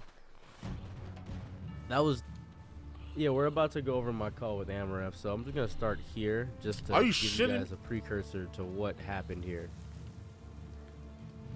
So this is after the call, after we spoke. I just got kicked. The way he speaks makes me feel like he got high and then tried to overcompensate for being a ghetto previously, like a ghetto gang member. Nah, what? That was like her entire. So now you're probably thinking to yourself, how long did we speak? We spoke for. When did we start? When did I get in this call? Right about here. I got the bow and arrow. So like 15, 14-ish minutes. As soon as I got in there, she kind of insulted me. Oh, that's because I ran down on their set. That's why. 14. So now they running down on my set. She's blowing her nose. All right, y'all gangsters. I comment, get Saros the God in there, and then she does this. Dragging Saros? Saros the God? He's on 14. So, immediately we're starting off on no good footing here. Stupid. Maybe it's because she's been speaking to weirdos all day. I always give people the benefit of the doubt. She was speaking to weirdos all day, just psychopaths. I was listening to. What her is she calls. doing? She does viewer calls like every day, and these guys, they come in and ask like horrible questions, like the worst questions on the planet. Like, is your father still alive? Would you sleep with your father? There's one more. Would you sleep with your mother? Just weird questions. Very weird questions, and I can understand how annoying and draining that gets. I'm just one of thousands in the large scheme of things, to be quite fair with you. So let's continue. Hello? Sound 14. What's up, what? Sound 14. Yeah, Good you do evening. sound 14. So, beginning, we start off. So the and strongest one stay it's behind. Confrontational immediately. Not gonna lie to you. I say greetings and salutations. That's kind of how I greet people. Greetings and salutations. Hey, yo, she's doing like this what did he fake glitch therapy to? thing where she does like a therapy session, like her entire thing. So, and I'm asking the question of how do you deal with boredom, like genuine boredom, because I've reached a plateau in my life where I'm kind of famous on TikTok. So I get a bunch of messages all day, and I'm trying to differentiate how to find out who my friends are. That's kind of the main basis of the call. So let's get into it a little bit. Do a large amount of fame on TikTok and other social medias, and a large amount of people in my closer friend groups have tried to get closer to me now. They're starting to reach out for collabs, and Right. I don't feel connected to these people at all. I don't feel as though I have a general connection with anyone in that zeitgeist. I feel like they're using me. You know in why? Why is that? Because you use TikTok. It's because I use TikTok. Yep. So she's insulting the entire platform of TikTok, and I understand. I'm going to post this on YouTube. I understand the hate for TikTok, but it's the world's biggest platform. Hating TikTok reminds me of when my parents hated Facebook, or when they hated IMVU, or when they hated MapleStory. It feels very boomery. Like, you're using TikTok. That's a platform It's giving for, boomer. children and kids. Grown people use TikTok. Grown people sell their products on TikTok. There's a TikTok shop. There's a lot about TikTok that I didn't know you could do, and you can make money off of TikTok. You can make more money off of TikTok than you can off YouTube for the most part. And it's easier to find an audience because I don't know. That's not what I heard. That's not what I heard from people who make money. They showed me their actual check, and they said that it wasn't like they got like 1 million something views and only got like two racks. Like if you get 1 million views on YouTube, like you're gonna get way more than. They have several million. They have several million. And they only got like 2 racks. So I know if you do that on YouTube, you get in the bag. You're getting like at least 4. the discoverability on TikTok is much easier than it is on YouTube. Their algorithm is amazing. That's and to just discredit that is disgusting. And then she says something hyper contradictory going forward. 100%. But how old are you? I'm 27. Yeah, 27 and using TikToks must be really fucking disconnected feeling makes sense. Didn't even it feels condescending. Yeah, she's being like mad condescending. Hey, I'm not yo, sure why that is. yo, didn't I just say that earlier in the stream? Like, yo, these people talk because they're making so much money and they got hundreds and thousands of people in their chat being yes men and all that, yes women and all that. Like that ego go to their head and they think that they the butt, they think they the shit and the fart. Like that's crazy to me. Like you see how she's talking to him? Like that's crazy. We just started talking. I've done nothing yet. I've done genuinely nothing yet. No, it's not even in that capacity. It's the capacity of it has now become my livelihood. At the current moment, I think I stand to make $6,000 a month just by using TikTok and things of that variety. And now I quit my job and it's become my livelihood. $6,000 a month? People That's have reached out to me, pretty good. companies and sponsors, and it's hard navigating this new landscape, and everyone is seemingly becoming boring. $6 a month, yeah. That's scary. I mean, that's like, I mean, I ain't gonna say how much I make, but like, I make good money, and you know, I know $6,000 a month is enough to live off of in a lot of cities. And mind you, I'm in New York, so $6,000 a month, that's ain't nothing to sneeze at. That you just quit. What was your other job that you quit? I worked at Amazon. I worked in the warehouse. Oh, okay. Well, you're not losing much, I guess. No, not at all. It was Okay, only that's fine. $13 an hour. Yeah. I would just, if I were you though, I would look for like a better job, like a normie job too. This is what agitates me a little bit. The idea of not following your dreams, the concept of it. It's like, oh, you should just keep a regular job as well. I always go, and that's genuinely okay advice.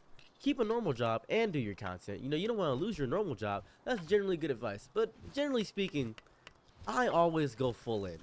I always do. And that's genuinely solid advice to give somebody, right? Mm-hmm. Hey, listen, you don't want to quit your regular job to go all in on this content creation thing because it doesn't always work. Fair. True. Very Very true. fair analysis. Very true. Very fair assessment. No issues there. But her entire livelihood is this. She's very lucky to be in a position she's in. She understands Well, that. you I'm can't glad compare she yourself to her. understands that. But like, I want You to can't compare yourself to her because you know why? Because she's smurfing. Like, if you don't know what smurfing is, that's like when you go into a lobby with a strong ass character and you face a bunch of weak ass people. Like you're an OnlyFans girl on Twitch.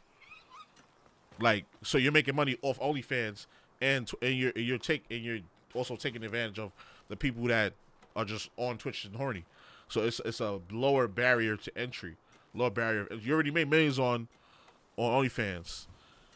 But I feel like that came from the notoriety she got from being on Twitch, if that makes sense. So you funneling people over from the Twitch. They want the spicy links because you're dressing most of the time half naked on stream and you're shaking your ass and all that shit and doing hot tub streams.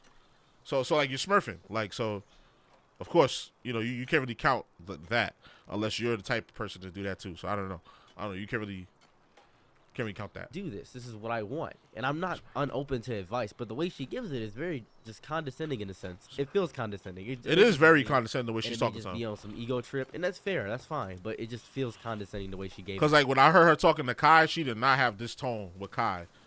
Like, because she know Kai's up there in the millions where she at.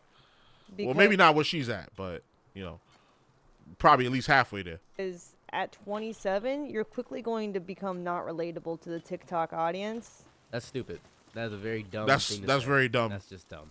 That is just... I see old people on She there, doesn't hella know my relatable. content, she doesn't know what I do, has no idea if it's... Because what I do is just stories. I just tell stories on TikTok. It doesn't matter about the relatability of the story. It's just stories. They like my stories. They like the way I speak. That's simply it. And TikTok itself is unstable. As if Kick, Twitch, and YouTube... Everything, are that whole more thing stable is than TikTok. unstable. as Unless a- you touch as- your as a M's. career. Unless you touch your M's. I also Long get term.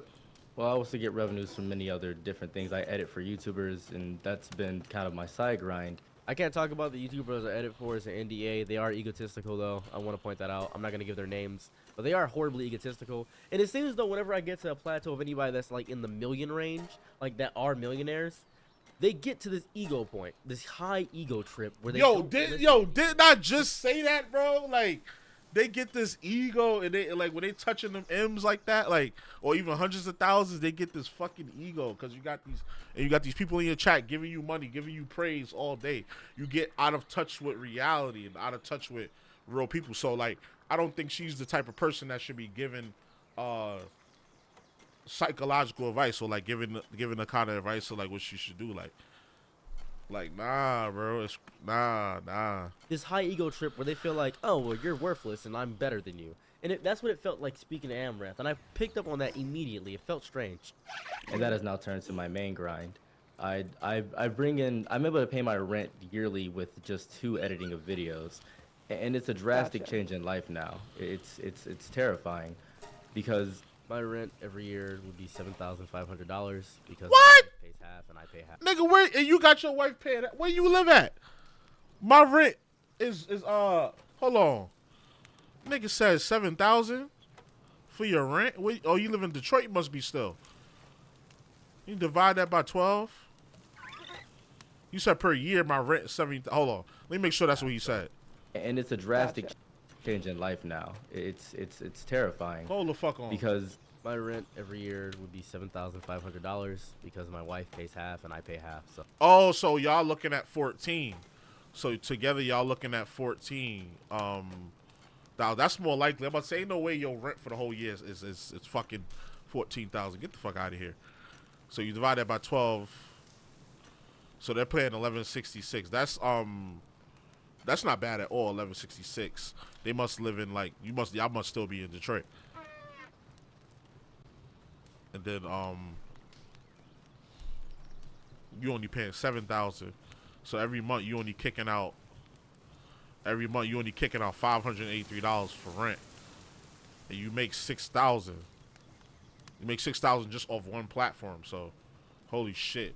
This nigga getting to the fucking bag. So that's what I'm able to do with.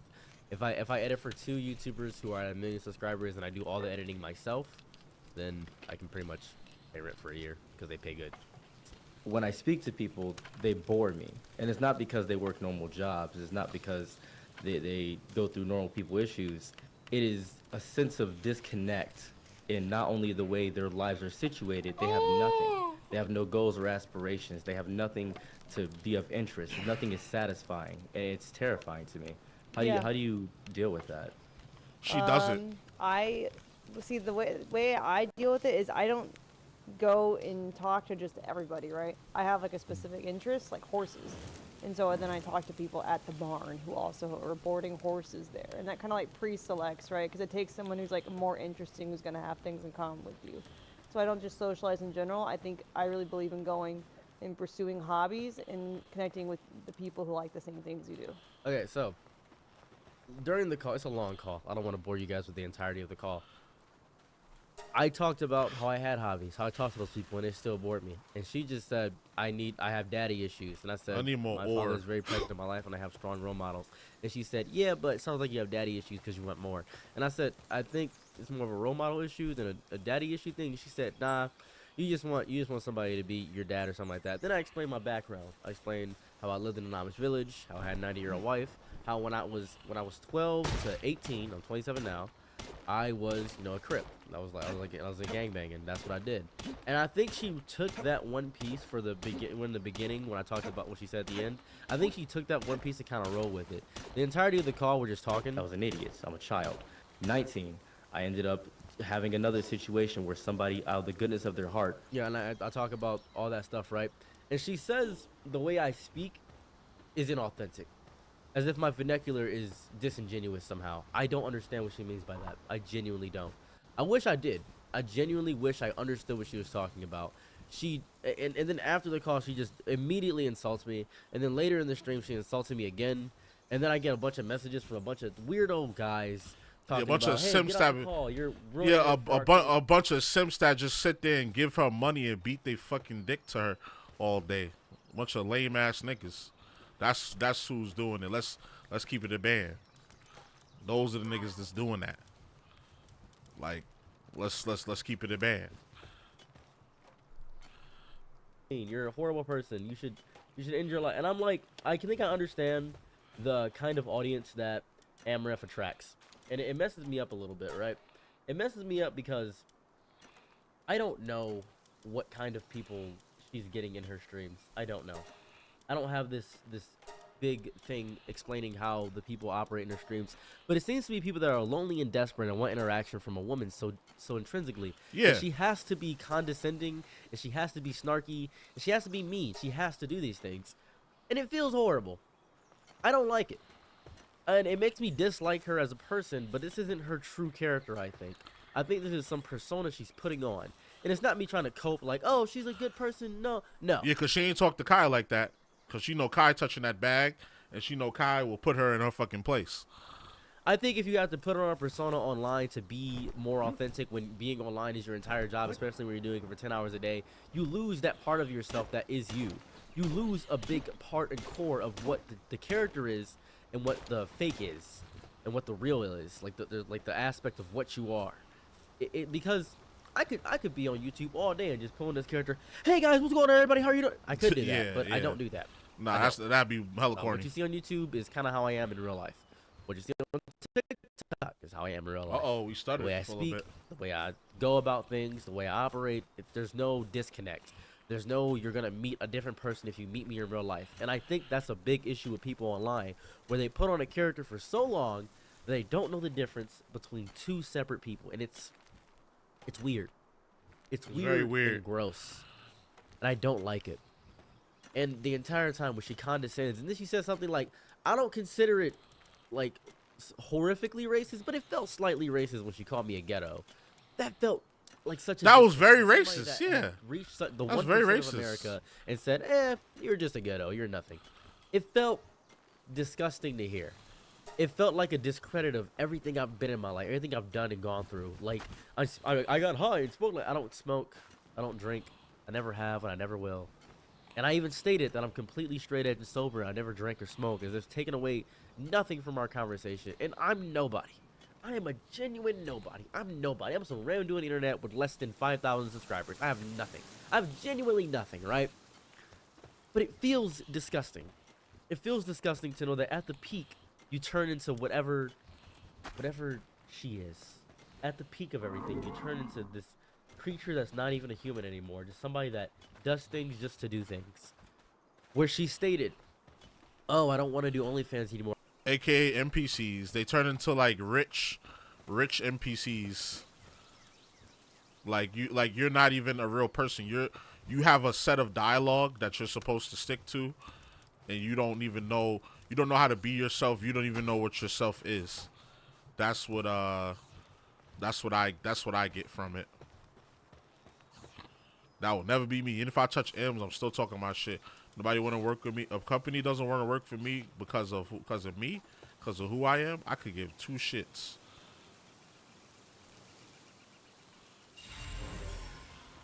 I don't want to have to work with a company if I got to be fake. Or I can finally do what I'm passionate about and still does OnlyFans stuff. And I'm not discrediting people that do OnlyFans. No, I'm not doing that. I'm never going to do that. That's not me as a human. However, if you state adamantly that, oh, I don't want to be a McDonald's employee, I want to work as an electrician, and you don't pick up the trade to become an electrician, even if you have the money of being an electrician, even if you have the freedom and financial freedom to do that, and you still choose to be a McDonald's employee, then maybe you really like being a McDonald's employee. Maybe you enjoy that. Maybe that's the reality of the situation. Oh, my ex abused me into this. And I thought, because I never watched Amaranth before this. As a matter of fact, I don't watch Amaranth, period. I don't. I just wanted to speak to somebody who was, I tried to clout chase. That's what I tried to do. I'm not going to lie to anybody. Ain't nothing wrong with And that. I spoke to her. What's the name of the game? And I understood one thing. She'll do anything for money. She's just doing this because she likes the public attention. That's all she's doing it for. It's disgusting, it's weird, and it's stupid. And I did the same thing. I like public attention too. I agree. I 100%. If I was at her plateau and standpoint, I'm not sure if I would be any different. I don't know. Yeah. But man, does it feel gross. Man, does it feel gross. I feel you on that, gang. If I was in a position, I could still I could say confidently that I would not, you know, like, I get annoyed when I can't be myself. I get annoyed when I can't be myself. I have to be myself. Granted, there's times where you got to code switch, you got to do the right thing, you got to act a certain way, you know, but I hate when I have to, when I can't, when I feel like I'm in a place where I can't be myself.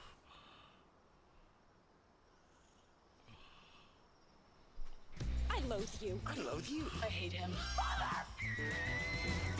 Hey, love Grant. Hulu You nasty. You got nastier. and Disney Plus. It's a dream come true. I can't run because I got too much stuff on me. Sometimes opposites do attract. We are just two people who weren't meant to fall in love. Yeah, here we are. Okay, yeah, I'll give you the entire story. Since you guys want the entire story, I'll give you the entire whole kit and caboodle. That's what you'll get. So, Hey. when I was 18, I was a gangbanger. I was a crip. I was slinging drugs. I was He selling was big low. horrifying things to people on the street. That's exactly what I was doing. I'm not going to read chat for the duration of this story, so comment whatever you want. I don't care. Anyways, so my mom was like, oh, I can't have you in my house. So she kicked me out. Reasonably so. I was mean. You was I was wildin'. spiteful. I was angry towards her. I was vitriol. I was just ignorant. Vitriolic. Truly and horribly so. And I was homeless. 18. Homeless. Not freshly 18. I just got done having a birthday party at Chuck E. Cheese. And I was happy because, you know, I just beat, you know, leukemia. Life was good. Physical therapy was going well. I was having a wonderful time. But ended up just getting kicked out the house. And I was like, well, Jay Willikers, looks like I'm on the streets. My birthday's around August, so it was getting colder. So I needed to find a place to live. I needed to find a place to stay. I didn't want to be out in the cold. I stayed behind a bakery, and the bakery ended up tossing out their day-olds. I ate their day-olds, which was pretty nice. Eating the day-olds at the bakery got me through everything. So Your ass I up. was happy there. But in the meantime, between time, I need to figure out a way to Matter of fact, let bathe me lay myself. down, I guess. I would go to Planet Fitness, and I would make sure I had my, you know, hits washed. I was pretty chill, pretty cool. Had that $10 membership, pretty nice. I'll spend all day begging on the side of the highways or at little mini malls. Pretty nice time. I think I rounded out about $80 a day, which is pretty good. If I begged for 7 hours, I got $80. So that was pretty nice. Random days, sometimes I get 300, which is pretty cool. Oh, thank you for subscribing. I appreciate that. So that's what genuinely happened there for the most part. Pretty cool, pretty nice, pretty fun, pretty efficient. Nothing insane there. So, how did I end up being married to a 90-year-old lady? How did that happen? So this is the whole situation of what happened. I ended up visiting the hospital a lot. Talked to a bunch of old people. I talked to a guy named Rodney. Talked to Rupert. Talked to Deirdre. Talked to all these amazing people. And then, that's where I met a woman who would become my wife. Spoke to her for like 2 weeks. I walked up in there one day, and she was like, do I know you? And I said, you could? And she said, oh, well, go ahead and pop a squat. And I was like, oh, cool. And I just began to speak to her. She told me about her life, her story, her journey, her adventures. I just learned a lot about this woman. And I told her about what I did. It was like two different lives. She was a Republican woman, essentially, and I was just a nigga. I was just some nigga. That's all I was. So that was pretty fun. That was pretty cool. Had a fun time doing that. That was pretty efficient for me. After about 2 weeks, she said, I don't want to die alone. And I learned about her grandchildren, about how her grandchildren were exploiting her. The reason she was even in the hospital is because her grandchildren tried to literally poison her. And I was like, well, that sucks. What do you want me to do about it? She said, I don't want to be alone. Would you like to live with me? And I said, oh, a free place to stay? That'd be great. She said, there's a stipulation to it, though. I said, a stipulation? She said, you got to marry me. And I said, you have a house? She said, yes. And I said, well, as long as you have a house, I really don't care. So, ended up staying with her, and it was spectacular. It was amazing. I checked her out the hospital. After I checked out the hospital, we stayed together. We lived together. We were married. We got married immediately afterwards because she wanted to marry me. She didn't want to be alone. That was her biggest concern. She got old enough to the point where she didn't want to be alone. And she hadn't been with anybody for a long time. Probably about 20-ish years she had not been with somebody. So I was like her last beacon of hope. She was too old to date, go on dating apps and things of that variety. And she said, look at it this way. Even if you hate being with me, you still get a bunch of money out of this. And I'm like, well, you're not wrong. So we just enjoyed each other's company. Most of the days we, cooked with each other. We watched Fresh Prince of Bel-Air. She had a bunch of cats and dogs in her house. It was really, really nice. We traveled. We went hiking. We went like sledding. We had a bunch of fun. And everybody always says, how did a 90-year-old lady go sledding? She was fit. She worked out. That's the simple part about that. She just worked out. She did activities. You can, when you get older, your life isn't over. I don't know if you know that. When you get older, your life is not over. You can still do activities. You can still do things. That's a realistic thing you can do. I don't know if you know that. It's very realistic. It's very reasonable. Well, you niggas ate all the food. Activities. So after that whole situation, after that whole kick, can and caboodle, she ended up passing after 2 months. So the 2 months passed. She passed. And we were just married for a short amount of time. I didn't meet her grandchildren during the entire duration of our marriage. And she took my last name. So I was like, oh, okay. When she passed, we were watching The Fresh Prince of Bel-Air and Family Matters back to back. So we were watching Fresh Prince of Bel-Air and Family Matters back to back. And she said she was very cold. And I said, oh, well, would you like to take a shower? She said, yeah, I'll take a shower alone. Like 2 hours passed, she was in the shower. It was like searing hot. Like searing hot heat in the shower. I burnt my hand. I was like, what's going on? Why is it so hot? She said, I just want to lay here for a moment. And I said, you can lay here for a moment. She said, I just want to lay here for a moment. Nah, she knew. She knew it was and up. the water was searing hot. Her skin was like burning, but she was cold. And I was like, oh. I was getting scared. I was like, do you want to go to the hospital? She said, no. I think I know what this is. I think when you get closer to the end times, you kind of feel when your life begins to fade. When you feel like when it's over. You can feel when that's about to happen. I think that was her moment when she felt like it was about to happen. She knew, yeah. So I got her out the bathtub. I put her in the bed. We just laid there. Family Matters. Fresh Prince of Bel-Air. And I think 3 hours passed, and I asked her how she felt about Steve Urkel, because I was curious how she felt about Stefan and Steve Urkel. I was just trying to make conversation, and she didn't respond. I thought she was asleep. And then I felt like a liquid coming down my leg. She was voiding her bowels. I looked her in the eyes, and they were sunken. I didn't know how much time had passed, but I did cry for like 22 hours. I cried for a long time. Long time before I called the ambulance. I just stayed there holding her, just crying and wailing. I was upset. I was very upset. I thought this would last for a few much longer. I was actually experiencing an actually decent relationship with somebody that was worldly and cultured. I was very happy Where's the little in green the dude? relationship. But that's not how reality works. You don't get your cake and eat it too. Afterwards, called the ambulance, and she had passed. I ended up getting the house. I gave the animals to some of my friends and to some humane society because I couldn't take care of all those animals. And I ended up getting a large amount of money. And I organized the funeral, and that's where I met the grandchildren. This is the start point where everybody judges me here. I was at the funeral, and nobody knew who I was. I thought I was just some random black guy, maybe a friend of somebody that was a friend of there, maybe a friend of one of the grandchildren, something like that. Nobody You knew was who a I whole was. husband. You don't question people who show up at the funeral because you don't know who they know. Like, that's a weird thing to do. Like, who do you know here? Like, don't ask that question. That's a weird thing to ask. Yeah, especially at a Anyways, funeral. I go up and give a eulogy, and I give my name, and I tell who I am. The grandchildren are offended. They're upset. They end up trying to sue me over this whole situation. They end up getting mad, trying to sue me.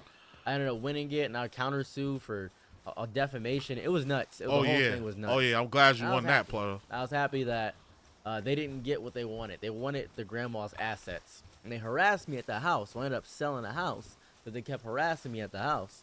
So I had a large amount of money. And I wasted it all. Everybody always says, how did you waste it on drugs, drinking, smoking? I've never drank, never smoked once in my life. Never have, and I never will. I gave it to whoever asked. My friends, I helped their lives out tremendously. You just gave it all I gave away. money to anybody that passed by. I just gave money to people. That's all I did. Help people out. It was really fun. After that, though, that's where life took a big plummet because I was emotionally distressed. I was sad about everything. But people always ask me, they're like, are you the guy that married the old lady? Are you this guy or the person? I am. And to alleviate any questions that may pop up, just to alleviate things, everybody always says this. You got any pictures? I was homeless. prior to meeting this woman, I didn't have a phone. No, I didn't take pictures. And she was old. She didn't know how to use a computer. She didn't know how to take pictures. She didn't know any of that. I don't have any physical pictures. Not everybody takes pictures. I don't know if you know that. Not everybody thinks to capture a moment. My thought process wasn't, oh, I need to capture this, because I'm fresh off of being a drug dealer.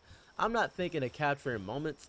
I never would do that, ever. I would never do that. I would never be like, just got done with a drug deal, take a picture. I wouldn't do that. That's ridiculous. That's the stupidest thing I ever heard. And here goes people trying to figure out, like, oh, we got to figure out the marriage license, the marriage certificate. You guys want to be too deep into my life. Granted, I'm giving you a small smidgen of what happened in my life. This is a small piece of my life because I mentioned it before. And I gave the whole story at one point. This is me giving the whole story yet again. This is me explaining what happened. This is me explaining the situation. That's what's going on. I don't care if you ask questions, because people will continue to ask questions, because it doesn't matter. People are going to keep asking questions even if I pull this video out. It doesn't matter. Just have the courtesy to just be reasonable and think about it for like 2 seconds. I know you won't, but just think about it for like 2 seconds, please. That's a crazy story. I'm gonna watch this FD6 the Firewall. That's on the So, Alright, so go ahead. you were talking about how I hit him with the hook once I got a foothold, and I stopped being so nice. And I'm happy you caught that, because I feared, like, one of my, I just dropped the video yesterday. I don't know if you caught it yet. Oh, I've watched. And I watched the yeah.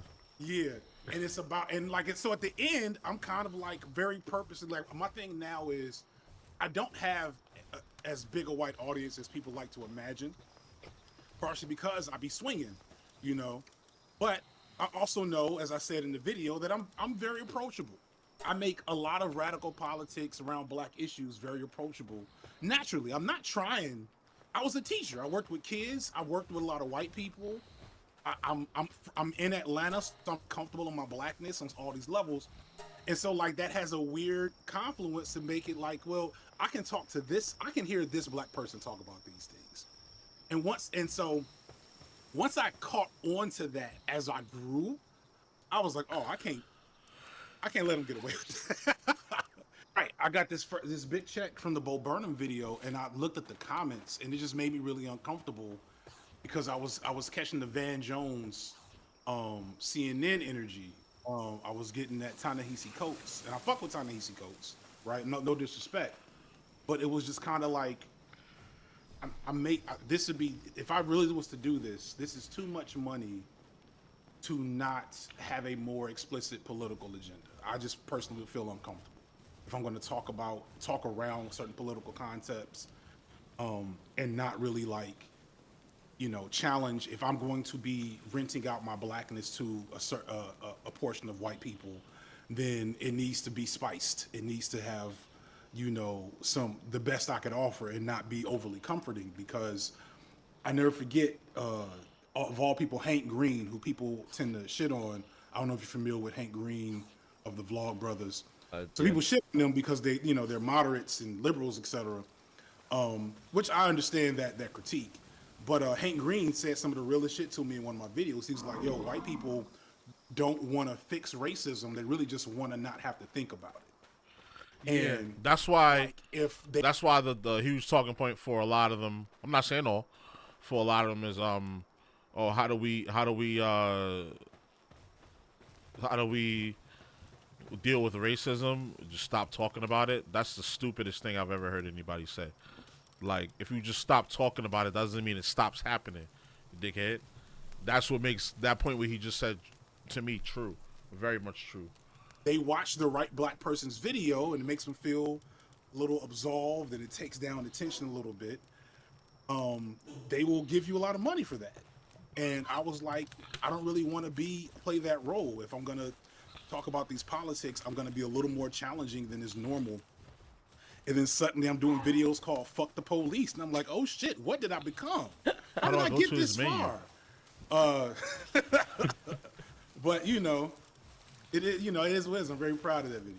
It's so impressive to see the switch up, because you in essence did exactly what I did, but in like almost reverse order. It's kind of fun because when I first got to America, because I was born in Egypt, That's why I Okay. like my name is actually Setos. Like it's just that's my actual name. It's not like some moniker or title. Okay, I didn't know that. I was like, yeah, this must be some anime shit I ain't heard. No. Everybody It's was a character assuming that. from Vinland Saga or something. I don't know. Everybody assumes that. Everybody's like, "Oh, Setos, you got that from Bleach." No, my first name is Setos de Grans. That's my first name. I just it's so long and goofy. I just don't like saying that, so I just shorten it to Seros Seros. de Grans. And My name is Arabic too, so I understand your pain. thank you, understand. Oh my God, thank you. Holy shit, you knew it was Arabic. Just the best part. Thank you. Oh, shit. So I have this long ass name, and I got here when I was 8. Nobody could say it, so they were like, "Well, you have 2 options. You could, keep Setos de Grans, or you could become Caleb." And I'm like, let's test out Caleb. So my mother could not pronounce Caleb. She called me Caleb, and that confused everybody because she's Arabic. And I was like, okay, we're just gonna go back to Setos. So and I from 8 to literally 16, crit, just crit like immediately. I was like, oh, In Detroit. yeah, in Detroit, in Toledo and Detroit, like 2 places I frequented a lot were those 2 places. Dude, I'm a Midwesterner, so I understand. I've been to Detroit. Okay. I don't remember it very well. 'Cause I was mostly in like a hotel room. So my mother was like, "Yeah, we're not leaving this hotel." Smart mother. I would have sold you some coke. I would have. that was my livelihood, and a large part of the time I just didn't trust white people. So it was kind of a shocker for everybody when I pulled up to the family function with a white girl. They were like, because I had primarily only dated black women or like maybe Mexican women, and everybody was like, "Oh, you switched it up on us. Why'd you do that?" And I was like, "Well, hear me out. She's funny." I could imagine that being a lot of pressure to like suddenly bring a white woman. My brother my brother suddenly did that too. Now him, I think, is probably a lot more problematic because he hasn't dated a black woman since. He's swimming in the milk. He's swimming in the milk. Technically he's only been dating Latino women, so I'll give him some modicum of like deniability. But like literally, he dated all black. He brought one because my family, I think I've alluded to, we cultural black nationalists, hotep adjacent. Like I didn't know what a hotep was, but I knew what a hotep was, right? So like it was pretty overtly discussed in my family. Like yeah, we don't bring no white women home. And then it just became don't bring no women home because like everybody was crazy. That's all the conversation. And my brother, I'll never forget, my brother brought a Colombian girl home from college one time, and it was such a kerfuffle in the entire family that he never brought another Latina woman around again. And so then you fast forward 25 years later, and it's nothing but Latina women. And I would give him a pass if he didn't also talk. See, he does the thing, and I hope this is clear. Like when I talk about any angst I have around interracial relationships, I personally don't care. I think love is awesome in all forms, in most forms of fashion, right?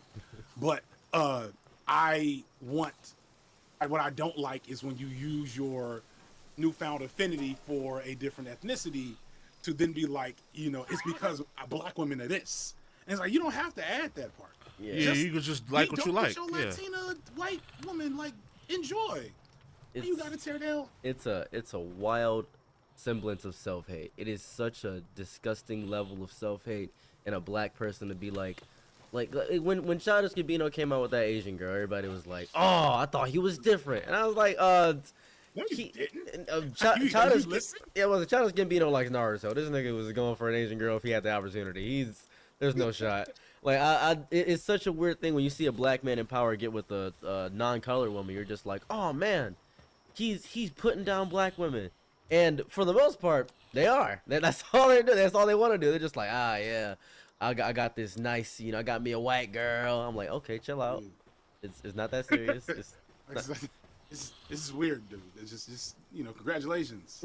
I guess. I don't know. Let's talk about football or something. I think about RG3 because he's weird about it. It's like, dude, you don't have to talk about it. Just like we don't even know who your wife is. Just talk about football and stuff. It's cool.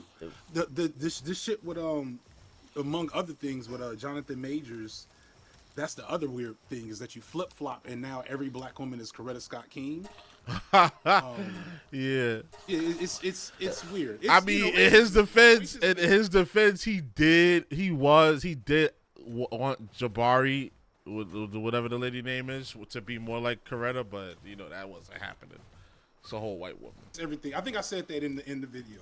Racism makes everything weird. I'm trying to hold more space for people if they're not overtly toxic.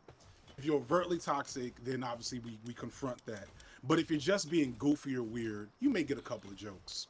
And if there's room to we gonna cook you discuss, then we can do that. But in between, it's like, nah.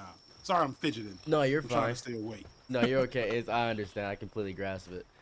A large part of the issues here, what I've discovered is that people I get death threats. Like I thought I would get hate messages. I get death threats.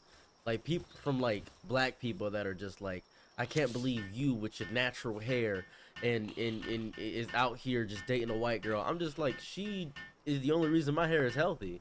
Like she spent such a disgusting amount of time learning black hair. She actively doesn't learn white hair because she loves the actual like cultural. She has cultural appreciation so deeply, it's wacky. Like she learned how to moonwalk before I did. That's crazy to me. I was like, there's no fucking shot you can moonwalk.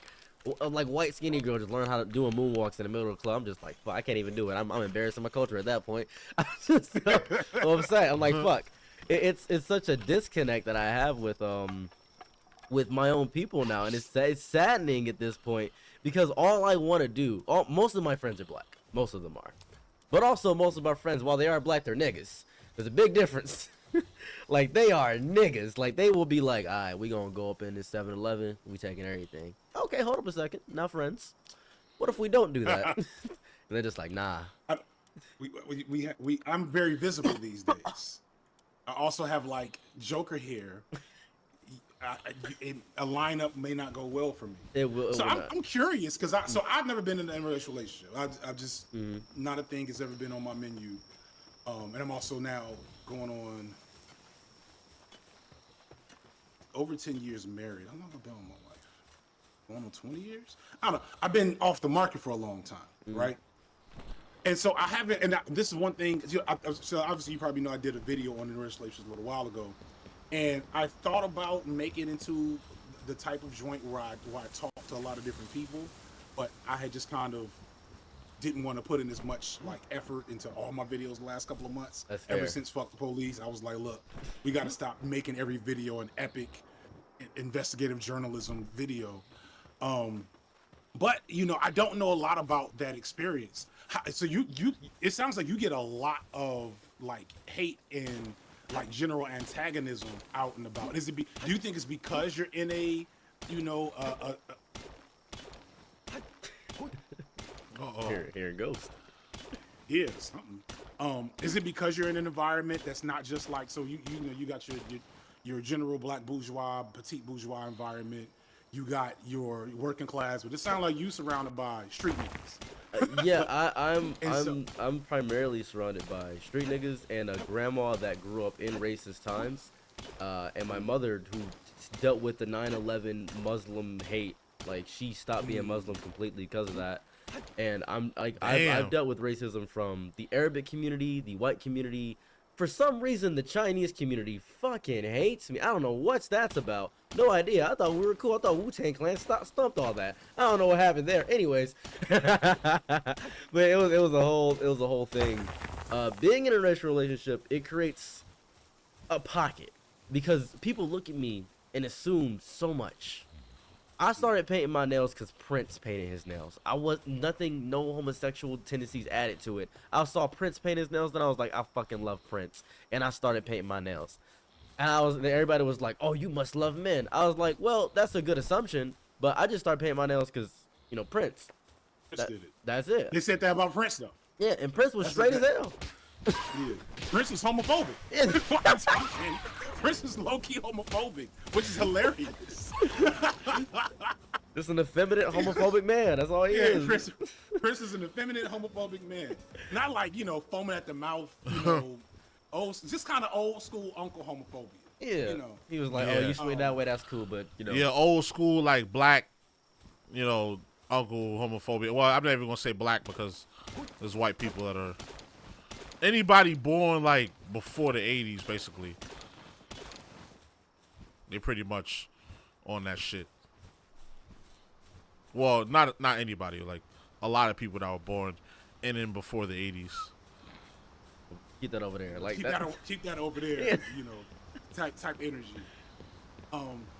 That's interesting because so much of black social media content creation is like oriented away from, you know, urban street. It's like we adopt all that street aesthetic and like street imagery, but none of the creators and most of the population consuming it is actually in the streets like that. You know what I'm saying? Yeah, that's I hate that disconnect because I've spoken to other people, and it confused me because I'll be like, yeah, I used to rob niggas, and they'll be like, what?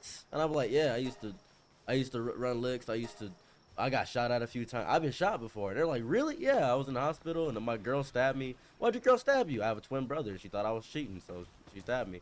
I was like, what? Yeah. Everybody, when they hear about things in my life, they're just like, this must be made up. This is fake. No, this is just niggas. I stole copper from houses. We're just niggas. Like, that's what we were. There's no, like, why do we do it? We needed money. My parents got divorced. We needed money. There was no, like, we didn't do it because we were evil. We did it because the environment we were put in because of what happened. We were angry at people, but we couldn't be angry at white people because if we were angry at white people, then we would go to jail for it. But if we were angry at other black people, then they know that niggas would die. And when niggas kill niggas, nobody cares. That's the beauty of it. It's so genius that I almost don't hate it. It's so smart because if you put niggas in an environment where all they can hate is each other, then they will hate each other. It's disgustingly and you get brilliant. exactly what you want. Yeah, and that's what it frustrates me because I you know, I'm very open about the fact that my mom had her PhD by the time I graduated from high school, and so my mom was, I guess, had the wisdom to not like fully buy into our bourgeois reality. But like I didn't grow up with a lot of things. I didn't grow up with like design or anything. And like it was always presented to me that every dollar spent in our house was like possibly the last dollar. And it wasn't until I got to college and she was like, yeah, just swipe this card for your tuition. And I was like, oh, okay. And I didn't realize that was abnormal until I talked to my like friends at college. Like, your mother paid for your tuition with a credit card? I'm like, yeah. Yours didn't? Like, so I say all that to say, right? So that's relatively normative within the creator space. But then, as is sometimes typical for like people from petite bourgeois backgrounds, I spent most of my adult life up until YouTube engaged in social and community uplift. So I'm a teacher and I'm a social worker, and then I was a social science researcher around social issues. So like I have spent a lot of time in the hood working with kids who are dealing with real hood shit, not like TV hood or, you know, mixtape hood, but like, no, I'm in this house. There's mom just had kid number 12, and I'm trying to keep kid number 2 out of jail. You know what I'm saying? So I brought him some Xbox games. It's that simple sometimes. Like, kid number 2 is breaking into cars to get money, right? So he has something to do and something to play with. So look, yeah, I'm gonna bring you this Call of Duty. You play this. If you can play this every third time you think about hitting the lick, that's one less. That's like 5 less licks per month, which means 5 less opportunities to interact with law enforcement. You know what I'm saying? So I don't commend that too much because it's still very much poverty tourism. But sometimes when I engage with people, black folks, of my political ideology, and I hear it's like little moments, little things they say that's like, oh, you haven't actually directly engaged with this population, have you? You haven't actually directly engaged with these politics. And so it is something, and then there's also like, there's a struggle because, and I struggle with this because I try to keep my persona and like my environment as open to everybody as possible. And, you know, sometimes when you come from an environment that you described, the things that are normal for you to say and like the energy you give off, other folks, it makes them uncomfortable because they don't know how that energy feels. And so I need folks to kind of be like, hey, y'all gonna have to learn to get along. You can't be over here making videos about this population and then can't deal with this population in real life. Right. No, you're right. I need what I need deeply, and I need this so deeply. I need we to have all 67% of white America, the entirety of it. I need them to all come together, rent out one big ass place, and just watch all the Boondocks. I need them to do that with my whole soul, because I feel like if everybody watched the Boondocks, they would have such a better understanding of just not black culture, just niggas. But like it's like a baseline. Yeah, like that's the entry level. Yeah. Cause the amount of white people that have not watched the Boondocks that I know is crazy, asinine. I'm like, holy hell, you have not seen this? And like, who's the booty warrior? I'm sorry, you don't know Fleece Johnson? No, like you don't know about the teacher that really didn't know the difference between nigga and nigger. You didn't know that, like he didn't know the difference. Like I nigga borrow French fry. Yeah, that's a I thought when I first watched the Boondocks, I was like, oh, I've seen this, and I was like, what? Yeah, I've seen this before. I've seen this actual person's video. Yeah, I've seen the actual video. It's insane. It's psychotic. I was like, oh my goodness, this whole thing it baffles me. It genuinely baffles me. And you brought up a very good point earlier when you said buy them Call of Duty to do one less lick, because that's why niggas love 2K so much, because 2K, Call of Duty, NFL Street, all those games. Those aren't like anime games or things of that nature. Those are games rooted in reality. They play 2K, they can actually become a basketball star. They play NFL Street or something like that, they can actually, become a football star. Call of Duty, they might actually join the army. Those things are... No, son. Yeah, that's smart. One of the nerdiest kids I taught joined the army off the strength of Halo in Call of Duty. I was like, are you sure? It worked out okay for him, but it was just, like, to me, it was like, ooh, this is a jump. That's a steep hill. I was like, that's a slippery slope. You went from Naruto and One Piece to like carrying the piece for the America. For the Americas, like, all right. It baffles me too, and I've been curious about your opinion on this. How do you feel personally about black people and Christianity? What is your whole take on that? So, there was a time in my life where I was a very typical kind of edgy atheist type of guy. So I grew up Muslim, as you indicated. You might have had some. Yeah, we have. And but I grew up Chicago Muslim, which is different because Warfdi Muhammad is there, and then Farrakhan is there, and so there's like there people don't like the. Somebody will be mad at me for saying this, but like on the low, that was Bloods and Crips Muslim. You're right, yeah. Because people don't know this. They think like Farrakhan is just like this heralded person among all black Muslims. Like no, Warfdi Muhammad, like normative, traditional black Muslims did not like Farrakhan. Still don't. My father hated Farrakhan.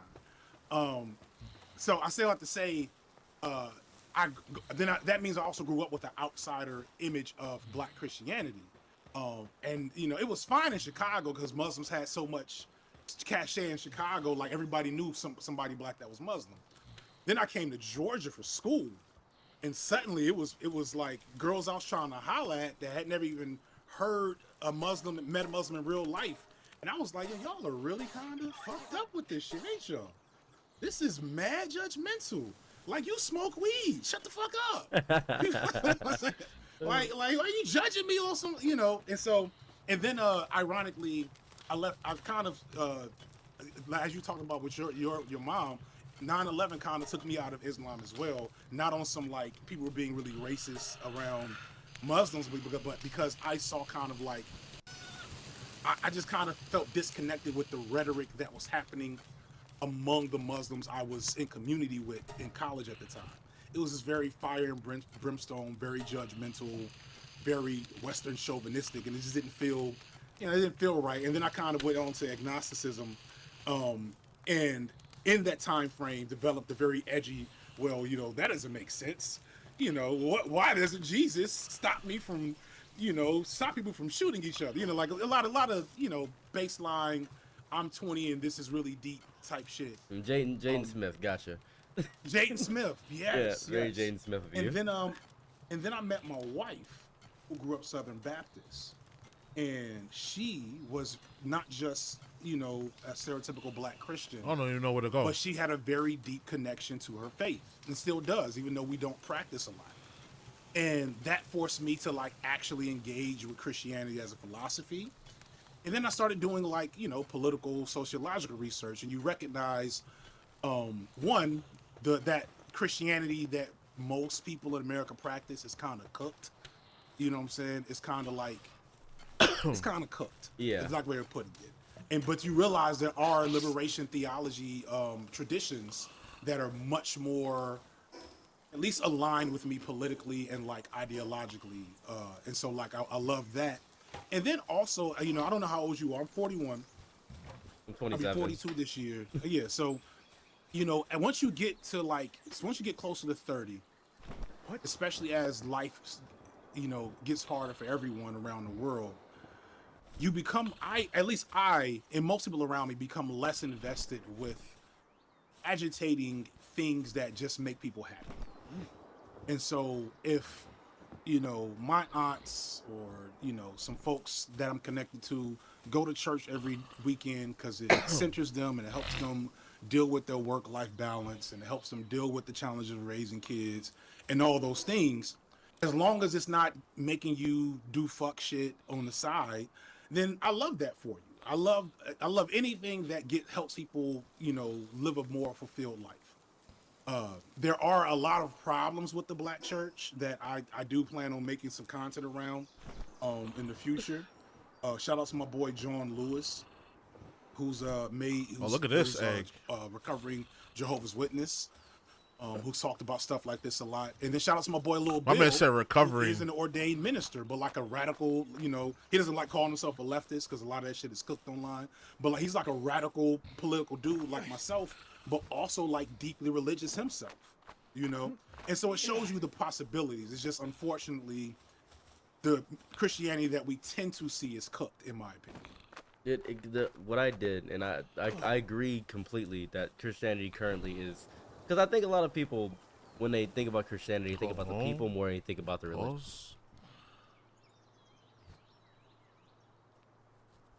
I'm about to order something. I'm hungry. About to be what 3 hours in? What? Yeah, we need all these berries. You have to come up off that.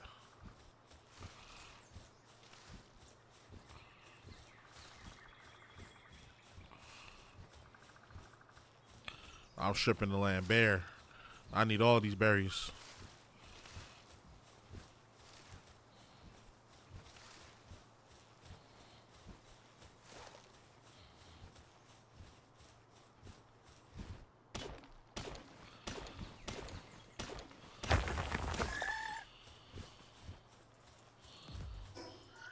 Wait, is he attacking me?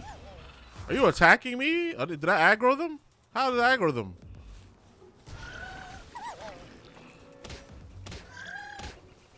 You go ahead and play yourself.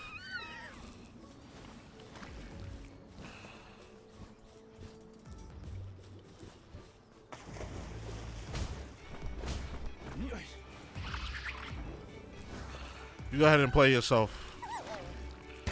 Oh.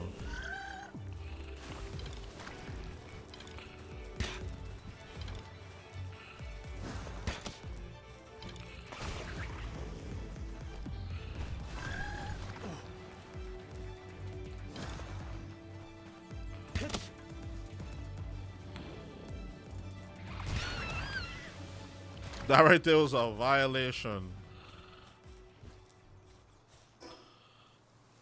I want to get over here, or maybe go explore this area a little more.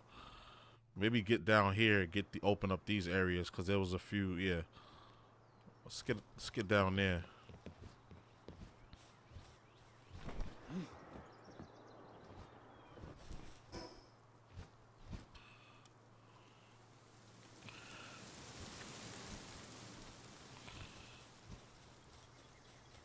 Just open up some areas, you know?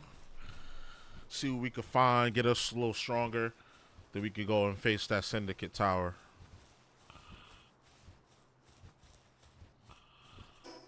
We can just walk along the beach, get over this way.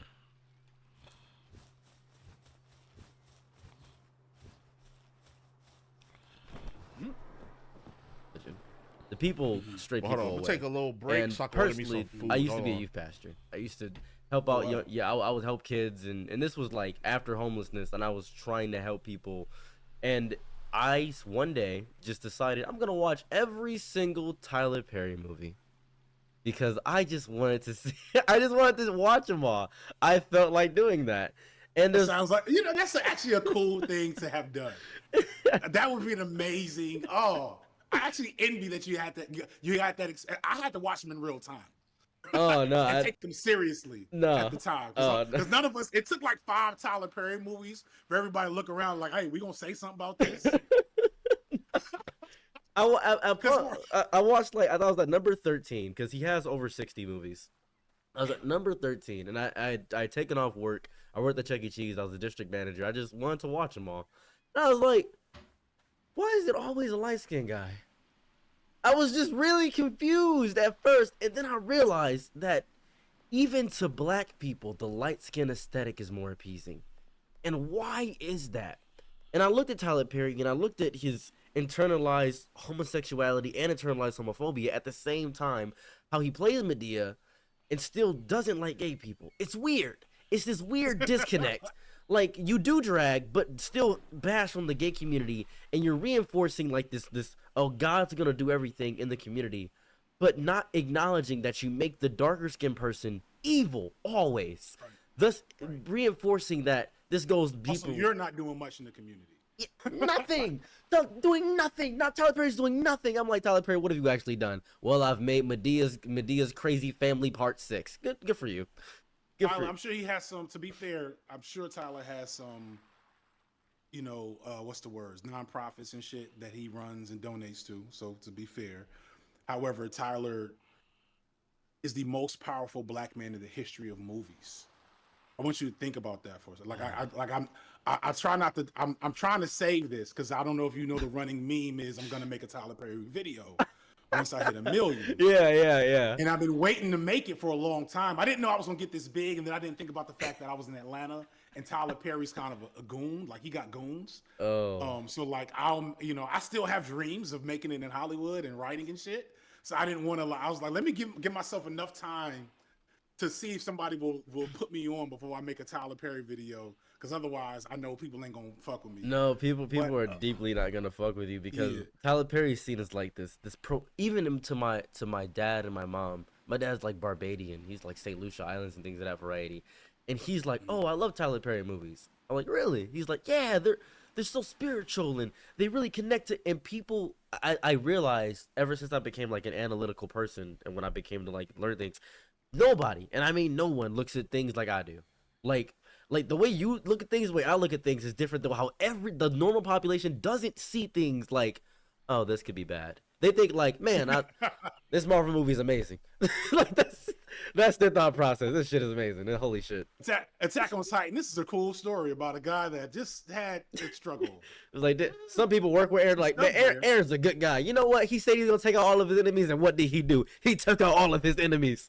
And then Aaron switched up on him, and Aaron just like, no, Aaron, I believed in you. I knew it.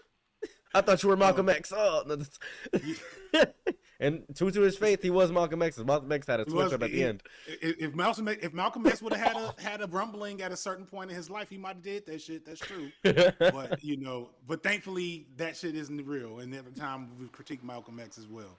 But yeah, Tyler Perry is the most powerful black man in the history of Hollywood. Tyler Perry could do almost anything he wants, and he what he wants to do is just make Tyler Perry movies. He don't want to hire no writers. He don't want to make a production company to distribute other black stories. He don't want to do nothing but make Tyler Perry movies, and he's a billionaire. And it's like it's really frustrating that, you know, it's like, because there's this myth, the myth of black excellence is what I tend to call it, where it's like we have this idea that if there enough black people get rich, then that will help. They will come and help fix the rest of black issues. And historically, you look at that, and what you see is a bunch of black people get rich, and then they act like rich niggas. Yeah, like And it's it's like- disgusting. Like I remember when everybody, and this got me hated by, this got me ostracized from the white community indefinitely. And All right, I got it. Order me some Chinese. When I get here, I'll probably end stream. I'm trying to find the next tower, the next fast travel tower. So let's work on that. Let's work on that till the food get here. it was so fun for me. I loved it so much because niggas were behind me because they listened to me. Niggas listen to me. White people just like the white people that I associated with. They just kind of like sparingly like, oh, he's a nigga speaking. The nigga, I'm supposed to listen, but I'm not gonna. yeah, they're just like, oh, it Gotta is- check this off my list. Listen to minority voices. Listen, he's the one black friend all the white people have. I'm not. But what kills me the most is that Jada Pinkett Smith, she was getting flamed, dragged online. I was like, why?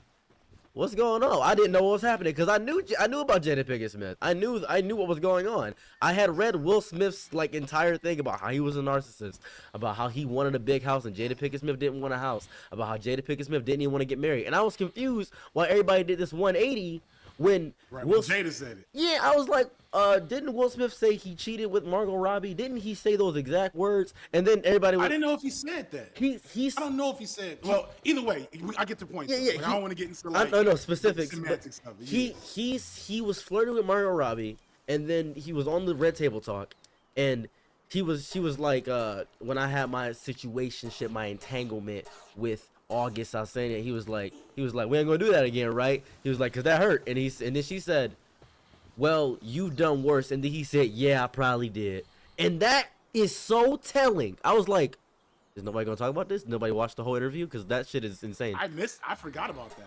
Keeping it a buck. He said, Keeping it a buck. he said, I probably did worse, and she said, I probably did worse, and he said, yeah. This thing is exact mannerisms. The look away in this, those are the mannerisms of a narcissist that doesn't want to admit to it. He's just casually agreeing. I'm like, oh, I know this. I've seen this before. My brother does this. I know these actions.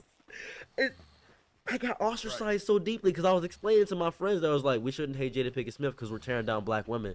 We tear down black women enough, it's going to become natural to our natural state of being. It's going to become regular in media. If we keep uplifting black men that are toxic and not calling them out. Hold on Go one ahead. second. Let me call my wife. You take your time, man. I'm here for you. Hi, baby.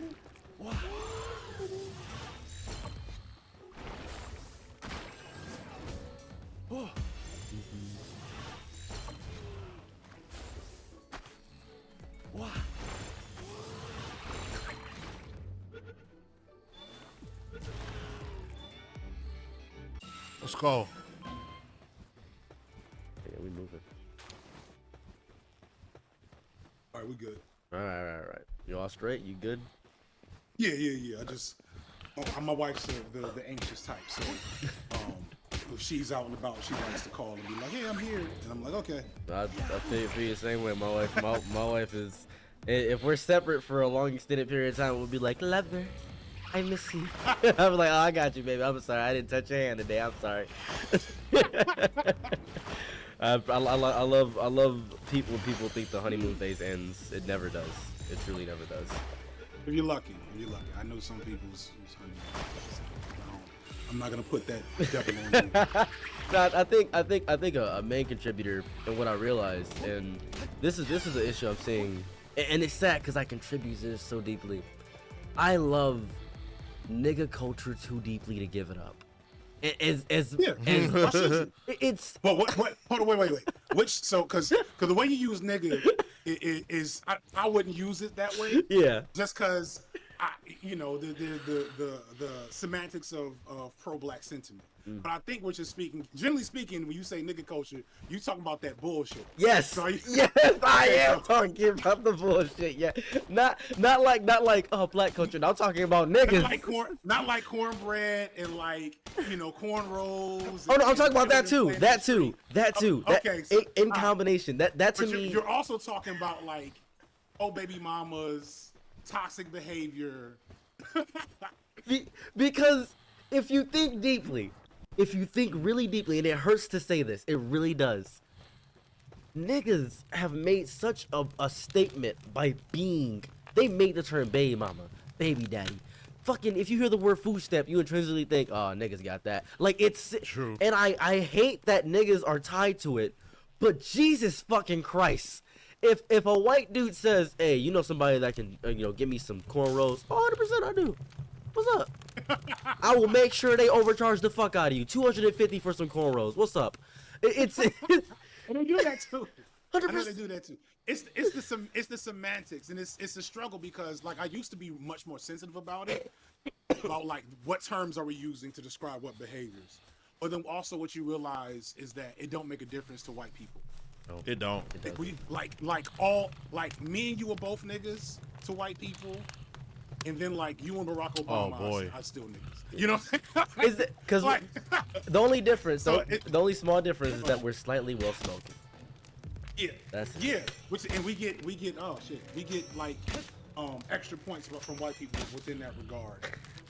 And so it's a dance that sometimes I do it, especially to not upset certain folks' sensibilities, and then I have to manage all these different personalities within my creator space. What are they doing in here? White personalities specifically.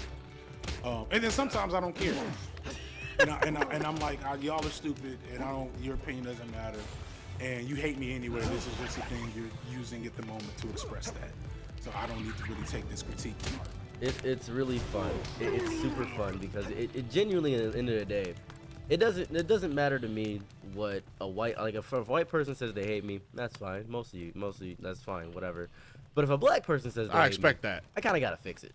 Like, cause I'm like, okay, what part? Why? Of What me- did I do? Where did I fuck up? Yeah, I'm Did I curious. fuck up? Is this misunderstanding or missed up? Yeah, cause I did this I do this thing on my TikTok because I'm at 200,000 followers and I forget that I'm at that number now. I genuinely forget. That's a lot of people. I forget. And it's so much more scrutiny of your behavior and what you say. Yeah, So much more. So, Go ahead, I'm sorry. so I had 300 people in my life just talking to me, right? And what I do is I argue the opposite. I don't give a fuck what you say to me. I don't care if I believe in it or not. Whatever you say, I will argue the opposite.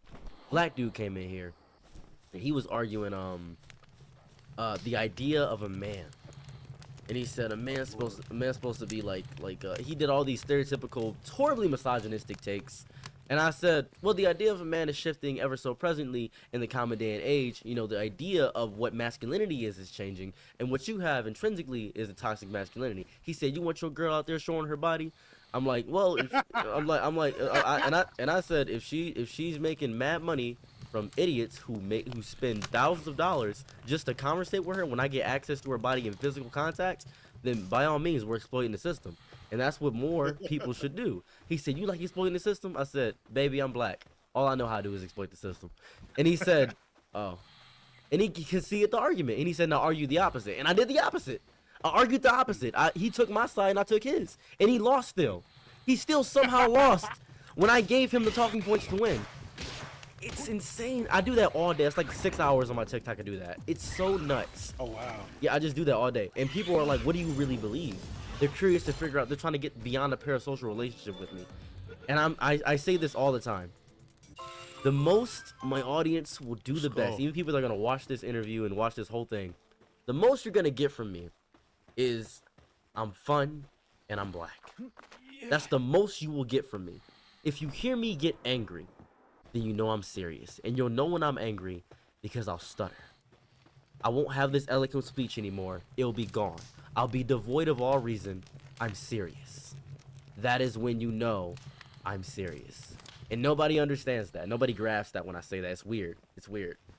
Weird disconnect. The parasocial thing is interesting because we were talking. I guess this didn't make the initial because you hadn't started recording, but you were talking about like getting recognized, becoming a local, celebrity of sorts. And I'm kind of getting that same thing. And I'm an introvert. Like I'm not fun. I'm not fun at all. Like and I've become more. Probably more secluded now because when I leave my house, I get recognized, and I still, I'm friendly. I know how to talk to people, and if you got good energy, I like good energy, but I also like not being bothered at all times. And so like, but when you make the thing that I'm like, that's really interesting to me and profound, and I end up, I realize it sneaks its way into a lot of my content, is like once you start making stuff, you become you become your own creation. It's very depersonalizing. And so like, I think I said in the video, there's like FD signifier, and then there's the real me. And now way more people know FD signifier than the real me, and they love that nigga. That nigga's amazing to them. You know what I'm saying? Yeah. He's so smart and wise and empathetic and kind, and motherfuckers want to hug me. You know what I'm saying? And like, you know, and like that's a real part of me. That's a real manifestation of how I see the world and engage in the world and want to present to the world. But also, I don't want people to talk to me. And I also don't want people to like invest in me, because that feels like a lot of pressure and responsibility. Look at these assholes. And people stop seeing you as an individual with like actual capacity for feelings and emotions and like functioning like human. I'm fucking him up. And they only see you for the artwork that you've been attached to. And so when you tell me like people are trying to like, what do you really believe? They are really invested, because what you really believe could make or break their life week. It's like if you say something really fucked up and get canceled, it's gonna ruin somebody's whole day. No, you know what I'm saying? It's so disgustingly, demonstrably goofy to have that, because my TikTok is me telling stories from my life. That's it. That's all it. There's no editing. There's no crazy fancy. It's just stories from my life. That's all it is. And people love them because they think my life's crazy. This is an average Detroit nigga's life, though. Like if an average Detroit nigga were to make another TikTok, they'd be like, oh, this is just like Saros. Yeah, because I'm just an average Detroit dude.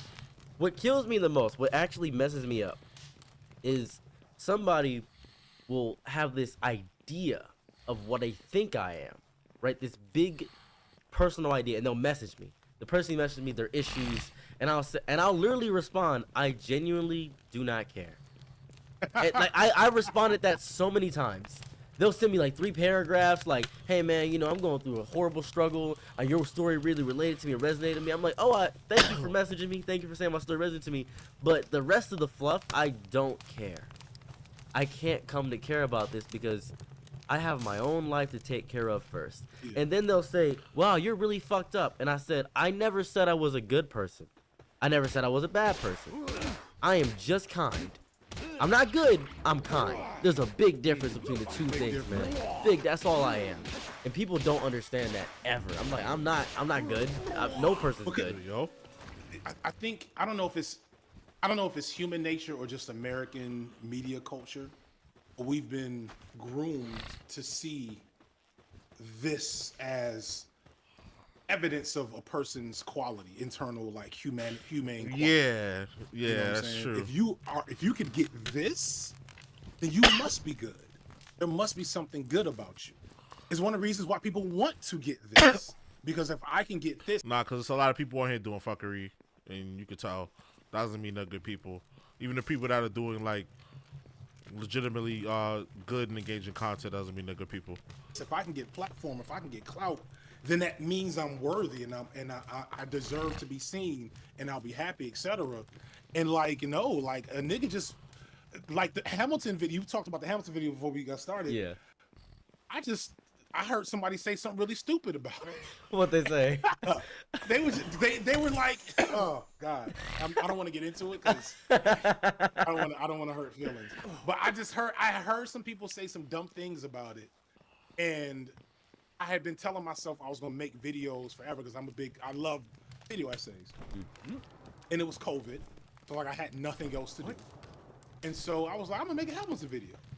And then like I really like doing this. I'm gonna just keep making videos, and I'm thinking like maybe one day this will be enough for a date night a month. You know what I'm saying? And then my first check was almost $20,000. Yeah, that after one video, that video went viral. I had never made any money. I had made a couple of cents. I had got monetized like a month before the Bo Burnham video came out. My first check was 34 cents or some shit.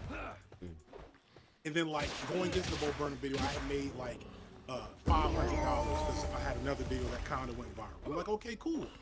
And then the Bo Burnham video comes out, and now I'm like, and I was like, yo, what the fuck happened? What the fuck? No, people are reaching out to me. People are telling me I hope that, like, and don't get me wrong, like I think much like you, the idea that I'm providing value to people and making their days better and making them feel better, I completely value that. And that makes me very happy because I was a teacher. I was working in social work. Of course I care, right? Like I was giving niggas my Xbox games so they wouldn't rob people, right? Like I'm about that life. I'm a save the world type of nigga.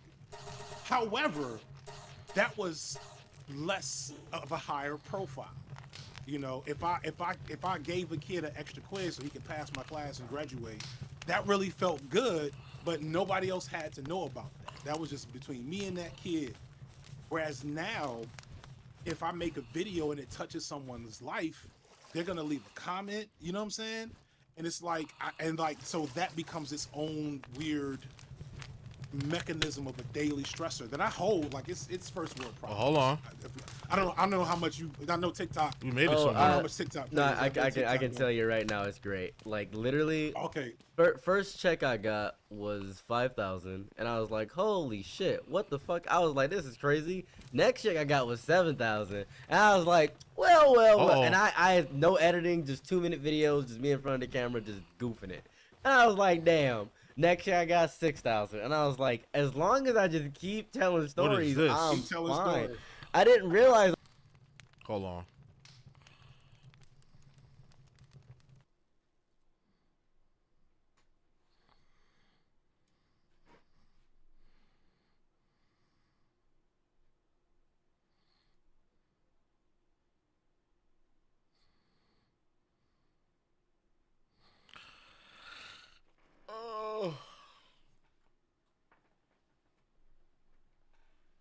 I have to close this and open it again because it froze. Task manager.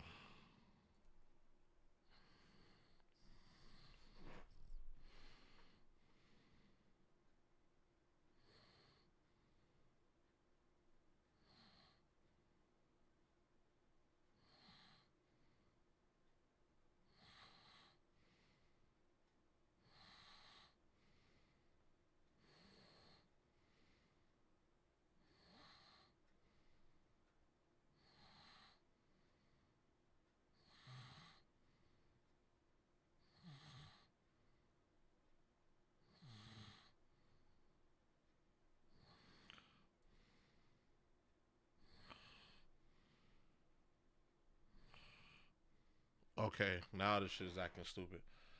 Now my whole shit froze.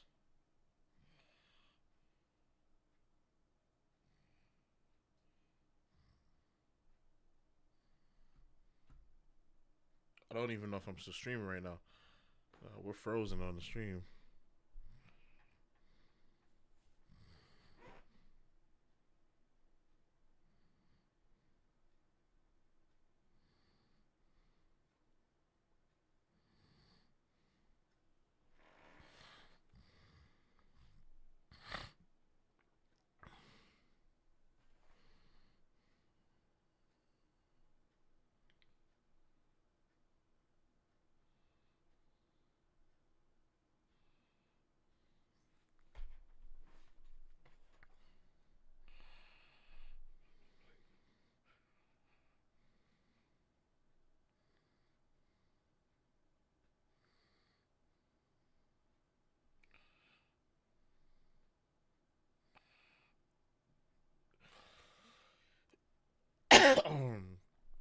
What add-ons are requests?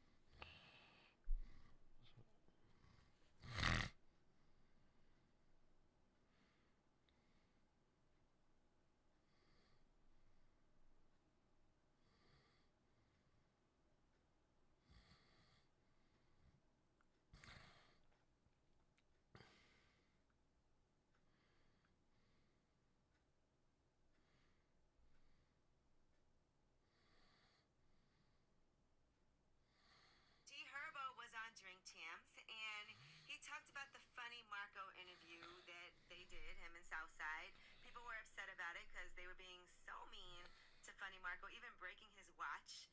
And here's what he had to say about it being kind of staged.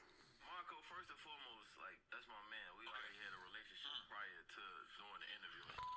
So originally, Sizzle was supposed to did the interview, like, and they had it, like, his production staff told us to, like, troll him. Like, we wasn't really just on board with bro, you know what I'm saying? But we was a little, like, off the song. So we was right. You know what I'm saying? We were a little extra overboard, but the whole thing was to come on there and, like, intimidate him on his own show.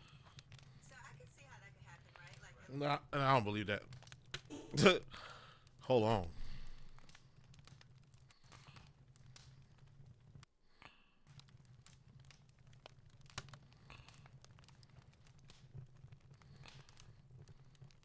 Hold on. What is this? What have we done?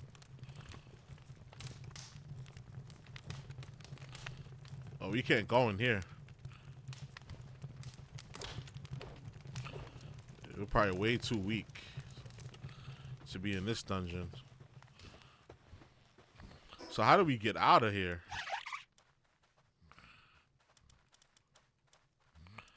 What it said we had to do? We had to do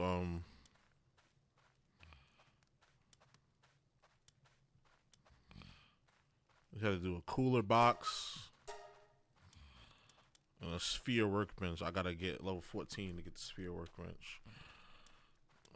I can get my Chillet saddle because I'm using. I can get my Elkadir saddle. My Chillet saddle. Now, how do we get the hell out of here?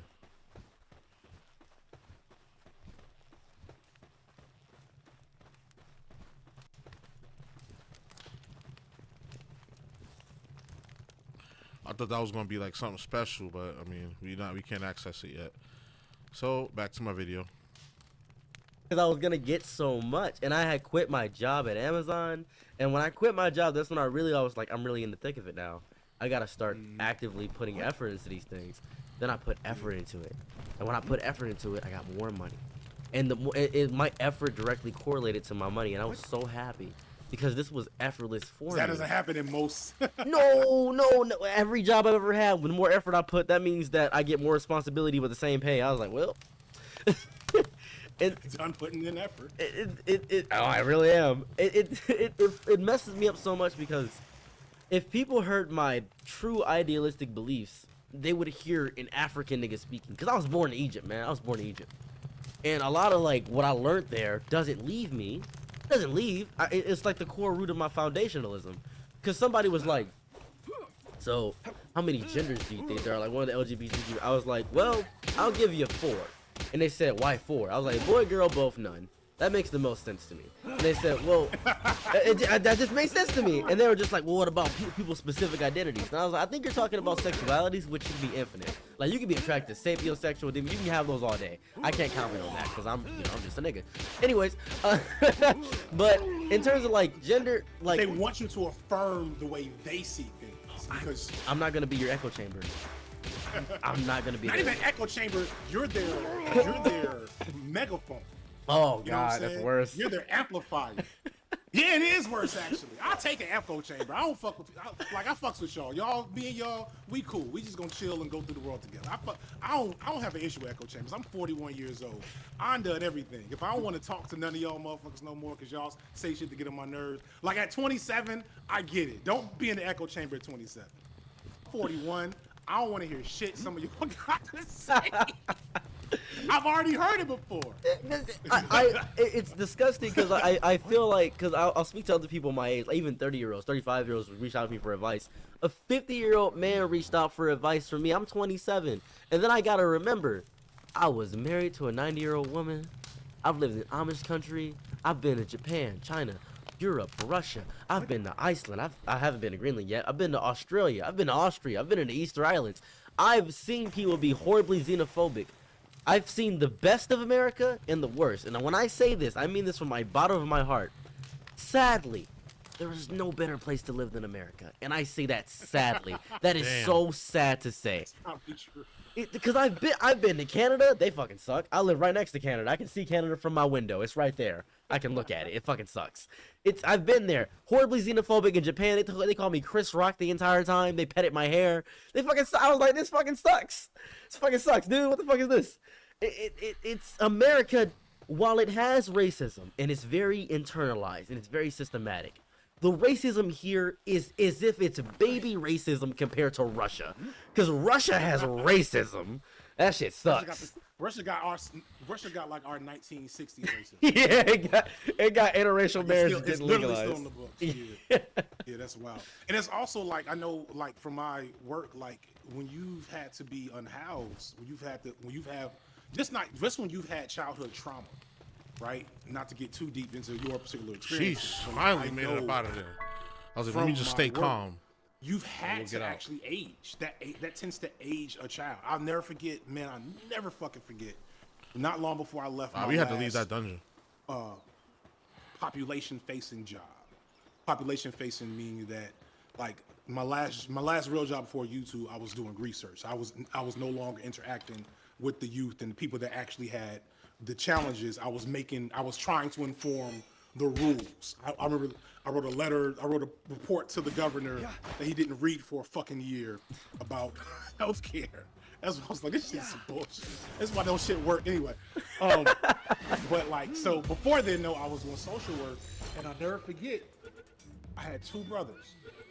One brother was 12, and he was a relatively normal, badass 12-year-old. You know what I'm saying? And I was like, hey, stop doing that shit. That worked well enough. You know what I'm saying? We had to do other work, obviously, but like, stop doing that shit made sense to him as a 12-year-old who had issues. His little brother was 7.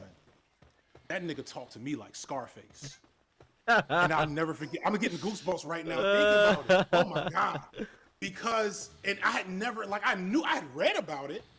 I knew that was a thing. When that little boy said, I was like, hey, stop doing that. He's like, what you gonna do? You can't put me in jail. I'm 7. Real nigga shit. That's the rest. Real nigga shit. That's crazy. Like, what you gonna put me on probation? What that mean to me? So what that mean to me? You got any resources? Y'all gonna put me? I'm not going to therapy. Like, it was a whole ass grown man conversation I had with this 7-year-old. Like, and he beat me. Cause I was off my guard because I didn't realize I was talking to a real nigga like that. And it was like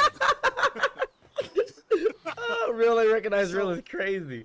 Right, you know. So when you say, like, you talk about the wisdom that you have that throws people off, you know, that makes sense to me because when you've had to interact with the world, like, people struggle with, for lack of a way of putting it, deviancy, right? Mm-hmm. You know what I'm saying? Social deviancy. You talking about niggas? Y'all stealing copper out the buildings. Like, how could they do that? Why don't they just get a job? Culture, hip hop culture. Get a job. And it's like, yo, these folks, the system hasn't served these people since they were kids. Why do you think they're gonna invest in it now? Because you said so. You ain't doing shit. So it's what kills me the most is I'll never forget this 11-year-old kid. We love this kid. We call him Lil Bop. Lil Bop was the greatest 11-year-old ever, cause we gave him like we gave him like weed, we gave him like ecstasy, and he would just have a backpack, and he'll walk up past the cops, and he'd be like, "What's up, cop?" Dap him up, chill out with him, and he just have crazy drugs on him. He dropped the backpack off, and we get the money. He put the money in the backpack. We go back, and then Lil Bop would come back. He'd be like, "We cool, we chilling, we got the money." He was our greatest carrier ever. He was amazing, right? One day, he got into this argument with this white dude, 27-year-old white dude, old dude. He was like, "Well, he was like 12 years old. He's like, "You're just a fucking little kid." He was like, "See, that's a difference. That's the issue with you right here, right? You don't understand what white privilege mean." He was like, "What does white privilege mean?"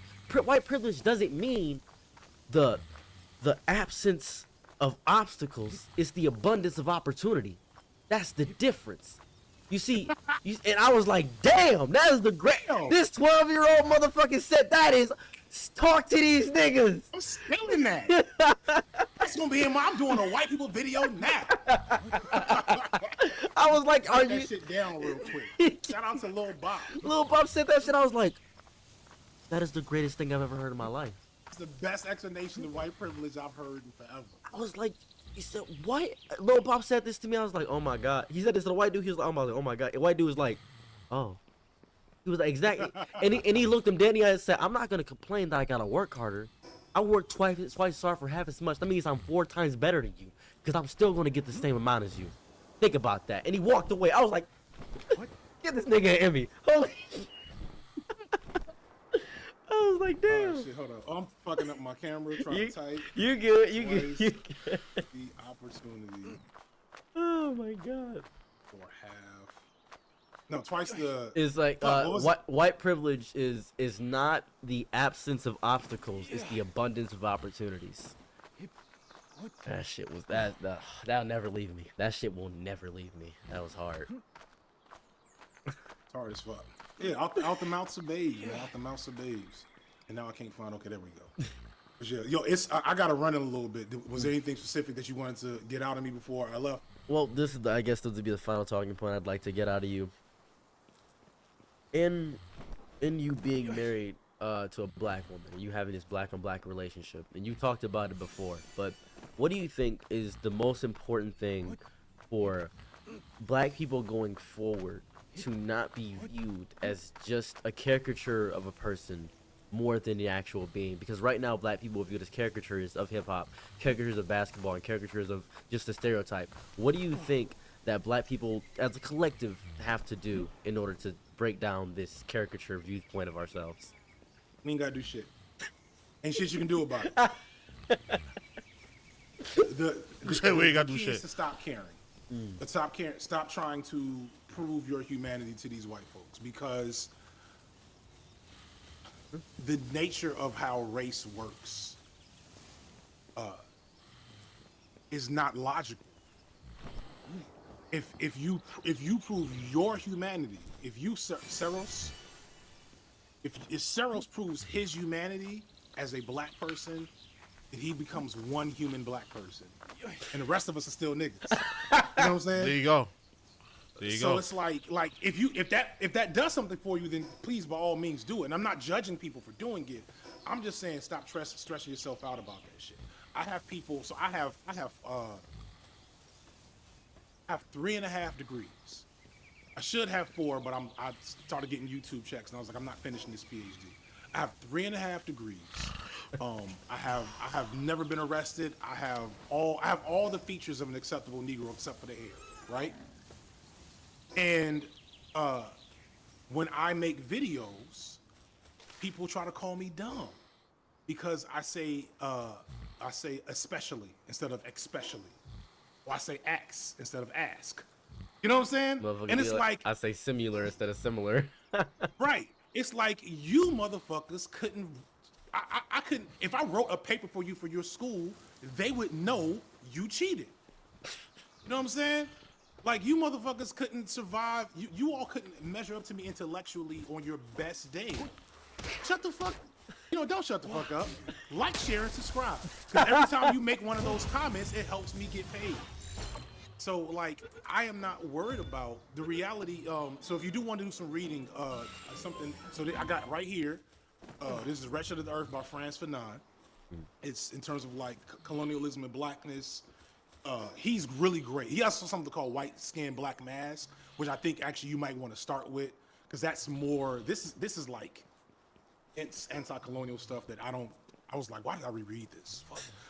But Black Skin White Mask is more like philosophical around race explicitly. And there's this concept called Afro-pessimism, which I've been getting into, which is basically kind of like recognizing that, like, critical race theory and like intersectional feminist theory and all these other things that we've made up in schools to explain the issues of black people, they're all cool and all, and they do useful stuff. But like, I think we need to just understand something. As long as you're black in a white world, you are not human, and nothing you can do can change that. Once you change that, you become just a specific black entity happens to be able to perform humanness in a context. Versus, Fanon actually puts it well. He's like, because Fanon was a psychologist, a doctor. He was some type of exceptional Negro, right? And so, like, if he proved himself, which he had to over and over again, which we have to do. He stopped. It wasn't an accolade for the whole black, you're a credit to your people. That shit don't exist. You can't be a credit to your people. Once you become good, you become an exception from your people. And so we need to be organizing and trying to, improve our lot as a collective. We need to be investing in our health, investing in our children, addressing our internal conflicts around gender and anti-blackness, etc. But at the bottom of the list is proving to white people that we're good. Because that Fortnite shotty. Some of them will see it because they figured it out. They read some books. And even them, they'll have to be constantly engaging and disengaging. Well, I'm not ready to fight another one of these guys. I think you're going to be wasting a lot of your energy. You could be doing something else. You remind me so deeply. My twin brother, he said this to me, and it resonates with me as the entire statement. He said, "Remember, Sarah, I don't care what the fuck you do. Look at me in my eyes when I say this to you. I'm a nigga first, and everything else second." And I'm like, okay, my bad. I'm sorry. It's so beautiful. I appreciate that. And with that, we are done with this. Oh, these motherfuckers still chasing me.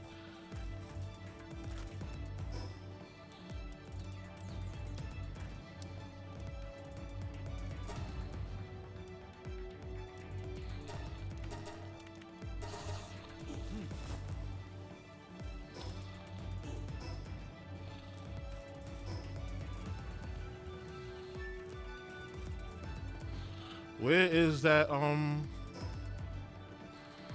where is it?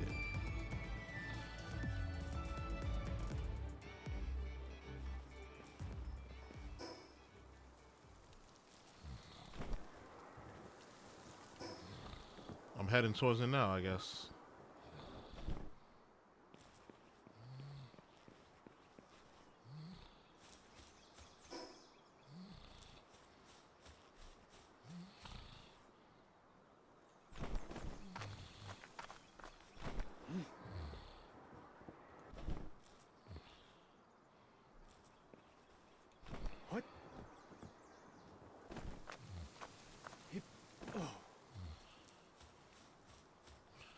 I like this guy's video. He has some dope videos. Hold on.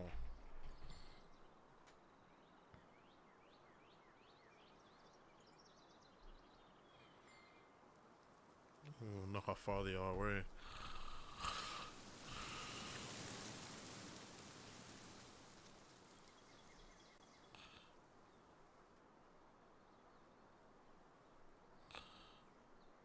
Let me find like a nice 10-minute joint.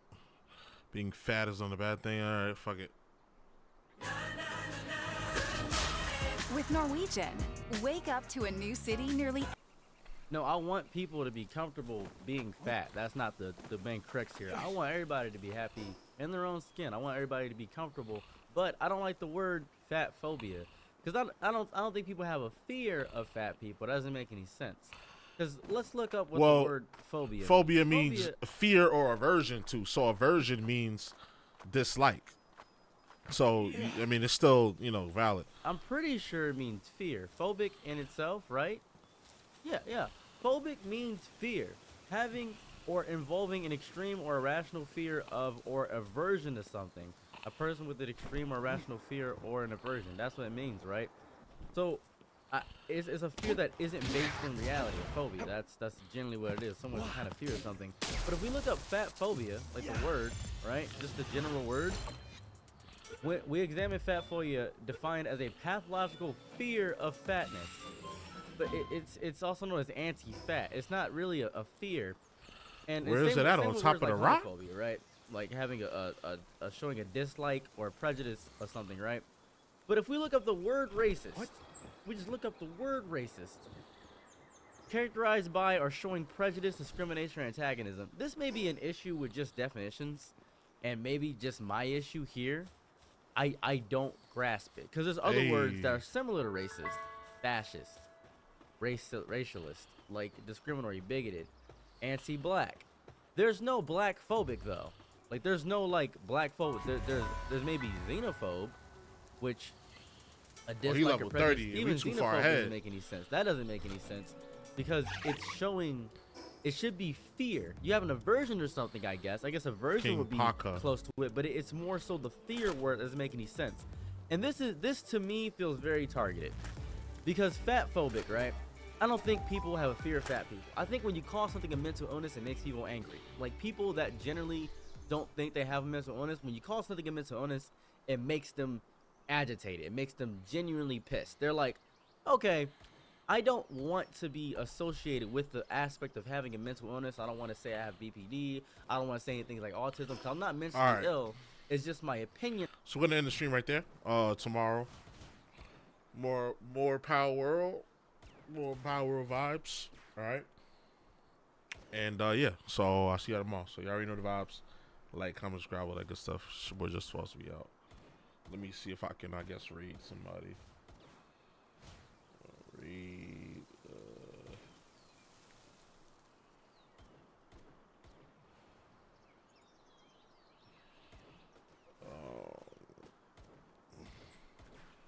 See if one of my niggas is on.